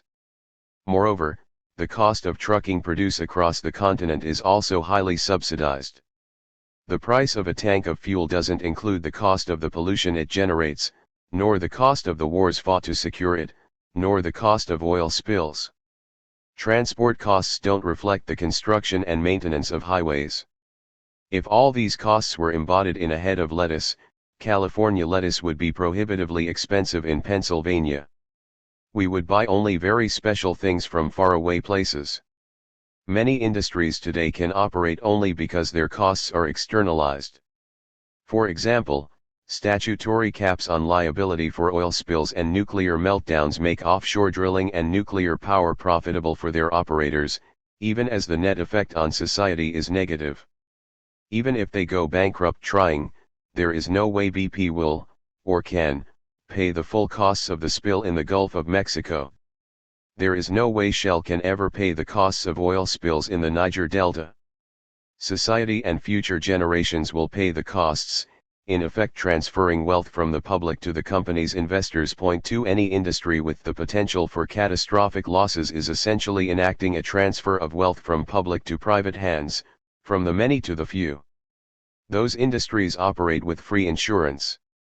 They get the profits, we assume the risks. It is also so in the financial industry, where the largest operators can take huge risks knowing that they will be bailed out if those risks fail. Externalized costs render economical things that are actually uneconomical, such as deep-sea oil drilling and nuclear power. The elimination of externalities thwarts the business plan of the ages: I keep the income, and someone else pays the costs. I fertilize my field with nitrogen fertilizer, and the shrimp fishermen pay the cost of eutrophication downriver. I burn coal to make electricity, and society pays the medical costs of mercury emissions and the environmental costs of acid rain. All of these strategies are variations on a theme I've already described: the monetization of the commons. The capacity of the earth to absorb various kinds of waste is a form of commonwealth, as is the richness of the soil, the seas, and the aquifers. The collective leisure time of society might be considered a commons as well, which is depleted when polluters make messes for everyone else to clean up. I keep the income, and someone else pays the costs reflects the mindset of the separate self, in which your well-being is fundamentally disconnected from mine. What does it matter what happens to you? If you are poor, or sick, or in prison, what does that matter to me, as long as I sufficiently insulate myself from the social and environmental toxicity out there? What does it matter to me if the Gulf of Mexico is dying under an oil slick? I'll just live somewhere else. What does it matter to me that there is 1,000-mile wide gyre of plastic in the Pacific Ocean? From the perspective of separation, it doesn't matter. In principle, we can insulate ourselves from the effects of our actions. Profiting by externalizing costs is part and parcel of that perspective. But from the perspective of the connected self, connected to other people and to the earth, your well-being is inseparable from my own, because you and I are not fundamentally separate.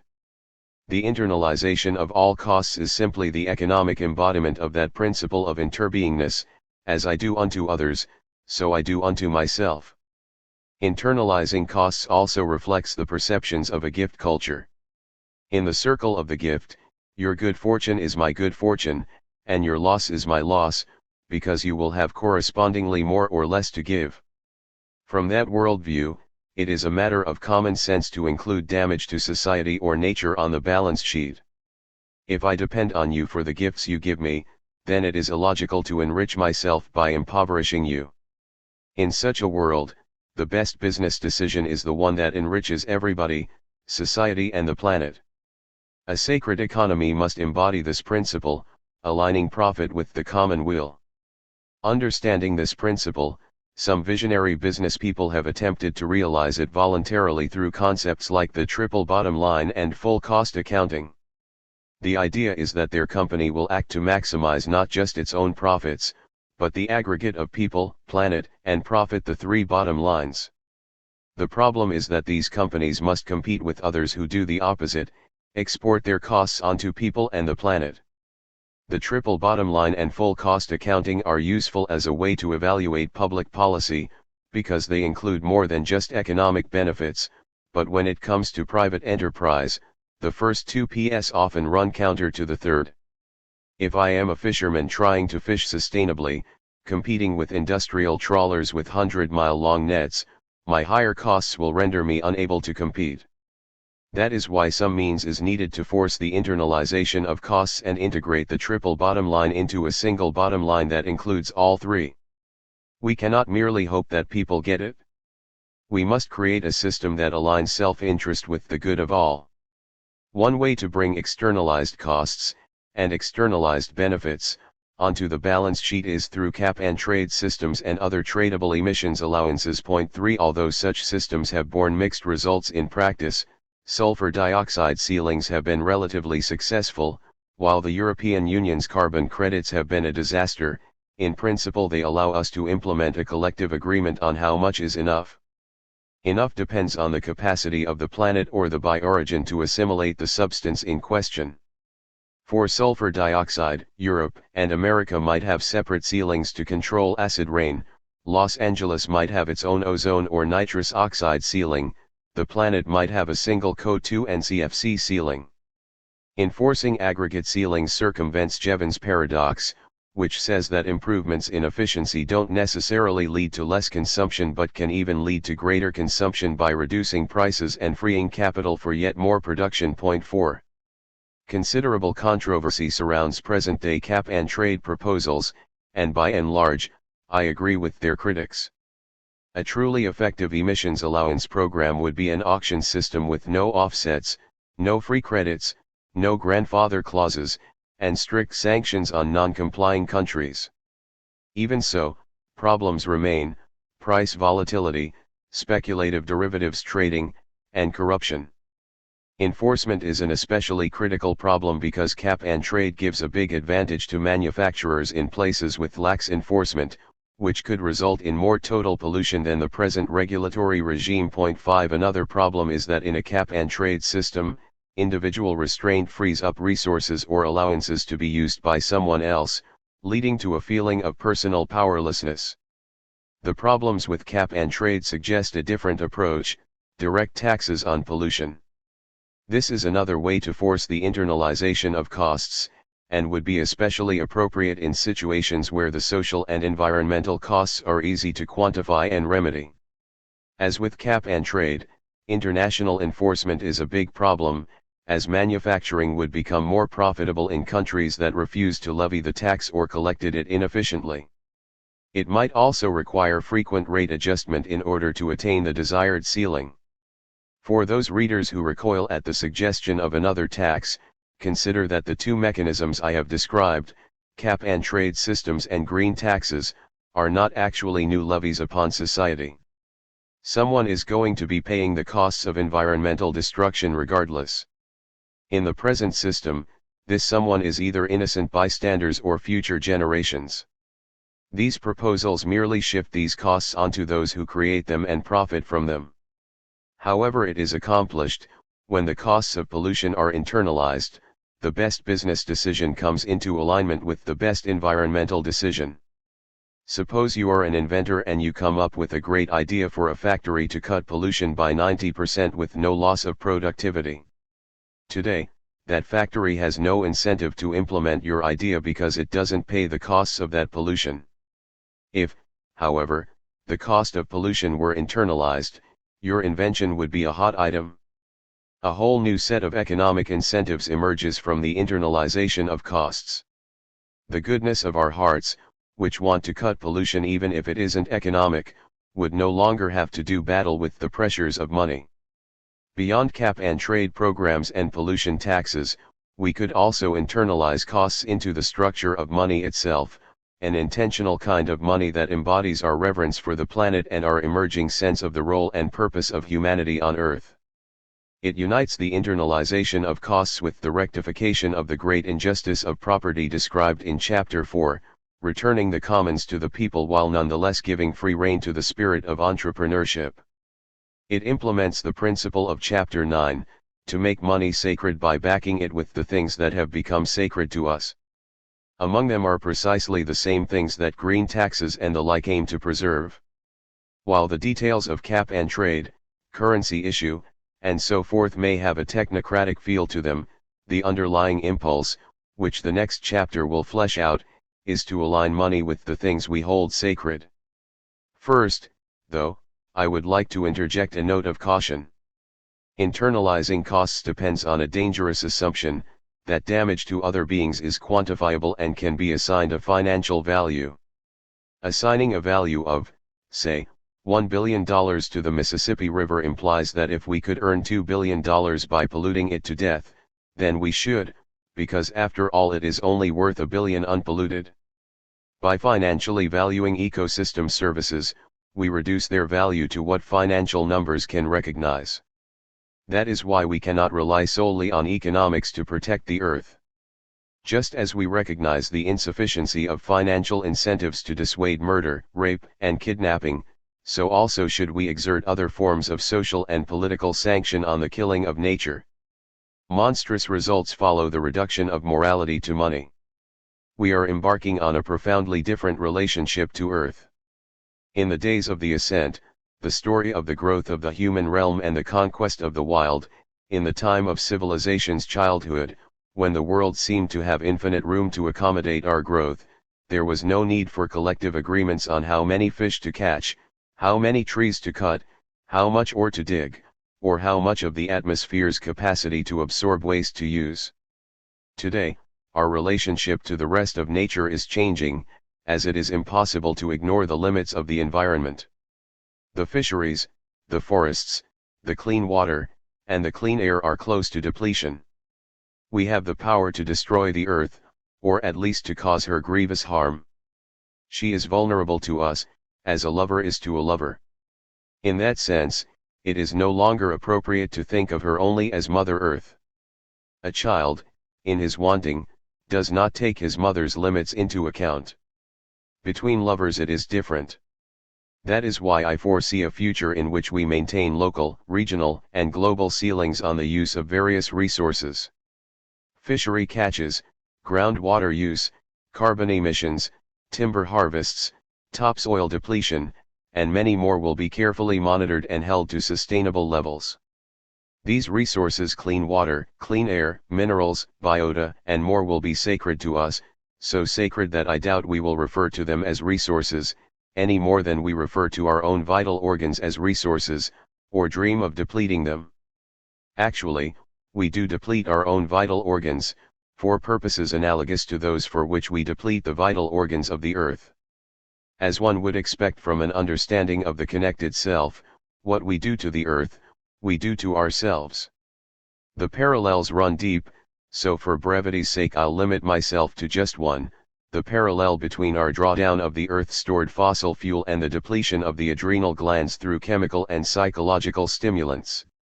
In traditional Chinese medical thought, the adrenal glands are part of the kidney organ system, which is understood to be the reservoir of the original qi, the life force, as well as the gateway to an ongoing supply of acquired qi. When we are in harmony with our life purpose, these gateways to the life force open wide and give us a constant supply of energy. But when we lose this alignment, we must use increasingly violent methods, coffee, motivational techniques, threats, to jerk the life force through the adrenals. Similarly, the technologies we use to access fossil fuels have become more and more violent: hydraulic fracturing, mountaintop removal, tar sand exploitation, and so on, and we are using these fuels for frivolous or destructive purposes that are evidently out of alignment with the purpose of the human species on Earth. The personal and planetary mirror each other. The connection is more than mere analogy. The kind of work that we use coffee and external motivation, example money, to force ourselves to do is precisely the kind of work that contributes to the despoliation of the planet. We don't really want to do it to our bodies, we don't really want to do it to the world. We want to become givers and not just takers in our relationship to Earth. With that in mind, I will touch upon one more aspect of the law of return and the cosmic unity of giving and receiving. It would seem that there is a flagrant exception to the law of return in nature, something that ecosystems do not recycle, something that enters constantly anew and exits always as waste. That something is energy. Radiating out from the sun, it is captured by plants and converted along the food chain from one form to another, moving irreversibly toward its final destination, waste heat. Sooner or later, all the low-entropy electromagnetic radiation from the sun is radiated back out from the earth as high-entropy heat. 6. I am not surprised that ancient people worshipped the sun, the only thing we know that gives without expectation or even possibility of return. The sun is generosity manifest. It powers the entire kingdom of life, and, in the form of fossil fuels, solar, wind, and hydroelectric power, can power the technosphere as well. Marveling at this virtually limitless source of free energy, I can touch upon the utter, almost infantile, gratitude that ancient sun worshippers must have felt. But there is more to the story. A vein runs through spiritual tradition that says that we, too, give back to the sun, indeed that the sun only continues to shine through our gratitude. 7 Ancient sun rituals weren't only to thank the sun, they were to keep it shining. Solar energy is the light of earthly love reflected back at us. Here, too, the circle of the gift operates. We are not separate from even the sun, which is why, perhaps, we can sometimes feel an inner sun shining from within us, irradiating all others with the warmth and light of generosity. Chapter 11. Currencies of the Commons. All money is a matter of belief. Adam Smith. We live on a naturally abundant planet, the source of life-sustaining gifts for us all. As observed in Chapter 4, the planet's richest soil, water, air, minerals, the genome were created by no one and should therefore be the property of none, but held in common stewardship for all beings. The same holds for the accumulation of technology and culture, which is the bequest of our collective forebears, a source of wealth that no living person deserves less than any other. But what to do with this realization? These truths are closely aligned with the Marxist and anarchist critique of property, but the Marxist solution, collective ownership of the means of production, administered by the state, does not reach deeply enough, nor does it address the real problem. 1 The real problem is that in both the communist and corporate capitalist systems, a power elite makes and benefits from the decision of how to deploy society's wealth. The convention of property, common or private, is used in both cases to justify and facilitate the allocation of wealth and power. The metamorphosis of human economy that is underway in our time will go more deeply than the Marxist revolution, because the story of the people that it weaves won't be just a new fiction of ownership, but a recognition of its fictive, conventional nature. What is property but a social agreement that a certain person has certain rights to use something in certain prescribed ways? Property is not an objective feature of reality, and to refy it and make it into something elemental, as both capitalistic and communistic theory do, is to unconsciously enslave ourselves to the story that contains it. I do not think that a sacred economics can start with ownership as an elemental property, because that conception buys into a worldview, a story of self and story of the world, that is not true, or that is true no longer the discrete and separate self in an objective universe. So instead of saying, as a Marxist might, that the bequest of nature and culture should be collectively owned, let us cease applying the concept of property to these things altogether and think instead of how to justly, creatively, and beautifully embody their value in an economic system. Today, access to money, via credit, goes to those who are likely to expand the realm of goods and services. In a sacred economy, it will go to those who contribute to a more beautiful world. While we may not all agree on what that world looks like, many important common values are emerging in our time. I have been gratified to discover, in my interaction with people from all parts of the political spectrum, a near universal reverence for community, for nature, and for the beautiful products of human culture. Around these common values, which political language tends to obfuscate by superimposing divisions atop our common humanity, the currency of sacred economy will emerge. In this chapter I will refer to government in the context of currency issue, but keep in mind that like all of our institutions, government is going to change dramatically in coming years. Ultimately, I envision decentralized, self-organizing, emergent, peer-to-peer, ecologically integrated expressions of political will. Parallel to this, I envision an ecology of money as well, an economic system with many complementary modes of circulation and exchange. Among them will be new extensions of the gift, freeing work from compulsion and guaranteeing the necessities of life to all. Whatever form it takes, an essential purpose of government, maybe the essential purpose of government is to serve as the trustee of the commons. The commons includes the surface of the earth, the minerals under the earth, the water on and under the ground, the richness of the soil, the electromagnetic spectrum, the planetary genome, the biota of local and global ecosystems, the atmosphere, the centuries-long accumulation of human knowledge and technology, and the artistic, musical, and literary treasures of our ancestors. As social reformers have observed for more than 2,000 years, no single person can make rightful claim to any of these things. In the past, I might have said that the purpose of government is to administer these treasures for the benefit of all people. That's a good start, but today, as we step into the lover-earth relationship, I say instead that government embodies our collective stewardship of these treasures on behalf of Earth itself, which includes humanity as its newest organ. We can no longer look upon humanity as just another life form on the planet, because we have the power to alter or even destroy the planet as no other species ever has before. What could be a better basis for a money system, the story of value, than these things that are so precious, so sacred, so valuable? Accordingly, part of a sacred money supply will be backed by those things of which we are collective stewards. Here is one way it could work. First, we reach a collective, politically mediated agreement on the right amount of nature to turn toward human purposes, how much of the produce of the sea, how much of the soil, the water, how much of the capacity of the atmosphere to absorb and transform waste, how much of the land's ability to recover from the scars of mineral extraction, how much of the gift of fossil fuels, metal ores, and other wealth, how much of nature's quiet to give over to machine noises, how much of the dark night sky to give to city lights.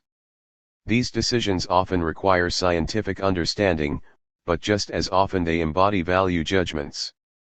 Both contribute to our collective agreement on how much natural capital to consume. Such a decision is something new on the face of the earth.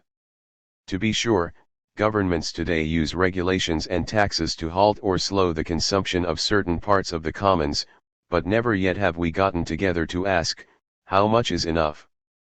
Ancient villages protected their commons through tradition, custom, and social pressure. The tragedy of the commons is largely a myth too, but on the scale of society today, we need to engage a political process to reach and implement a consensus. This process would consider the scientific consensus about what use of the commons is sustainable, as well as the social consensus about the relative importance of, say, the labor-saving convenience of internal combustion engines versus the pleasures of a quiet autumn day. Once we have decided how much of each commons should be made available for use, we can issue money backed by it. For example, we might decide that the atmosphere can sustain total sulfur dioxide emissions of 2 million tons a year. We can then use the emissions rights as a currency backing. The same goes for the rest of the commons. The result would be a long list comprising all the elements of the commons we agree to use for economic purposes. Conceptually, it might look something like this. Our money derives its value from the right to harvest 300,000 tons of cod from the Newfoundland cod fishery, the right to draw 30 million gallons of water monthly from the Ogallala aquifer, the right to emit 10 billion tons of CO2, the right to pump 2 billion barrels of oil from the ground, the use of the X-microwave band of the electromagnetic spectrum. How to implement this in practice? One way would be for the government to simply create money and spend it into the economy in the way governments spend tax revenues today. The money would circulate through the economy and eventually back to the government when producers redeem it for the backing items. This could happen through auction, or relative prices for the backing items could be set in advance and then adjusted each year according to actual prices on the secondary market. Either way, the redemption of money for backing items would function just like a tax on resources and pollution. Let's look at a concrete example of how it might work. A local government issues salaries to police, firefighters, and the local ecological cleanup crew. One of them spends her salary on food, electricity, and a new transmission for her car. The food comes from a local farm, which spends part of the money for the right to pump 300,000 gallons of water a year from the local aquifer. This payment goes to the local government, which is the steward of that part of the commons. Meanwhile, part of the money for the transmission goes to a factory somewhere, which pays part of that for pollution credits needed to operate. That cost is embodied in the price of the transmission, which also reflects the pollution credits for the gasoline used to transport it, the mineral rights for the iron ore used to make the steel, and so forth. These payments go to various stewards of the commons, some local, some regional, some national or global. Any factory that figures out a way to use less of the commons, for example, to make less pollution, or to use recycled metal from old junkyards, will be able to reduce its costs and earn a higher profit. The profit motive thereby becomes the ally, not the enemy, of our desire to heal the earth. Remember the principle that whatever commodity we use as money becomes valuable, so that we seek more of it. When gold is money, we mine more gold, beyond any practical need for it. In societies where cattle are money, people keep herds beyond what they need. If we use oil or energy as a currency backing, as some propose, then we will try to produce and hoard more oil. But what if we use oil still in the ground, gold still under the mountain, and forests still in their pristine state as currency backing? Won't we then elevate their value, too, and seek to create more and more of them? The mechanism is not at all mysterious. If you have to pay the full environmental costs of oil extraction, you will diligently find ways to keep it in the ground. If you have to pay for each unit of pollution, you will strive to pollute less. An alternative means to the same end would be for the government to create credit money by borrowing from the central bank at zero interest and repaying the loans with money from the sale of the items of the commons it holds in trust. The government could also issue bonds to investors, and the central bank could exercise monetary policy as it does today by purchasing or selling varying amounts of these bonds on the open market. It is crucial that these bonds bear zero, or negative, interest, a possibility I will explain in the next 2 chapters. Otherwise, a need for perpetual growth in the use of the commons would be created. Either way, producers would have a financial incentive to minimize their use of the commons. No such incentive exists today, or if it does, it exists only haphazardly. This system would internalize social and ecological costs. Today, when a mining company drains an aquifer or a trawling fleet depletes a fishery, the costs to society and the planet are external to the producer's own balance sheet. With this system, that is no longer true. Since these costs would be passed on to downstream industries and eventually to consumers, consumers would no longer face today's dilemma that the cheapest products are those that cause the most social and environmental damage, while the fair trade and eco-friendly products are way more expensive. Instead, products that avoided pollution in their manufacture would be cheaper because pollution quotas would cost a lot of money. Products would be more expensive in proportion to the amount of the natural commons consumed in their production. Not every environmental problem can be solved by monetizing it. As the example of the Mississippi River in the last chapter illustrates, by valuing an ecosystem, a living being, or the earth itself at any finite number, we reduce its true value, which is beyond counting. Therefore, in designing commons-backed currency, we must recognize that the sacred will always escape quantification. Certain realms of the commons can be safely measured and quantified, others require other forms of legal and moral protection.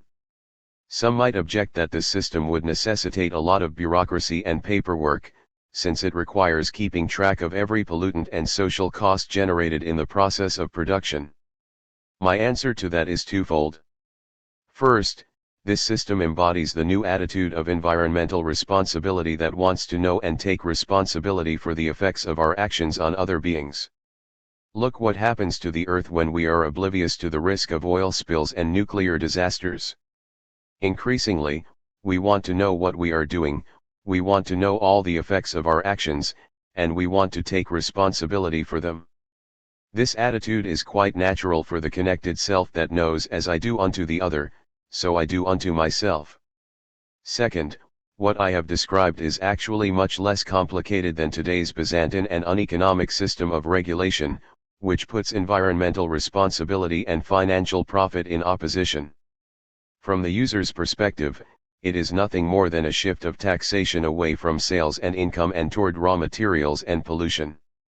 Private producers would have to pay for things that are now free to them at least. You might see this as a form of indirect taxation, but another way to look at it is that producers are simply paying for the things they take from the commons, the things they take from us all. It is only fair. We might say that such taxation is simply the enactment of the principle that those who benefit from the larger community of life must also contribute to the larger community of life. Those who take from the commonwealth must contribute to the common good in equal measure. The kinds of taxes, the means of levying contributions to the common good, that we have today are nearly the opposite of what we want to create in our world. We can take from the commons that which no one should own without paying for it, yet the one thing we can be said to own, our own productive labor, is subject to taxation in the form of income tax. Meanwhile, we are forced to pay a tax on the circulation of goods, a sales tax, while there is no tax on the accumulation of wealth not used for exchange. We have it backward. The money system I am describing in this chapter reverses income tax, shifting taxes away from what you earn and onto what you take. The next chapter describes a similar reversal of sales tax, shifting costs away from spending and onto hoarding. For the reader unfamiliar with unorthodox economic thought, I want to emphasize that this proposal fits into a respectable historical context. It is a synthesis of several elements. The idea of shifting taxes onto polluters and resource consumption was developed by A.C. Pigou in the early 20th century and carried forward by such people as Herman Daly, Paul Hawken, and numerous environmentalists. The idea of eliminating profit from the ownership of the commons goes back to the tradition of Henry George that I discussed in chapter 4.3. Numerous recent thinkers have suggested backing currency with such things as energy and other resources, though as far as I know they haven't considered backing it with energy and resources still in the ground. What I am describing in this chapter is the natural extension of the ideas of Henry George and Silvio Gesell into the ecological age, firmly grounded in 2 or 3 converging traditions of thought. The most important item of the Commonwealth is undoubtedly the land itself, the subject of the original criticisms of the institution of property. The proposals of George and Gesell that arise from this criticism fit seamlessly into the monetary system I have described. For what is George's single tax but a fee paid for the right to use the commons of land? This tax, which applies to the underlying value of land independent of any improvements upon it, could also take the form of a lease or a right to use payment. Obviously, since improvements to land are immobile and often require years or decades to build, lessees would have to enjoy the first right to renew. Many gradual and gentle ways have been proposed to realize the reclamation of the land commons for the public. There is no need to confiscate existing real estate holdings, but only to enact the principle that the earth belongs to everyone. 56 That means that no one should be allowed to benefit financially from owning the land. The same goes for the electromagnetic spectrum, the minerals under the earth, the genome, and the accumulated fund of human knowledge. These should be available for rent, not ownership, and the rents should go to the public. Presumably, those who can put these assets to best use would be the most eager to rent them.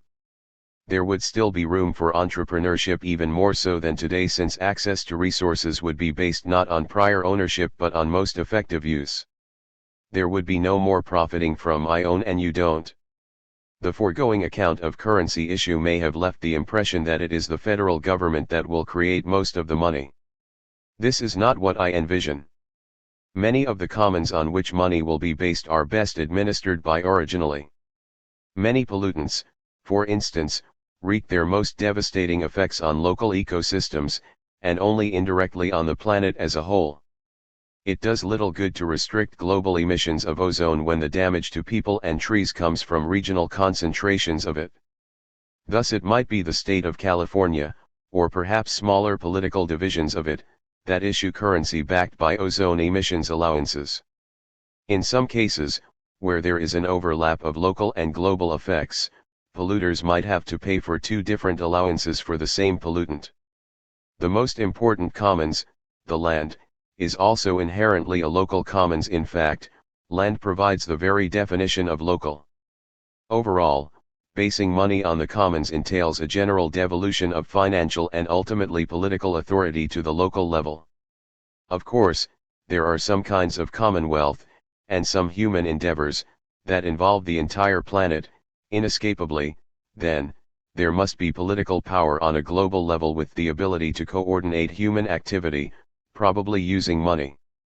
But global or national governments should not administer any form of the commons that is inherently regional or local. Since so much of the commons, land, watersheds, minerals, some fisheries, and the capacity of the ecosystem to handle many types of pollution is local, the money system I describe corresponds to a shift in political power away from centralized governments. Local governments will have the power to issue money backed by real wealth. So far I have described how national and local governments could issue money based on the natural wealth they administer in trust for communities, humanity, and the earth. Yet not every source of wealth is something from the collective commons. Critics of property going back to the early Christian fathers recognized that a person at least owns his or her own time, labor, and life. After all, we are born with nothing else, and shall return to the grave with not even that. If anything, our lives are our own. Shouldn't individuals, then, be able to issue money or obtain credit backed by their own productive resources? Well, we already do this today, when private enterprises and individuals create money through bank credit. Whether or not we can say we own our lives, surely we are the stewards of our time, our energy, and the creative power that dwells within us. If a government can issue currency based on the productive wealth it holds in trust, why can't a private entity do the same? I ask this question because some monetary reformers think this is a bad idea and have built entire economic philosophies around gold or fiat money systems in which fractional reserve banking and private creation of credit money would be prohibited. I will address this issue in some depth because it represents an important line of thinking in the new economics.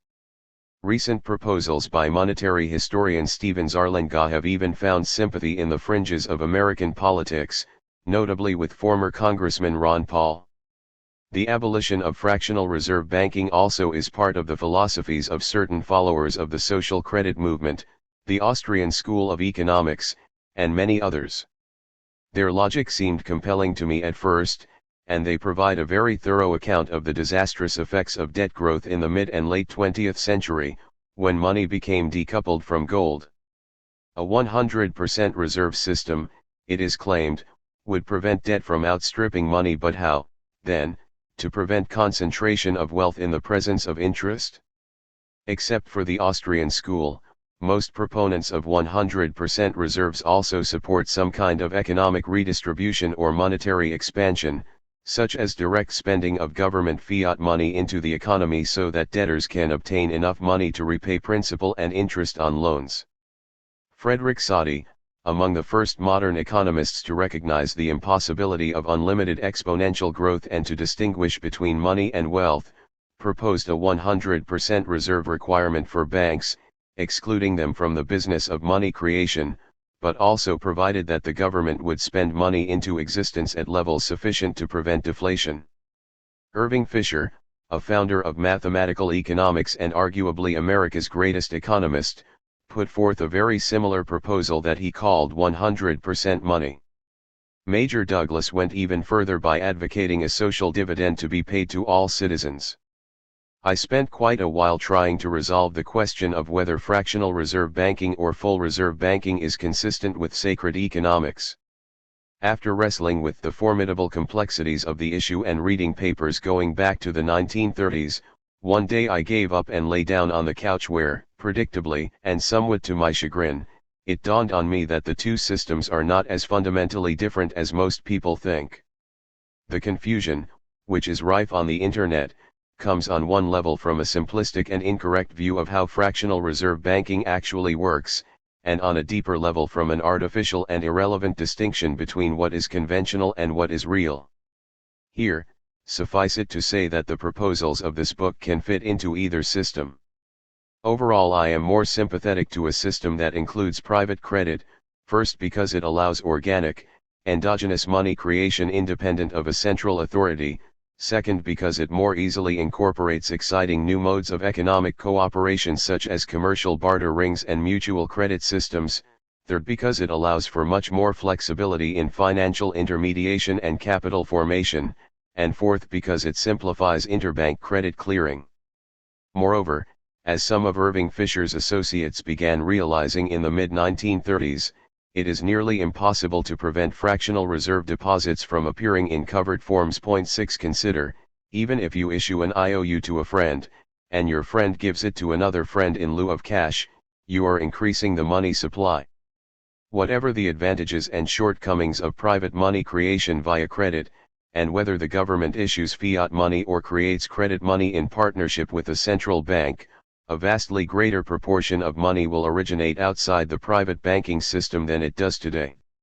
The reason is quite simple: much of the natural commonwealth that is used as the basis for private credit creation today would become public.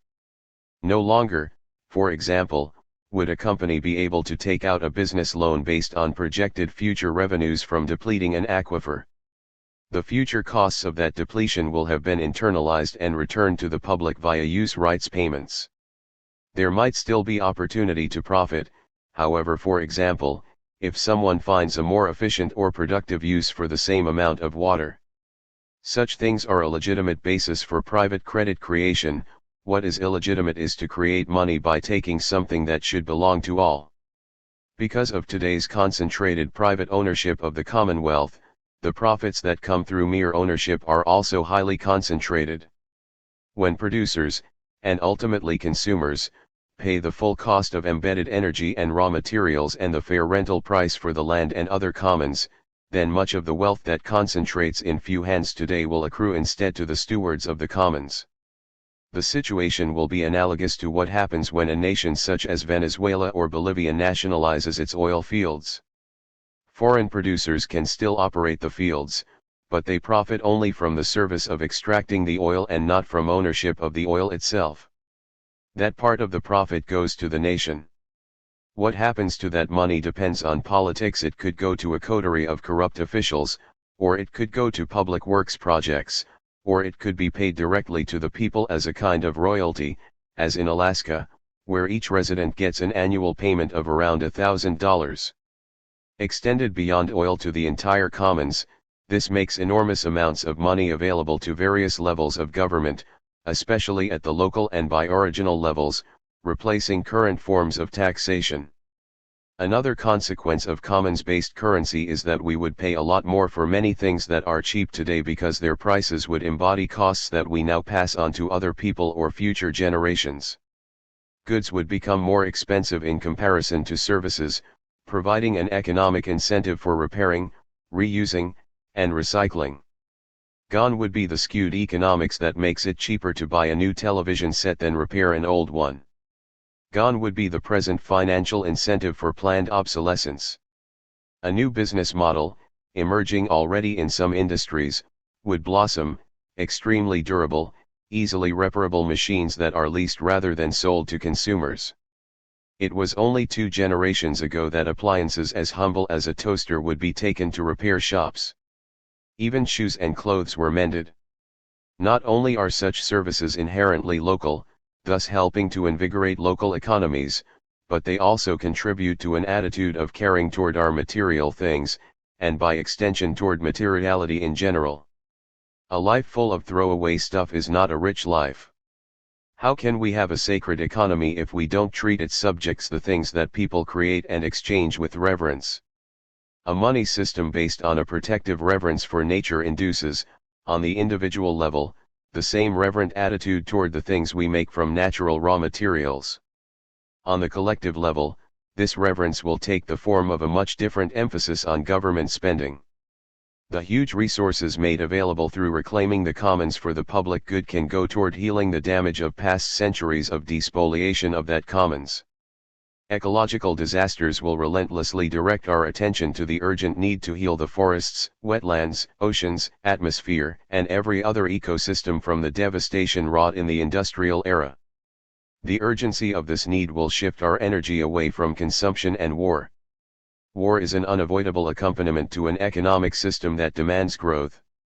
Whether through the colonization of lands or the subjugation of peoples, we have a constant need to access new sources of social and natural capital to feed the money machine. Wars also increase consumption, alleviating the crisis of overcapacity described earlier.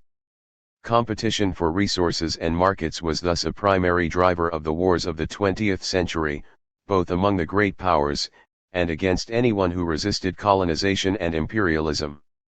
Limiting resource consumption is one of the pillars of a steady-state or degrowth economy, which short-circuits this primary driving force for war and frees up vast resources to turn toward the goal of healing the planet. The money system I have described goes a long way in reversing the age-old injustice of property, as well as the predation of the few against the many and against the future inherent in the exploitation of the commons. There is a big piece missing, though, as established in Chapter 5, the same injustice that inheres in property inheres in money as well. I have described a new story of value and how to embody it in money, but so far left untouched its compulsion, which is independent of the story of value, to drive either growth or concentration of wealth, or both. Is it possible to treat money as a commons in the same way as the land or the atmosphere? Is it possible to reverse the mechanism of interest, which, like the expropriation of the commons, allows those who own it to profit by its mere ownership? It is to this crucial matter we turn next. Chapter 12. Negative Interest Economics. Debt can endure forever, wealth cannot, because its physical dimension is subject to the destructive force of entropy. Frederick Soddy. Suppose I have 12 loaves of bread, and you are hungry. I cannot eat so much bread before it goes stale, so I am happy to lend some of it to you. Here, take these 6 loaves, I say, and when you have bread in the future, you can give me 6 loaves back again. I give you 6 fresh loaves now, and you give me 6 fresh loaves sometime in the future. I don't have the leverage to withhold the bread and make you pay me to borrow it, because we both know it will soon grow stale anyway. In a world where the things we need and use go bad, sharing comes naturally. The hoarder ends up sitting alone atop a pile of stale bread, rusty tools, and spoiled fruit, and no one wants to help him, for he has helped no one. Money today, however, is not like bread, fruit, or indeed any natural object. It is the lone exception to nature's law of return, the law of life, death, and rebirth, which says that all things ultimately return to their source. Money does not decay over time, but in its abstraction from physicality, it remains changeless or even grows with time, exponentially, thanks to the power of interest. We associate money very closely with self. As the word mine implies, we see our money almost as an extension of ourselves, which is why we feel ripped off when it is taken from us. Money, then, violates not only the natural law of return, but the spiritual law of impermanence. Associating something that persists and grows over time with a self that ages, dies, and returns to the soil perpetuates an illusion. Though we all know better, we imagine somehow that by adding wealth we add to ourselves and can gain the imperishability of money. We store it up for old age, as if we could thereby forestall our own decay. What would be the effect of money that, like all other things, decays and returns to its source? We have attached an exponentially growing money to a self and world that are neither exponential nor even linear, but cyclical. The result, as I have described, is competition, scarcity, and the concentration of wealth. The answer to the question what has gone wrong with this beautiful idea called money, which can connect human gifts and human needs, comes down in large part to interest, to usury. But usury itself is not some isolated phenomenon that could have been different if only we'd made a wiser choice somewhere down the line. It is irrefragably bound to our sense of self, the separate self in an objective universe, whose evolution parallels the evolution of money. It is no accident that the first highly moneized society, ancient Greece, was also the birthplace of the modern concept of the individual. This deep link between money and being is good news because human identity today is undergoing a profound metamorphosis. What kind of money will be consistent with the new self, the connected self, and a world in which we increasingly realize the truth of interconnectedness, that more for you is more for me? Given the determining role of interest, the first alternative currency system to consider is one that structurally eliminates it, or even that bears interest's opposite. After all, if interest causes competition, scarcity, and polarization, then might not its opposite create cooperation, abundance, and community? And if interest represents the proceeds from the ancient and ongoing robbery of the commons, might not its opposite replenish it? What would that opposite look like? It would be a money that, like bread, becomes less valuable over time. It would be money, in other words, that decays, money that is subject to a negative interest rate, also known as a demurrage charge. Point 1. Decaying currency is one of the central ideas of this book, but before I lay out its history, application, economic theory, and consequences, I would like to say a bit about the term decay, which I have been advised to avoid due to its negative connotations. Why does decay seem negative, and preservation a virtue? This attitude arises again from the story of ascent, in which humanity's destiny is to transcend nature, to triumph over entropy, chaos, and decay, and to establish an ordered realm, scientific, rational, clean, controlled. Complementary to it is a spirituality of separation, in which a non-material, eternal, deathless, divine soul inhabits an impermanent, mortal, profane body. So we have sought to conquer the body, conquer the world, and arrest the processes of decay.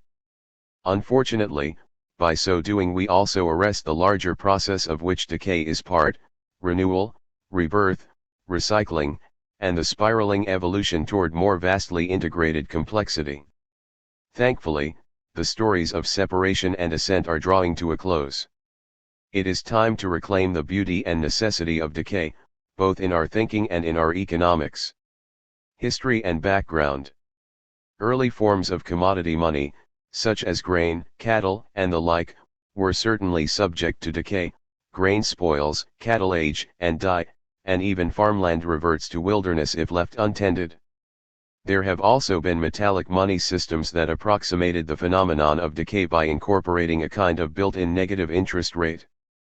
A crude example of such a system was in wide use in the Middle Ages in Europe's Broctiaten system, in which coins were periodically recalled and then reminted at a discount rate. 2 In England, Saxon kings recoined silver pennies every 6 years, issuing 3 for every 4 taken in, for a depreciation rate of about 4% per year. 3 This effectively imposed a penalty on the hoarding of money, encouraging instead its circulation and investment in productive capital. If you had more money than you could use, you would be happy to lend it, even at zero interest, because your coins would decrease in value if you held them too long. Note that the money supply didn't necessarily shrink as a result of this system, since the Lord would presumably inject the difference back into the economy to cover his own expenses. This negative interest on money was thus a kind of tax. The pioneering theoretician of negative interest money was the German-Argentinian businessman Silvio Gesell, who called it free money, free Geld, a name that I will adopt in his honor. The system he proposed in his 1906 masterwork, The Natural Economic Order, was to use paper currency to which a stamp costing a small fraction of the note's value had to be affixed periodically. This effectively attached a maintenance cost to monetary wealth. Like any physical commodity, such money goes bad, at a rate determined by the value of the stamps required to keep the currency valid. For example, if a dollar bill required a 1-cent stamp every month to stay valid, it would depreciate at an annual rate of 12%. 4. Gesell arrived at the idea of demurrage charged currency from a different direction than I have. He was writing in an era when almost no one questioned the desirability of economic growth, and visionary though he was, Gesell never doubted, as far as I know, the capacity of the earth or technology to accommodate it forever. 5 His primary concern was to remedy the inequitable and unjust distribution of wealth in his time, the unprecedented poverty amid unprecedented abundance. This he attributed to a huge unfair advantage held by the possessors of money. They possess a hoardable commodity that is at the same time the money medium. Other commodities, except possibly land, are not hoardable in the same way that gold or other currency is. They rot, rust, or decay, are subject to theft or obsolescence, incur storage and transport costs, and so on. He wrote, "Gold does not harmonize with the character of our goods. Gold and straw, gold and petrol, gold and guano, gold and bricks, gold and iron, gold and hides. Only a wild fancy, a monstrous hallucination, only the doctrine of value can bridge the gulf. Commodities in general, straw, petrol, guano and the rest can be safely exchanged only when everyone is indifferent as to whether he possesses money or goods, and that is possible only if money is afflicted with all the defects inherent in our products. That is obvious. Our goods rot, decay, break, rust, so only if money has equally disagreeable, loss-involving properties can it effect exchange rapidly, securely, and cheaply. For such money can never, on any account, be preferred by anyone to goods. Only money that goes out of date like a newspaper, rots like potatoes, rusts like iron, evaporates like ether, is capable of standing the test as an instrument for the exchange of potatoes, newspapers, iron, and ether. For such money is not preferred to goods either by the purchaser or the seller. We then part with our goods for money only because we need the money as a means of exchange, not because we expect an advantage from possession of the money. 6. But today, as in Gesell's time, money is preferred to goods. The ability to withhold the medium of exchange allows money holders to charge interest. They occupy a privileged position compared to holders of real capital, and even more so to those who sell their time, 100% of which disappears each day it goes unsold. The result is an increasing polarization of wealth because everyone essentially pays a tribute to the owners of money. A corollary to Gesell's point is that it is unfair for us to pay simply for the means to make exchanges. Gesell believed that the simple desire to make an exchange should be enough. If I have something to offer that you need, why should we have to pay for the means to give and receive it? Why should you have to pay for the privilege of receiving a gift? This is one of the ways in which Gesell's money deserves the moniker free. As we shall see, a credit system based on depreciating currency allows zero-interest loans. While we must still repay loans, no longer must we pay for them. In that sense, money becomes free. Gesell advocated currency decay as a device for decoupling money as a store of value from money as a medium of exchange. Money would no longer be preferred to physical capital. The result, he foresaw, would be an end to the artificial scarcity and economic depression that happens when there are plenty of goods to be exchanged but a lack of money by which to exchange them. His proposal would force money to circulate. No longer would the owners of money have an incentive to withhold it from the economy, waiting for scarcity to build up to the point where returns on real capital exceed the rate of interest. This is the second reason for calling it free money. Freed from the control of the wealthy, money would circulate freely instead of coagulating in vast, stagnant pools as it does today. Gesell saw the interest-bearing property of money as a brake on prosperity. As soon as goods become so abundant that returns on capital investment go lower than the minimum rate of interest, the owners of money withhold it from investment. The money to perform transactions disappears from circulation, and the familiar crisis of overcapacity looms, with its paradoxical accompaniment of scarcity of goods for the vast majority of people. The money system in 1906 was quite different from that of today. Most currencies were still, at least in theory, backed by precious metals, and there was nothing like the vast expansion of credit over the monetary base that we have today. Indeed, Gesell viewed credit as a substitute for money, a way for businesses to conduct transactions in the absence of currency. But today credit and money are nearly identical. Current economic theory sees the use of credit as money as a positive development, in part because it allows the money supply to expand or contract organically in response to the demand for a medium of exchange. However, as we have seen, interest-bearing credit not only responds to, but also compels, the growth of the money economy. Moreover, in its present form it is no less subject to scarcity than was money in Gesell's time. Although virtually unknown through the second half of the 20th century, Gesell's ideas enjoyed a wide following in the 1920s and 1930s and came to influence prominent economists such as Irving Fisher and John Maynard Keynes. Fisher promoted Gesell's ideas vigorously in the United States, and Keynes offered uncharacteristic praise, calling Gesell an unduly neglected prophet and his work profoundly original. 7 In the turmoil following World War I, Gesell was even appointed Minister of Finance of the ill-fated Bavarian Republic, which lasted less than a month. In the 1920s, a stamp scrip currency, the Wara, issued by a friend of Gesell's, circulated in Germany, but there as elsewhere it took an economic depression to launch it in earnest. Whether in collective life or personal, real change rarely comes in the absence of crisis. The following year, the depressed town of Wurgl, Austria, issued its own stamp scrip inspired by Gesell and the success of the Wara. The Wurgl currency was by all accounts a huge success. 10 Roads were paved, bridges were built, and back taxes were paid. The unemployment rate plummeted and the economy thrived, attracting the attention of nearby towns.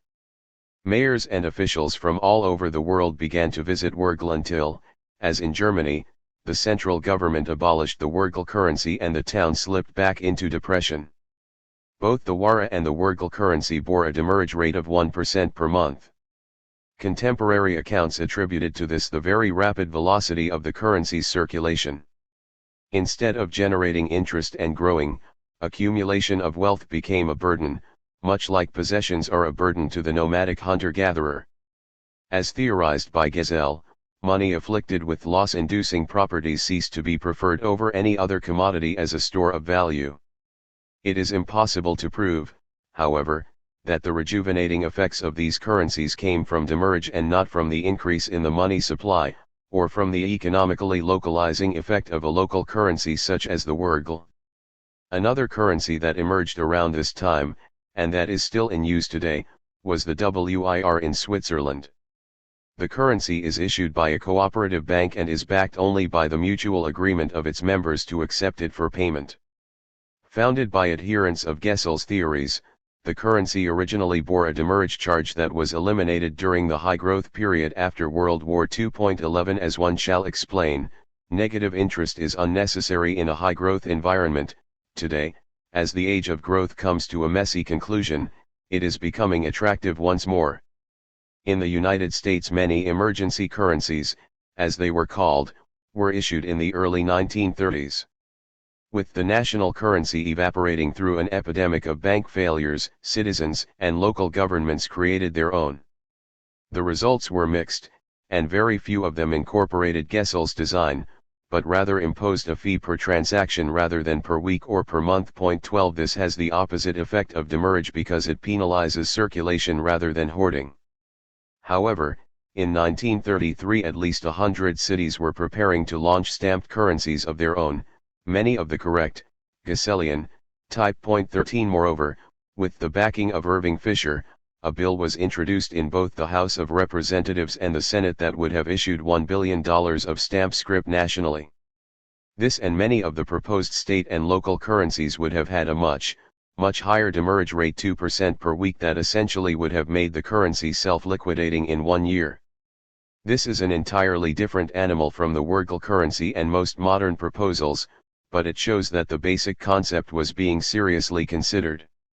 Here is an excerpt from the Bankhead-Pettengill Amendment to the Costigan-Lafollette Unemployment Relief Bill, S. 5125, of 1933. The Secretary of the Treasury shall cause to be engraved and printed currency of the United States in the form of stamped money certificates. Said certificates shall be in the denomination of $1 each, and the issue shall be limited to $1 billion. Said certificates shall be of a suitable size to provide space on the backs thereof for affixing postage stamps. The face of said certificates shall set forth substantially the following: this certificate is legal tender for $1 for payment of all debts and dues, public and private, customs, duties, and taxes, provided that on the date of its transfer there shall be affixed 2-cent postage stamps for all dates prior to such date of transfer, as set forth in the schedule on the back hereof. Senate Bill 5125 never came to a vote, and a month later Roosevelt banned all emergency currencies by executive decree when he launched the New Deal. According to Bernard Lietaer, the reason he did this was not because the local and state currencies wouldn't be effective in ending the Depression, but because it would mean a loss of central government power. 14. Today we are at the brink of a similar crisis and face a similar choice between temporarily shoring up the old world through an intensification of centralized control or letting go of control and stepping into the new. Make no mistake, the consequences of a negative interest system would be profound, encompassing economic, social, psychological, and spiritual dimensions. Money is so fundamental, so defining of our civilization, that it would be naive to hope for any authentic civilizational shift that did not involve a fundamental shift in money as well. Modern application and theory.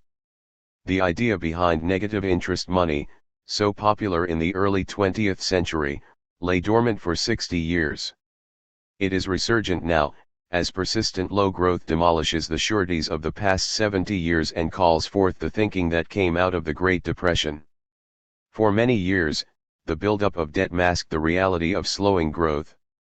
When the 2008 crisis hit, the monetarist tools of managing the economy failed for the first time since the Great Depression.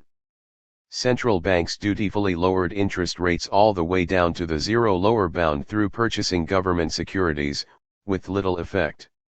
Next, governments applied the standard Keynesian remedy of fiscal stimulus, the replacement of flagging consumer spending with government spending. Barack Obama's economic stimulus was a Keynesian measure, although probably insufficiently vigorous even within that paradigm. Since then, government spending around the world has remained high, yet economic growth rates remain far below the levels of the post-World War II era. In the wake of the 2008 crisis, the zero-bound problem pushed the idea of negative interest rates into the mainstream. At the time, discussion of the idea was sparse. My research in 2010 turned up meager results, a paper by a Federal Reserve economist 15, a New York Times article by a Harvard economics professor 16, and an article in The Economist magazine. 17 Whenever I mentioned it to practicing economists, I was met with eye rolls. How times have changed. Today articles on negative interest abound in the mainstream financial press, as several central banks, most notably the Bank of Japan and the European Central Bank, have instituted small negative rates. As of early 2019, some $19 trillion was invested in securities bearing below zero nominal interest.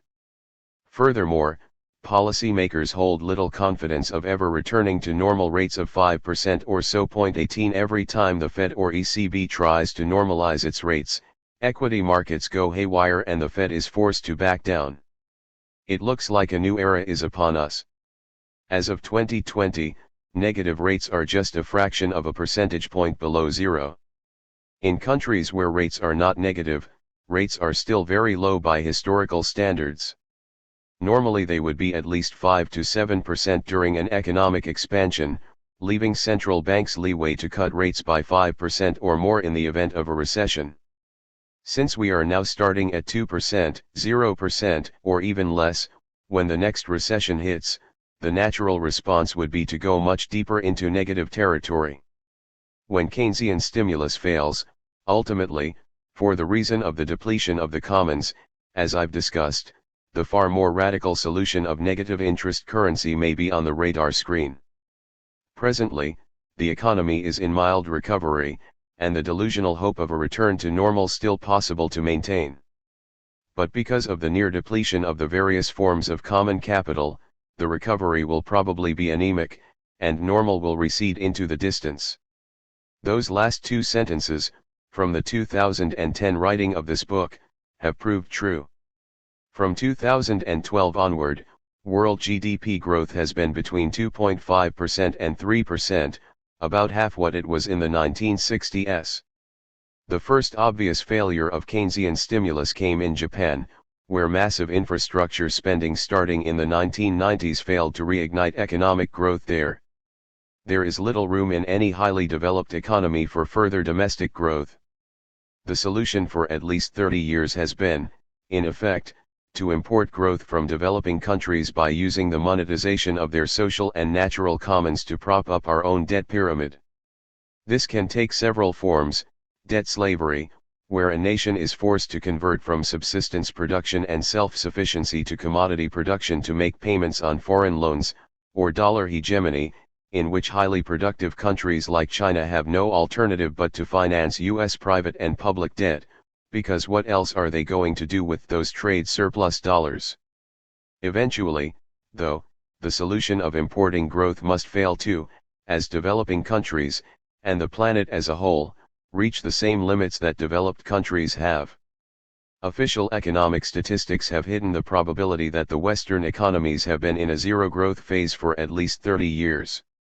Whatever growth there has been has come largely from such things as real estate bubbles, the prison industry, healthcare costs, insurance and financial services, educational costs, the weapons industry, and so forth. The more expensive these are, the more the economy is assumed to have grown. In areas where there has been growth, such as the Internet, much of this is actually a covered form of importing growth. Internet-based revenue comes mostly from sales and advertising, not from new production. We are more efficiently greasing the wheels of the conveyor belt of goods from China to the West. In any event, developing countries cannot keep the growth machine running forever. The more it slows, the more it will be necessary to get around the zero bound. While the idea of fixing stamps onto currency seems quaint, recently several prominent economists have proposed modern alternatives. Since most money is electronic anyway, the key measure is some kind of liquidity tax, as proposed by Irving Fisher as early as 1935, or, equivalently, a negative interest rate on deposits in the Federal Reserve. The latter measure was proposed by Willem Buiter, then a professor of economics and later chief economist at Citibank, in a 2003 paper in the Economic Journal and then in the Financial Times in 2009, see the bibliography. It has also been broached by Harvard economics professor Greg Manke and former American Economic Association President Robert Hall 19 and even discussed by Federal Reserve economists. 20 In the years since the first edition of this book, there has been an explosion of scholarly research on negative interest. It is no longer a fringe idea. Of course, physical currency would need to be subject to the same depreciation rate as reserves, otherwise, people could just hoard cash. Rather than use the cumbersome stamp script method, this could be accomplished through various means. 21. Embedding cash with magnetic strips on currency encoding expiration dates. Replacing cash with, or redefining it as, bearer bonds with a negative interest rate. Dissociating cash from the official unit of account, so that cash deposited would be converted to less and less electronic money over time. For example, if the negative rate were 5%, if I deposit a $100 bill on January 1st, my account would be credited $100, but if I waited till December 31st, my account would be credited $95, and if I waited another year, $90.25. Presumably, new currency would be issued every few years that would start out at full value. 22. Another option would be to ban official physical currency altogether, which could vastly increase the power of government since every electronic transaction could be recorded. Frightening as that is to those, including myself, who are wary of the surveillance state, my response to that concern is too late. Already today nearly all important transactions are done electronically anyway, with the notable exception of those involving illegal drugs. Cash is also used extensively in the informal economy to help people avoid taxes, a motive that would disappear if taxation were shifted away from incomes and onto resources as I propose. Moreover, there is no reason why unofficial currencies shouldn't thrive alongside the official, negative interest electronic currency. Transactions using these currencies would be outside the purview of the central government. Their community of use would decide what level of record-keeping to exercise over the currency. People who operate completely in a local economy, such as hippies, back-to-the-landers, and other people I love, would lead economic lives invisible to the central authorities. There are, however, other reasons to make all transactions and financial records open, not only to the government, but to everyone. This, indeed, has been proposed more generally as an antidote to the surveillance state. Make surveillance technology public and ubiquitous, and it is happening already with the proliferation of video cameras in cell phones, handheld gaming consoles, and other devices. When the activities of government are just as transparent to the people as the activities of the people are to the government, we will have a truly open society. I want to emphasize the practicability of the modern negative interest proposals. Whereas Gassellian stamp script currency seems like an anachronistic pipe dream that would involve massive economic disruption, levying a charge on reserves would require almost no new financial infrastructure. Indeed, it is an extension of where monetary policy has already been headed. The same Federal Reserve, the same central banks, the same basic banking system could remain intact. Of course, profound changes would follow, but they would be evolutionary changes that would spare society the disruption of scrapping the financial system and starting anew. As I wrote in Chapter 5, sacred economics is part of a different kind of revolution entirely, a transformation and not a purge.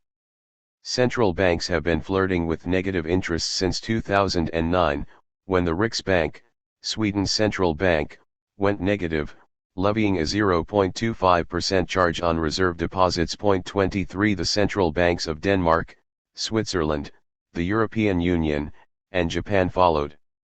Their rates have been negligibly different from zero. The steepest was the Swiss bank's 0.75%, but the justification for lowering the rate that far also applies to lowering it still further. What is that justification? As far as I know, mainstream advocates of negative interest rates see them as a temporary measure in times of recession, to force banks to restart lending and make cheap credit available until the economy starts growing again, at which point, presumably, interest rates would rise back into positive territory. If, however, we are entering a permanent zero growth or degrowth economy, negative interest rates could become permanent too. The proper rate of interest, positive or negative, depends on whether the economy is to grow or shrink. In the old thinking, monetary policy was intended to spur economic growth or to restrain it to a sustainable level. In the new thinking, monetary policy strives to match the base interest rate to the economic growth, or degrowth, rate. Keynes estimated that it should be roughly equal to the excess of the money rate of interest over the marginal efficiency of capital corresponding to a rate of new investment compatible with full employment. 24 This formula would need to be modified if, as I suggest in Chapter 14, we should no longer and can no longer seek full paid employment as a positive social good. This is a necessary consequence of steady-state economics and not so scary in the presence of a social dividend. Essentially, though, what Keynes is suggesting is that the liquidity tax be set at a level to compensate for the excess of interest over the average return on investment in productive capital. In other words, it must be set at a level so that there is no advantage to holding wealth versus using wealth. Liberal economists sometimes advocate a near equivalent to demurrage, inflation. Inflation is mathematically very similar in its effects to a depreciating currency in that it encourages the circulation of money, discourages hoarding, and makes it easier to repay debts. Negative interest money has several important advantages, however. In addition to eliminating classic costs of inflation, menu costs, shoe leather costs, etc., it does not impoverish people on a fixed income, nor risk the usual scenario where prices rise faster than wages. Here is a typical pro-inflation argument by Dean Baker of the Center for Economic and Policy Research. If it is politically impossible to increase the deficit, then monetary policy provides a second potential tool for boosting demand. The Federal Reserve Board can go beyond its quantitative easing program to a policy of explicitly targeting a moderate rate of inflation, example 3 to 4%, thereby making the real rate of interest negative. This would also have the benefit of reducing the huge burden of mortgage debt facing tens of millions of homeowners as a result of the collapse of the housing bubble. 25. The problem is, in a deflationary environment when banks aren't lending, how can the Fed create inflation? This is the biggest problem with the inflation solution in a situation of over-leveraging and overcapacity. Quantitative easing exchanges a highly liquid asset, base money, reserves, for less liquid assets, example various financial derivatives, but that won't cause price or wage inflation if the new money doesn't reach people who will spend it. 26 Even if the Fed monetized all debt, public and private, the essential problem would remain. Owing to the zero lower bound, the Fed was powerless to inflate its way out of the debt trap in 2008 and 2009. Nor did subsequent years of quantitative easing spark an economic boom, but only sustained anemic growth. Quantitative easing delivers zero-interest money to financial institutions, but they would rather sit on it than invest it into an economy with little prospect for returns on capital investment. Here we return to the original motivation for negative interest money, to get money circulating. In a negative interest reserve system, banks would be anxious not to keep reserves. If the negative rate were on the order of 5 to 8%, which is what Gesell, Fisher, and other economists thought it should be, then it would even be in banks' interest to make zero-interest loans, possibly even negative interest loans. How would they make money, you ask? They would do it essentially the same way they do it today. 27 Deposits would be subject to a negative interest rate, too, only smaller than the reserve interest rate. Banks would take demand deposits at, say, 7% interest, or time deposits at perhaps 5% or 3%, and make loans at 1% or 0%. You can see now why cash would need to depreciate as well, otherwise, who would deposit it at negative interest? One objection to negative interest rates is that they harm bank profits, due to a narrowing of the interest rate spread. But this is an artifact of the current system by which rates are lowered, by expanding the central bank balance sheet. This is known as a loose monetary policy, and it squeezes rate spreads. However, if central banks levied fees on reserves, in principle negative interest could accompany quantitative tightening, allowing banks to maintain appropriate profitability. A tight monetary policy atop a negative interest floor would mean higher capital costs for riskier investments, allowing central banks to exert their proper role of preventing economic overheating during boom times. Negative interest on reserves is compatible with existing financial infrastructure, the same commercial paper markets, the same interbank money markets, even, if we desire it, the same securitization and derivatives apparatus. All that has changed is the interest rate. Each of these institutions has a higher purpose that lurks within it like a recessive gene, awaiting the time of its expression. This is equally true of that most maligned of institutions, the heart of the financial system, the Federal Reserve, and other central banks. 28 Most physiologic descriptions of the heart liken it to a pump, but the heart does not provide the propulsive force for blood circulation at all. It would be impossible for a 300-gram organ to pump a viscous fluid through thousands of miles of small blood vessels. In fact, embryonic circulation begins before a functioning heart is even present, possessing its own endogenous momentum sustained by its relationship to the entire circulatory system and indeed the entire body. The heart temporarily halts the flow, which expands the atrium before being released into the ventricle. It is more similar to a hydraulic ram than a pump, with the addition of a twisting function to maintain the blood's spiraling motion. Contrary to orthodox belief, the heart does not pump blood through the system, but rather receives it, listens to it, and sends it back out again. 28 It is an organ of perception. According to what it senses about the blood, the heart produces a vast array of hormones, many of them only recently discovered, that communicate with other parts of the body, just as its own cells are affected by exogenous hormones. This listening, modulating role of the heart offers a very different metaphorical perspective on the role of a central monetary authority, an organ to listen and respond to the needs of the system, rather than to pump money through it. The Fed is supposed to listen to the pulse of the economy to regulate the money supply in order to maintain interest rates at the appropriate level. 29 The injection of new money into the economy could be done the same way it is today, open market operations, or through government spending of fiat money, depending on which version of commons use rents are employed. Generally speaking, money lost to demurrage must be injected back into the economy, otherwise, the level of reserves would shrink every year, regardless of the need for money to facilitate economic activity. The result would be the same pattern of defaults, scarcity, and concentration of wealth that threatens us today. Therefore, we still need a financial heart that listens to the blood and signals for the creation of more, or less, of it. The alert reader might object that if currency and bank deposits were subject to negative interest, people would switch to some other medium of exchange that served as a better store of value, gold, for instance, or commercial paper. If you have raised this objection, you are in good company. Writing in praise of Gesell's ideas, John Maynard Keynes issued the following caveat: thus, if currency notes were to be deprived of their liquidity premium by the stamping system, a long series of substitutes would step into their shoes: bank money, debts at call, foreign money, jewelry, and the precious metals generally, and so forth. 30 This objection can be met on several fronts, nor did Keynes see it as an insuperable obstacle, but merely a difficulty that Gesell did not face. Bank money would, as described above, be subject to the same depreciation as physical currency.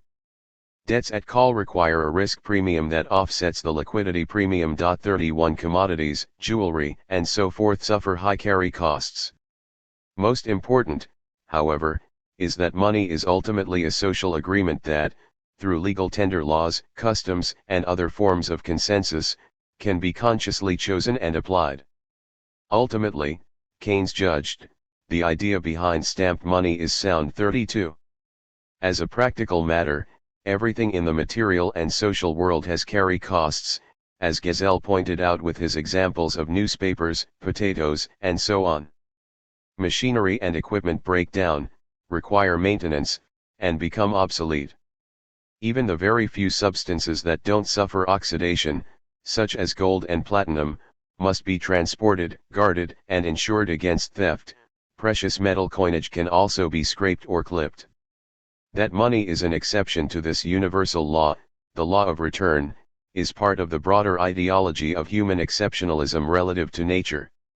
Decaying currency is therefore no mere gimmick, it is an acknowledgement of reality. The ancient Greeks, unconsciously drawing on the qualities of this new thing called money, created a conception of spirit that was similarly above nature's laws, eternal, abstract, non-material. This division of the world into spirit and matter, and the consequent treatment of the world as if it were not sacred, is coming to an end. Ending along with it is the kind of money that suggested this division in the first place. No longer will money be an exception to the universal law of impermanence. Keynes's difficulty highlights the importance of not creating artificial stores of wealth that, like money today, violate nature's laws. One example is property rights on land, which historically were the vehicle for the same concentration of wealth that money has brought us today. Negative interest on currency must accompany Georgist or Gassellian levies on land as well, and indeed on any other source of economic rents. The physical commons of land, the genome, the ecosystem, and the electromagnetic spectrum, as well as the cultural commons of ideas, inventions, music, and stories, must be subject to the same carry costs as money, or Keynes's concern will come true. Thankfully, we have a serendipitous convergence of rightness and logic, that the social obligation entailed by use of the commons doubles as a liquidity tax on any substitute store of value. Fundamentally, whether applied to money or to the commons, the same principle is at stake: we get to keep it only if we use it in a socially productive way. If we merely hold it, we shall lose it. Not everyone would benefit in a negative interest system, at least in the short run. Like inflation, depreciating currency benefits debtors and harms creditors. Writing about inflation, this commentator sums it up neatly.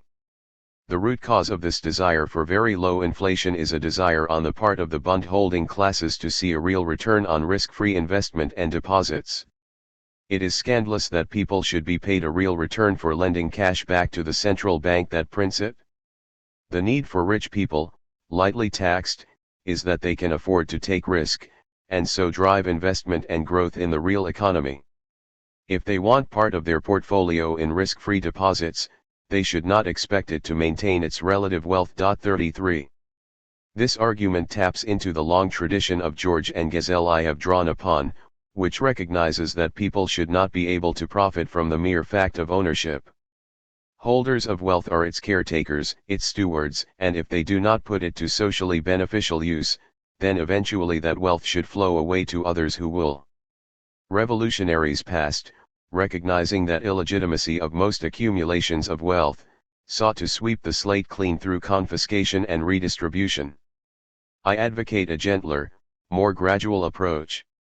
One way to look at it is as a tax on holdings of money, ensuring that the only way to maintain wealth is to invest it at risk or, shall we say, to make wise decisions on how to direct the magical flow of human creativity. Certainly, this is an ability that deserves reward, and herein lies an essential missing piece of Marxist theories of value that ignore the entrepreneurial dimension to the allocation of capital. Whereas the bold yet still mainstream economists I've mentioned see negative interest as a temporary measure to promote lending and escape a deflationary liquidity trap, its true significance runs much deeper. A liquidity trap is not a temporary aberration caused by a bubble collapse, it is an ever-present default state originating in the declining marginal efficiency of capital, 34 itself a result of technological improvement and competition. As Keynes pointed out, as the stock of the assets, which begin by having a marginal efficiency at least equal to the rate of interest, is increased, their marginal efficiency, for reasons, sufficiently obvious, already given, tends to fall. Thus a point will come at which it no longer pays to produce them, unless the rate of interest falls pari passu. When there is no asset of which the marginal efficiency reaches the rate of interest, the further production of capital assets will come to a standstill. 35. As I have argued already, This eventuality has been delayed for a long time as technology and imperialism have transferred goods and services from the commons into the money economy. As the commons is exhausted, however, the need to remove the interest rate barrier intensifies. Presciently, Keynes opines, thus those reformers, who look for a remedy by creating artificial carrying costs for money through the device of requiring legal tender currency to be periodically stamped at a prescribed cost in order to retain its quality as money, or in analogous ways, have been on the right track, and the practical value of their proposals deserves consideration. 36 Such a measure, and the modern equivalent I've discussed, would allow capital investment with a negative marginal efficiency. In other words, banks would willingly lend money to enterprises that make a zero or slightly less than zero return on investment. Given that the root cause of our economic crisis is the inevitable slowing of growth, and given that we are transitioning to an ecological, steady-state economy, decaying currency proposals offer more than a temporary fix for a stagnant economy. They promise a sustainable, long-term foundation for a permanently non-growing economy. Historically, economic contraction or stagnant growth has meant human misery, economic polarization, a sharpening of the divide between the haves and the have-nots. Negative interest money prevents this from happening by providing a way for money to circulate without needing to be driven by growth-dependent lending. It allows prosperity without growth. Combined with the other changes described in this book, negative interest money will have profound effects on human economy and psychology. We have gotten so used to the world of usury money that we mistake many of its effects for basic laws of economics or human nature. As I shall describe, a money system embodying a new sense of self and a new story of the people, the connected self living in co-creative partnership with Earth, will have very different effects. The intuitions developed over centuries will be true no longer. No longer will greed, scarcity, the quantification and commoditization of all things, the time preference for immediate consumption, the discounting of the future for the sake of the present, the fundamental opposition between financial interest and the common good, or the equation of security with accumulation be axiomatic. The debt crisis, opportunity for transition. A golden opportunity to transition to negative interest money may be nigh in the form of the debt bomb that nearly brought down the global economy in 2008. Consisting of high levels of sovereign debt, mortgage debt, credit card debt, student loans, and other debts that can never be repaid, the debt bomb was never defused but just delayed. New loans were issued to enable borrowers to repay old ones, but of course unless the borrowers increase their income, which will happen only with economic growth, this only pushes the problem into the future and makes it worse. At some point, default is inevitable. Is there a way out? There is. The answer lies in a modern-day version of the Solonic economic reform 2,600 years ago, debt cancellation and reform of the conventions of money and property. At some point, it will be necessary to face reality, the debts will never be repaid. Either they can be kept in place anyway, and debtor individuals and nations kept in perpetual servitude, or they can be released and the slate wiped clean. The problem with the latter choice is that because savings and debt are two aspects of a whole, innocent savers and investors would be instantly wiped out, and the entire financial system would collapse. A sudden collapse would result in widespread social unrest, war, revolution, starvation, and so forth. In order to prevent this, an intermediate alternative is to reduce the debt gradually. The 2008 financial crisis offered a clue as to how this might happen as part of the transition to a negative interest economy. When crisis threatened major financial institutions with insolvency, the response by the Federal Reserve was to monetize bad debts, which means that it bought them exchanging toxic financial instruments for cash. It continued to monetize government debt, which is also unlikely ever to be repaid, for years following through the quantitative easing program. The problem is that all this money goes to creditors, not debtors. Debtors do not become any more able to pay, nor do the creditors become any more willing to lend. The Fed's action drew intense criticism because it in effect gave predatory financial institutions cold hard cash in exchange for the junk investments they had irresponsibly created and traded, whose market value was probably only pennies on the dollar. They received face value for them, and then, adding insult to injury, invested the cash in risk-free bonds, paid it as executive bonuses, or bought up smaller institutions. Meanwhile, none of the underlying debt was forgiven the debtors. The program therefore did nothing to ameliorate the polarization of wealth. What would happen if debt were monetized into negative interest money? Then, although creditors would not lose their money overnight as they do with defaults or systemic financial collapse, the bailout wouldn't further enrich them either, because they would receive a depreciating asset. As for the debtors, the monetary authority could reduce or annul their debts by any amount it thought appropriate, to be determined through a political process. This might involve reducing the interest rate to 0 or less, or even reducing the principal. So, for example, interest on student loans could be reduced to 0, mortgage principal cut to pre-bubble levels, and third world sovereign debt cancelled entirely. While it is true that this monetization of debt could vastly increase the monetary base, because the money would be subject to demurrage, it would naturally shrink back again over time. The monetary authority could also shrink it more quickly by selling the restructured debt on the open market. Without negative interest or debt forgiveness described herein, Fed bailouts amount to free money, and not free money, for the people who already have the most of it. If the big banks and financiers are permitted to keep their lucre, at least in exchange they should accept a system tilted against further accumulation. Yes, the financial interests stand to lose, albeit gradually, from this proposal, but what is the alternative? The increasing polarization of wealth is not sustainable. The opportunity we had in 2008 will repeat itself, because the debt crisis won't go away, without miraculously high economic growth. Each time, the solution has been yet more debt, which is shifted from individuals and corporations to nations, and back again, always growing. For example, when Ireland's banks were on the verge of failure in 2010, the government bailed them out, transferring the problem onto its own balance sheet and engendering a sovereign debt crisis. To avert catastrophe, the IMF and ECB gave Ireland new loans at 6% interest to pay the old. Unless the Irish economy grows by more than 6% a year, impossible given the harsh austerity measures upon which the loans were conditioned, the problem will reappear in a few years and be even worse. We are merely kicking the problem into the future. The bondholders don't want to take a loss. They want more and more for themselves. 37 In the long run, it is mathematically impossible to redeem that wish.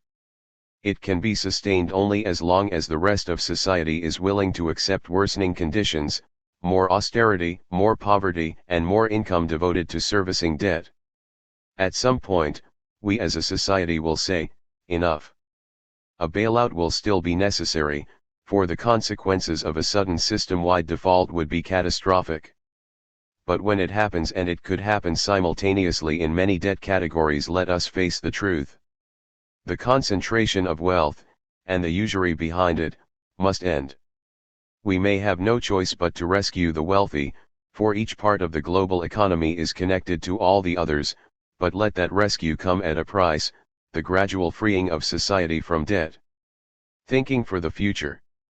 Amid all the technical details of money and finance, let us not lose sight of the heart of this endeavor, to restore money to its true purpose as a connector of gifts and needs and as a magical talisman that coordinates human creativity toward a common end.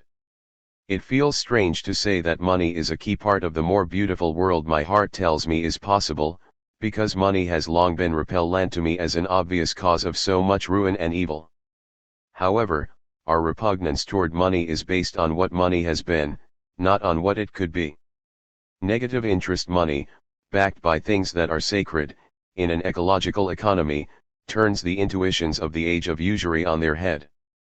It is utterly revolutionary, fundamentally altering the human experience.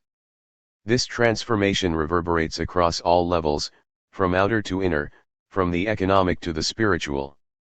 In Chapter 9, The Story of Value, I explained how the current social agreement on money creation is thou shalt issue money only to those who will earn even more of it, which ultimately comes down to participating in the expansion of the realm of goods and services. Society's energy is directed toward that which will expand the realm of money and property, the human realm, the owned realm. It is part of the ascent of humanity to dominion over nature. Lowering interest rates below the zero lower bound makes investments possible that have a zero or negative return on capital. Does this idea sound counterintuitive to you? Does it seem to contradict the whole concept of an investment? It is counterintuitive, but only because our intuitions have been so conditioned by a centuries-long culture of growth that we can barely conceive the possibility of another function of money, or of a business model not dependent on profit. Of course we have non-profit organizations, but these are fundamentally distinct from for-profit businesses. This is a distinction that will fade. Here is an example to bring home how weirdly counterintuitive this is. Imagine you go to a bank and say, "I'd like to borrow money for my business. Here is my business plan. See, if you lend me $1 million, I will earn $900,000 in 4 years' time. So I'd like you to lend me $1 million at negative interest, and I'll pay you back $900,000 in installments over 4 years. We love your business plan," says the bank. "Here is your money." Why do they agree? Because that $1 million, if left as cash, would depreciate at an even higher rate, say 7%, so that after 4 years only about $740,000 would be left. It is to the bank's benefit to make the loan described above. Another way to understand the dynamics of decaying currency is that, like inflation, it reverses the discounting of future cash flows. In The Ascent of Humanity I offer the following example. Whereas interest promotes the discounting of future cash flows, demurrage encourages long-term thinking. In present-day accounting, a rainforest sustainably generating $1 million a year is more valuable if clear-cut for an immediate profit of $50 million. In fact, the net present value of the sustainable forest calculated at a discount rate of 5% is only $20 million. This discounting of the future results in the infamously short-sighted behavior of corporations that sacrifice, even their own, long-term well-being for the short-term results of the fiscal quarter. Such behavior is perfectly rational in an interest-based economy, but in a demurrage system, pure self-interest would dictate that the forest be preserved. No longer would greed motivate the robbing of the future for the benefit of the present. As the exponential discounting of future cash flows compels the cashing in of the entire earth, this feature of demurrage is highly attractive. Imagine you are the president of the world and receive the following offer from aliens: Supreme Leader, a sustainable gross world product, GWP, is $10 trillion a year. We would like to make you an offer, $900 trillion for the entire earth. True, we plan to extract all of its resources, destroy the topsoil, poison the oceans, turn the forests into deserts, and use it as a radioactive waste dump. But think of it, $900 trillion. You'll all be rich. Of course you would say no, but collectively today we are essentially saying yes to this offer. We are carrying out the aliens' plan to a T, making over the next 10 years perhaps $900 trillion, current GWP is $90 trillion a year. Through a million little choices every day, we are cashing in the earth. And this is all quite economic. At prevailing rates, $900 trillion generates annual income of at least $20 trillion. In Ascent I quoted several prominent economists who argue that since agriculture amounts to only 3% of GDP, global warming or a 50% drop in agricultural output wouldn't matter much. At most, GDP, the total goodness level, remember, would drop by only 1.5%. It seems absurd, but within the logical construct of usury it is quite rational. In a 1997 article in Nature, ecological economist Robert Costanza valued the global ecosystem at $33 trillion, only 20% higher than GWP that year. He meant well, hoping to provide an economic reason, and not just a moral reason, to preserve the planet, but according to the same logic, the logic of value, it would be in our interest not to preserve it if we received a better offer. Furthermore, don't you find it dispiriting to resort to the argument that we should preserve the ecosystem because of all the money we'll save? This argument buys into the basic assumption that causes so much trouble to begin with, that money is an appropriate standard of value, that all things can and should be measured and quantified, that we can best make choices by adding up numbers. Sustainability has been a buzzword for so long now that it has almost become a cliché. Yet despite the fact that everyone approves of it, sustainability has been fighting a losing battle against profit. Forests are dying, lakes are drying up, deserts are spreading, and rainforests continue to fall to clear-cutting. The pace has hardly slowed despite 5 decades of environmentalists' best efforts. At every turn they must fight the money power, which helplessly seeks short-term profit even at the expense of its own long-term survival. As Lenin wrote in a somewhat different context, the capitalists will sell us the rope with which we will hang them. The myopia of capital stems, at a deep level, from interest, which necessitates the discounting of future cash flows. With interest rates below zero, the opposite thinking prevails. Imagine again that you are president of the world. Now the aliens' offer isn't looking so attractive. At negative interest, in fact, no amount of money would be enough to cash in the earth, because money in the future is actually more valuable than the same quantity of money in the present, and its future value increases exponentially with time. You would say to the aliens, "We're not selling the earth at any price." Isn't that what we should be saying today, when the economy insists on putting a price on the ecological basis of civilization and life itself? Isn't that what we should be saying today as well to any exchange of the infinitely precious for a finite sum of money? It is time, I think, to stop cashing in beauty, life, health, and our children's future. I realize my example of cashing in the earth is far-fetched and that one could construct an economic argument challenging it. My point is that negative interest fundamentally alters what kind of behavior is economic. Activities that bring benefits 30, 50, or 100 years hence, indeed, that bring benefits to the 7th generation, acquire an economic motivation as opposed to today, when only an idealistic person would do such a thing. With negative interest and depreciating currency, no longer will our ideals do battle against our economic self-interest. Consider a practical example. Suppose you are considering whether to install solar panels to power your business.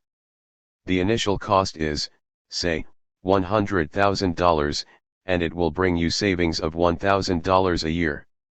Currently, it would be uneconomic to install them, as the net present value of $1,000 a year is much less than $100,000, even at very low interest. But if interest is zero or negative, the decision becomes economic. Today people are already making such decisions even though they are uneconomic, because the truth in our hearts contradicts economic logic. In our hearts we know that the ideology that equates money with the good is wrong. We need to bring money and goodness back into their promised alignment. One more example: suppose you own a forest. Either you can obliterate it by selling it for clear-cutting and quarrying, for an immediate profit of $1 million, or you can log it sustainably for $10,000 a year in perpetuity. Well, interest on $1 million is at least double that sustainable logging income. You might as well cash it in. But if interest rates are negative, that logic no longer holds. The internalization of external costs works synergistically with negative interest currency to make money a force for good. The former aligns private interest with public interest, the latter promotes long-term thinking over short-term thinking. Although both are improvements on the current system, neither by itself will guarantee a sustainable world. Together, they align economic decisions with the long-term interests of society and the planet. Of course, there are times when long-term thinking isn't appropriate. We have many needs that we prefer to fulfill now rather than in the future. If we are starving, we would rather have one meal today than 100 a year from now. The Austrian school of economics especially, but more generally neoclassical economics as well, extrapolates from such examples to claim that it is human nature to want to consume as much as possible right now. In their view, interest is a kind of compensation for deferring consumption, a reward for delayed gratification. In other words, you, dear reader, would love to maximize your utility by spending all your money right now, but are induced not to because you know that you'll be able to have even more later, thanks to interest. This is known in economics as the time